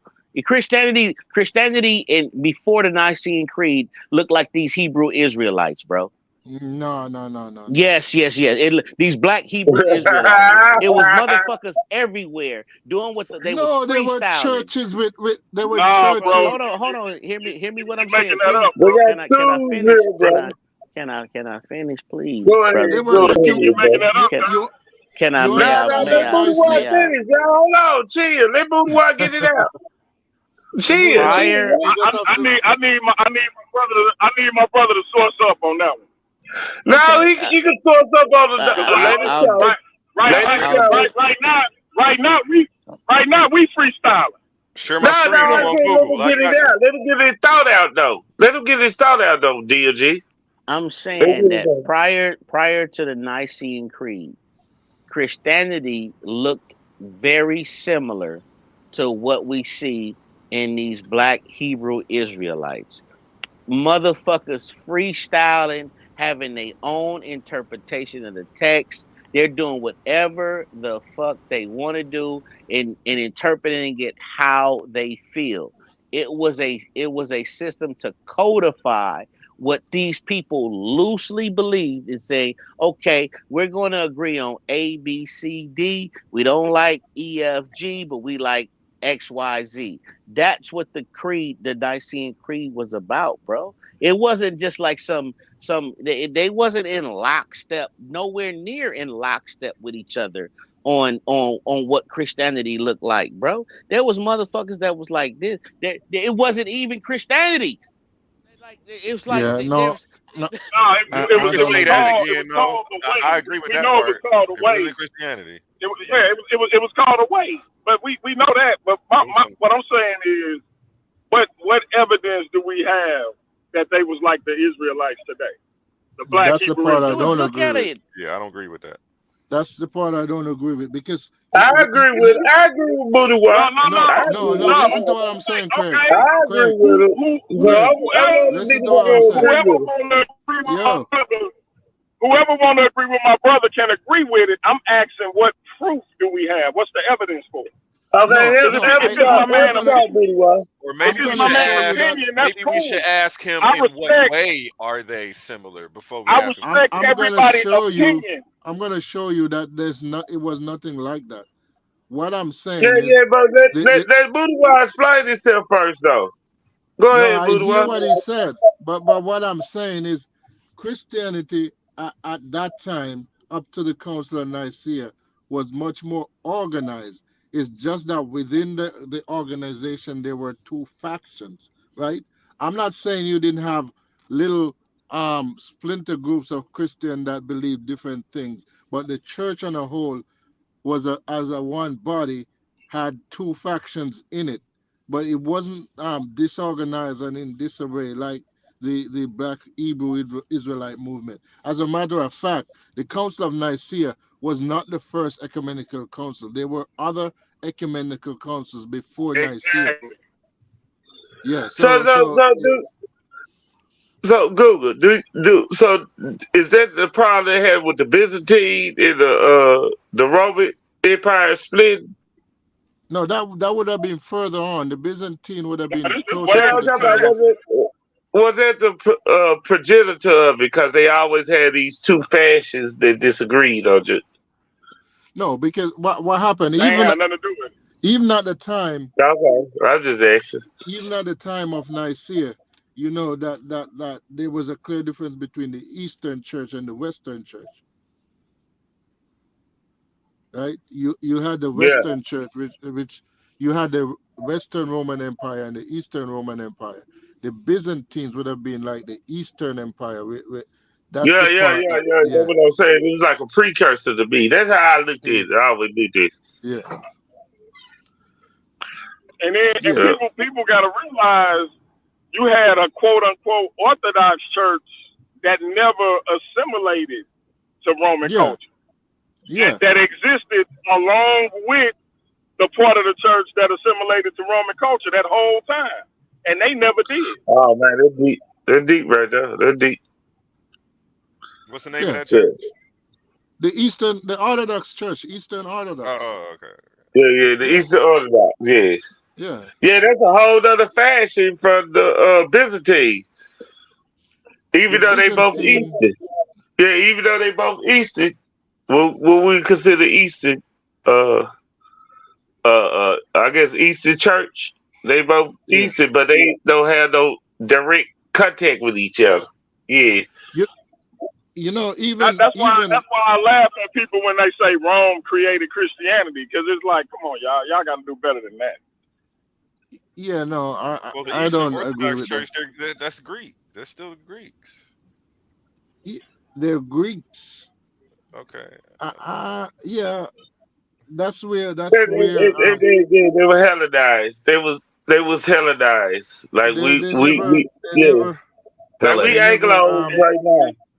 It ain't on the Mediterranean that wouldn't Hellenize though, so that ain't really saying much. But hold on. I gotta say this though. I gotta say this right quick. You know, y'all taking away from the brother A1 show. This is great. I know. My bad. No. It's great because I see the build. But I just wanted to say this. And damn, DMG, you alive? I thought you was dead. I thought somebody murked you. You murked yourself. I don't know. Nah, man.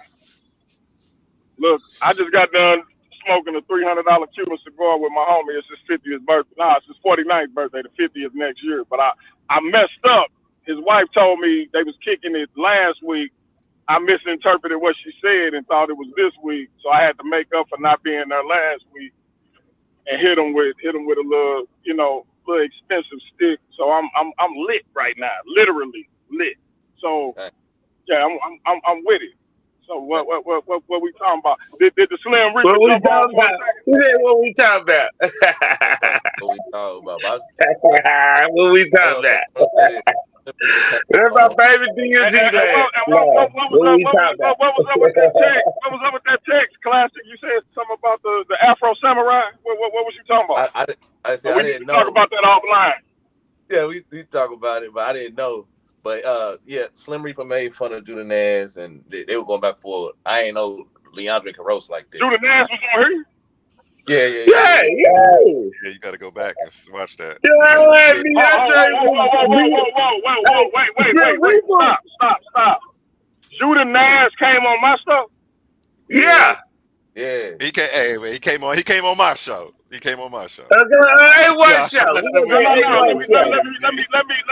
rephrase. Judah Naz came on my platform.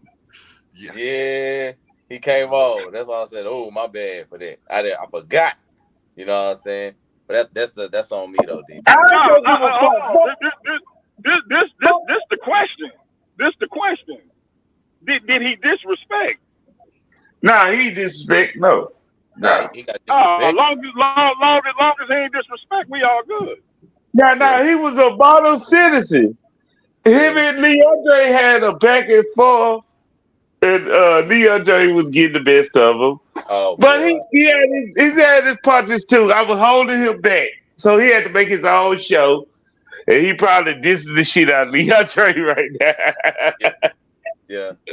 I went on there a couple of minutes ago and talked with him a little bit, but other than that, yeah, it's all cool. But yeah, Leandre, he live right now. I'm gonna have to jump on his shit. Oh, my bad. I ain't supposed to be. I'm gonna have to jump on his stuff. I ain't supposed to be. So we became a family show. Like, goddamn, we can't have no blackness in us. No blackness. No, I said, look, I was very deliberate. I said I ain't supposed to be cursing. I ain't say nothing about nobody. You said I thought it was this weird. I thought you said we don't supposed to be cussing. I thought you said we don't supposed to be cussing. It was this weird white dude that jumped on. He was walking back and forth, looking crazy. And he said, "I gotta show everybody something." I kicked him off. I said, "Hell no!" He had to. I let him back off. I got him let him back off. A1 bring him out. What y'all trying to tell me is A1 bring him out. He brought him out. He had I got a question for A1. When you coming back on? ASAP, man. ASAP. I got a couple people on here watching right now. I was just looking at the numbers. I got like 4 people off my Facebook watching us right now. Yeah, that's what's up. A1 said he wanted a debate with Slim, and then Slim Reaper also told Judanaz that he want him specifically. He said, "I want you specifically, Judanaz." You know, right? Man, we might be able to do a pay-per-view. Yeah, it's a lot. It's a lot we could do. But hold up, I gotta say this, man. It was, hold on. I gotta say this before you say that. This is why the Craig and Craig law firm are the premier duo in this black YouTube sector. Only they can make these type of things occur. Y'all better quit sleeping on the homies. Facts. Appreciate that, brother. Y'all did your thing tonight, gentlemen. Y'all did your thing tonight. Yeah, it's a interesting topic. I wish the questions I want to ask you wouldn't be fair because you would probably have to go into your material for the debate. But no, go ahead. Let me see what you got though. I don't want you to do it because because then it would be unfair to you because the other party might be listening and then they might be able to. They're trying to misconstrue the argument. But I'm gonna do this for y'all. I'm gonna link y'all together. You know what I'm saying? Because A1, there's nothing wrong with a think tank at the end of the day, brother. You know what I'm saying? But I can say this though, man, it was a heck of a show. A lot of energy. You know, we brought a crazy white dude out who was walking around in his cave going crazy. You know what I'm saying? Man, he's going crazy. Hey, bro. Oh, funny. He had to go. He scared the hell out of me. I saw that. I brought him back on, Craig. You kicked him right back off. I was bad at motherfucker. Bro, when he did this, and I gotta show you something, I kicked him off. I said, "Hell yeah, I want him to show us." No, I want to show him nothing. I want to show him. He couldn't, bro. I ain't know what the hell you gonna whip out and shit. Something. Hey, I said, nah. You did he might with a flash bar though. He might with a flash. He might with a flash or what degree. He might with a flash.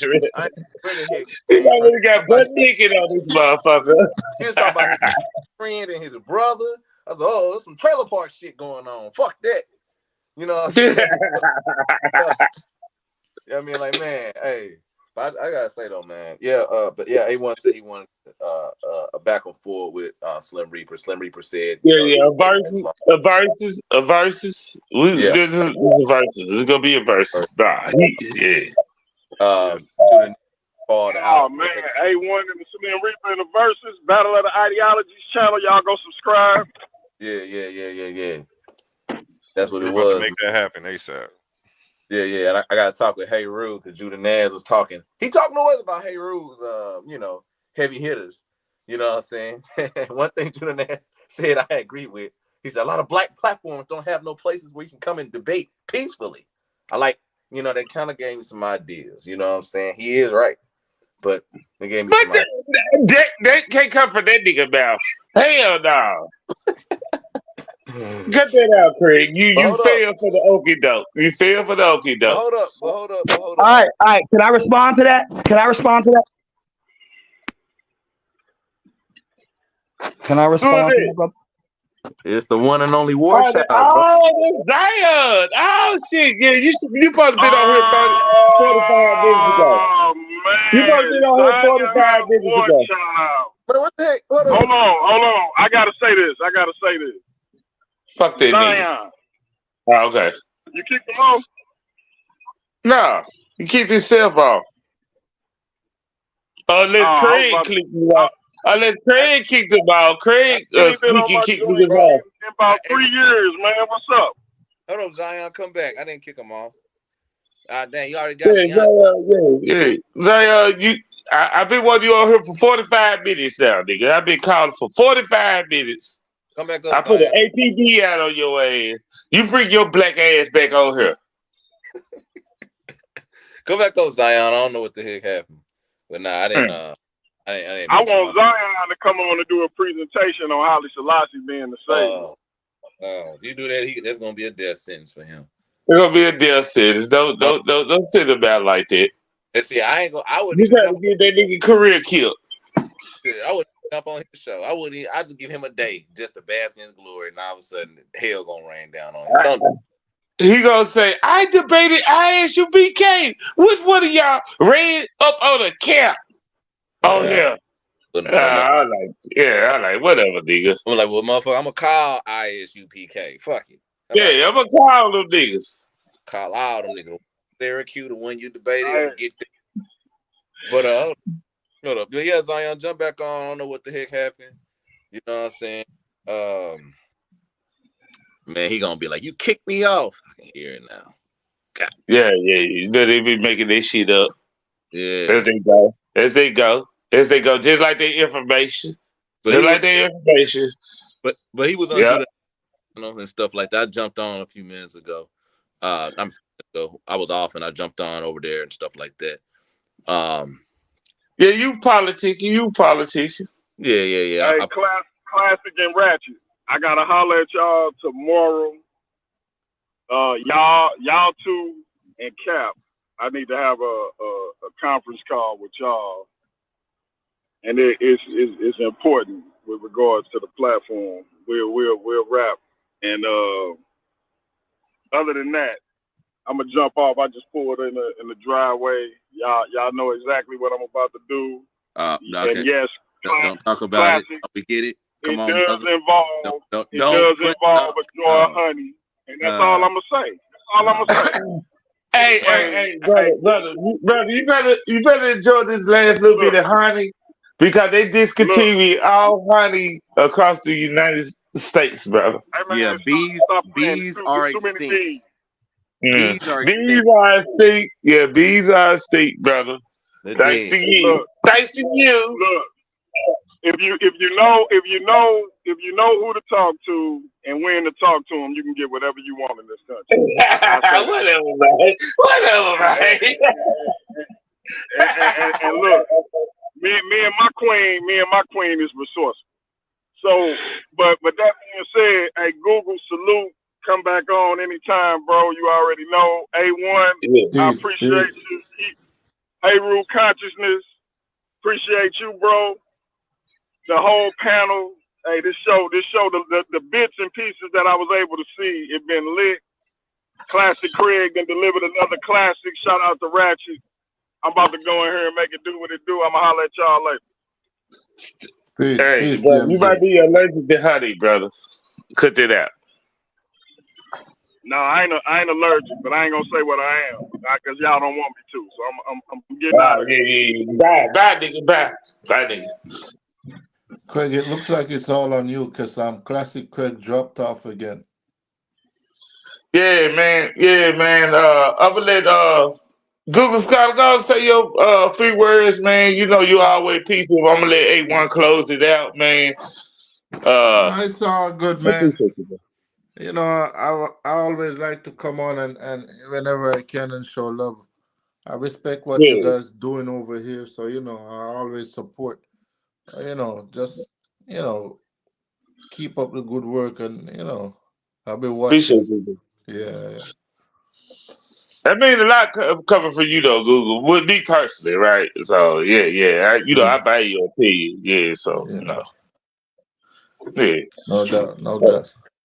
Yeah. So go ahead, A1. I wish Heru Conscious could be on there. He probably sleep with the family and shit.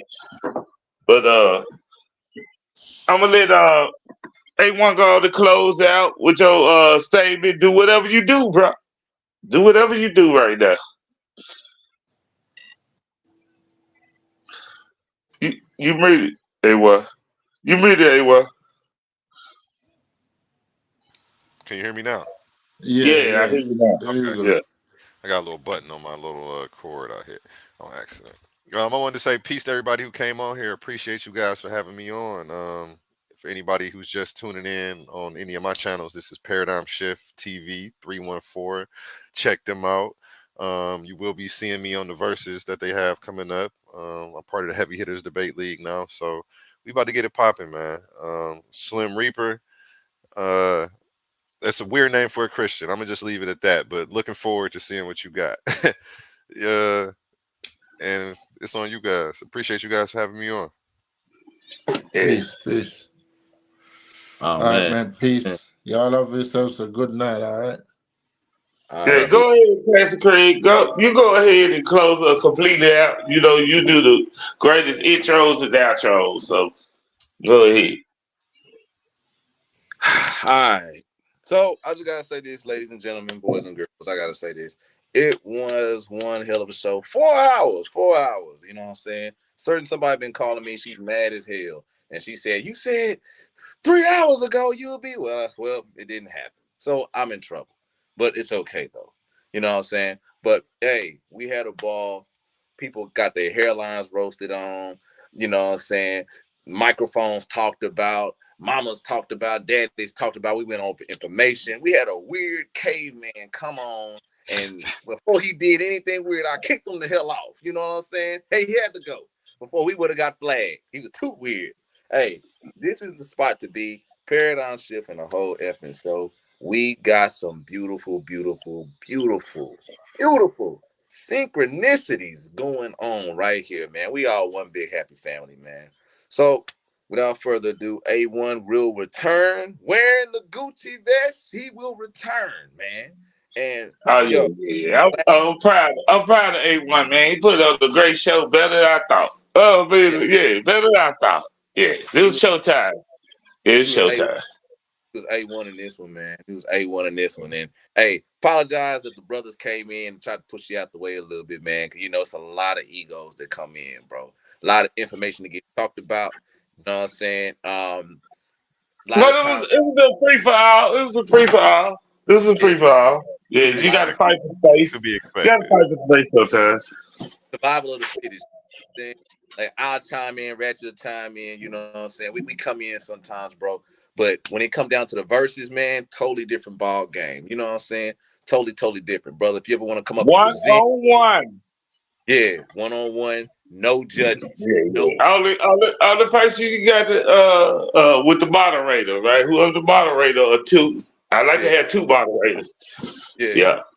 No at all. It's you only based off of your argument. You know in your heart that you lost, and if the motherfucking goddamn crowd say you lost too, you know.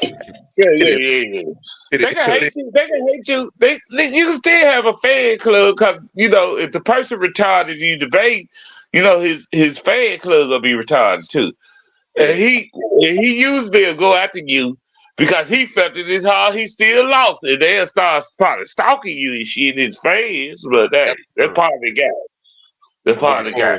I'm looking forward to it, gentlemen. Yeah. You looking forward to this? That's my homie. Hey, what my homie? Hey, what my homie? I got Zion. Nobody kicked you off, so don't say that. You know what I'm saying? I don't know. Maybe some people was talking getting muted. He thought we were muting his ass. I ain't mute him. You know what I'm saying? I know you didn't either, Ratchet. I was away from my phone. So, I think it's been whatever, but that's maybe a bug. But other than that, Zion, I seen what you said on Judah Nash channel. Your ass is welcome to come the fuck back. I still got my little gripe, but you welcome to come back. I did a good job on a Lake of Fire with Sarnetta. Hate that. But you still in trouble with me. But you can come on whenever you want, Zion. You're free to come on. Ratchet want to talk with you. I want to talk with you. You know what I'm saying? Yeah. I got a lot to say to Zion. Fuck him. Come on. I do too. We can't fucking contain it. But anyway, hey, A1 will return alongside Heru Consciousness and the Heavy Hitter Debate League. Yo, this is Classic Craig and the Good Reverend District Attorney Ratchet of Law. And this Paradigm Shift and the Whole Up and Show. We'll be back, ladies and gentlemen. Till next time. Out. Peace. Subscribe to the Astral Projection 359. 369. 69. 369. He said 359. Nigga, what the fuck? 369. Nigga, you know he on the ether and shit, nigga. 369, nigga. Get that for the ladies. 369. Damn, I'm fine. Hey, man. But yeah, Astral Projection 369. Ladies and gentlemen. Hey, we out. Peace out. Classic Craig, Ratchet Craig, A1. Goodbye and good night.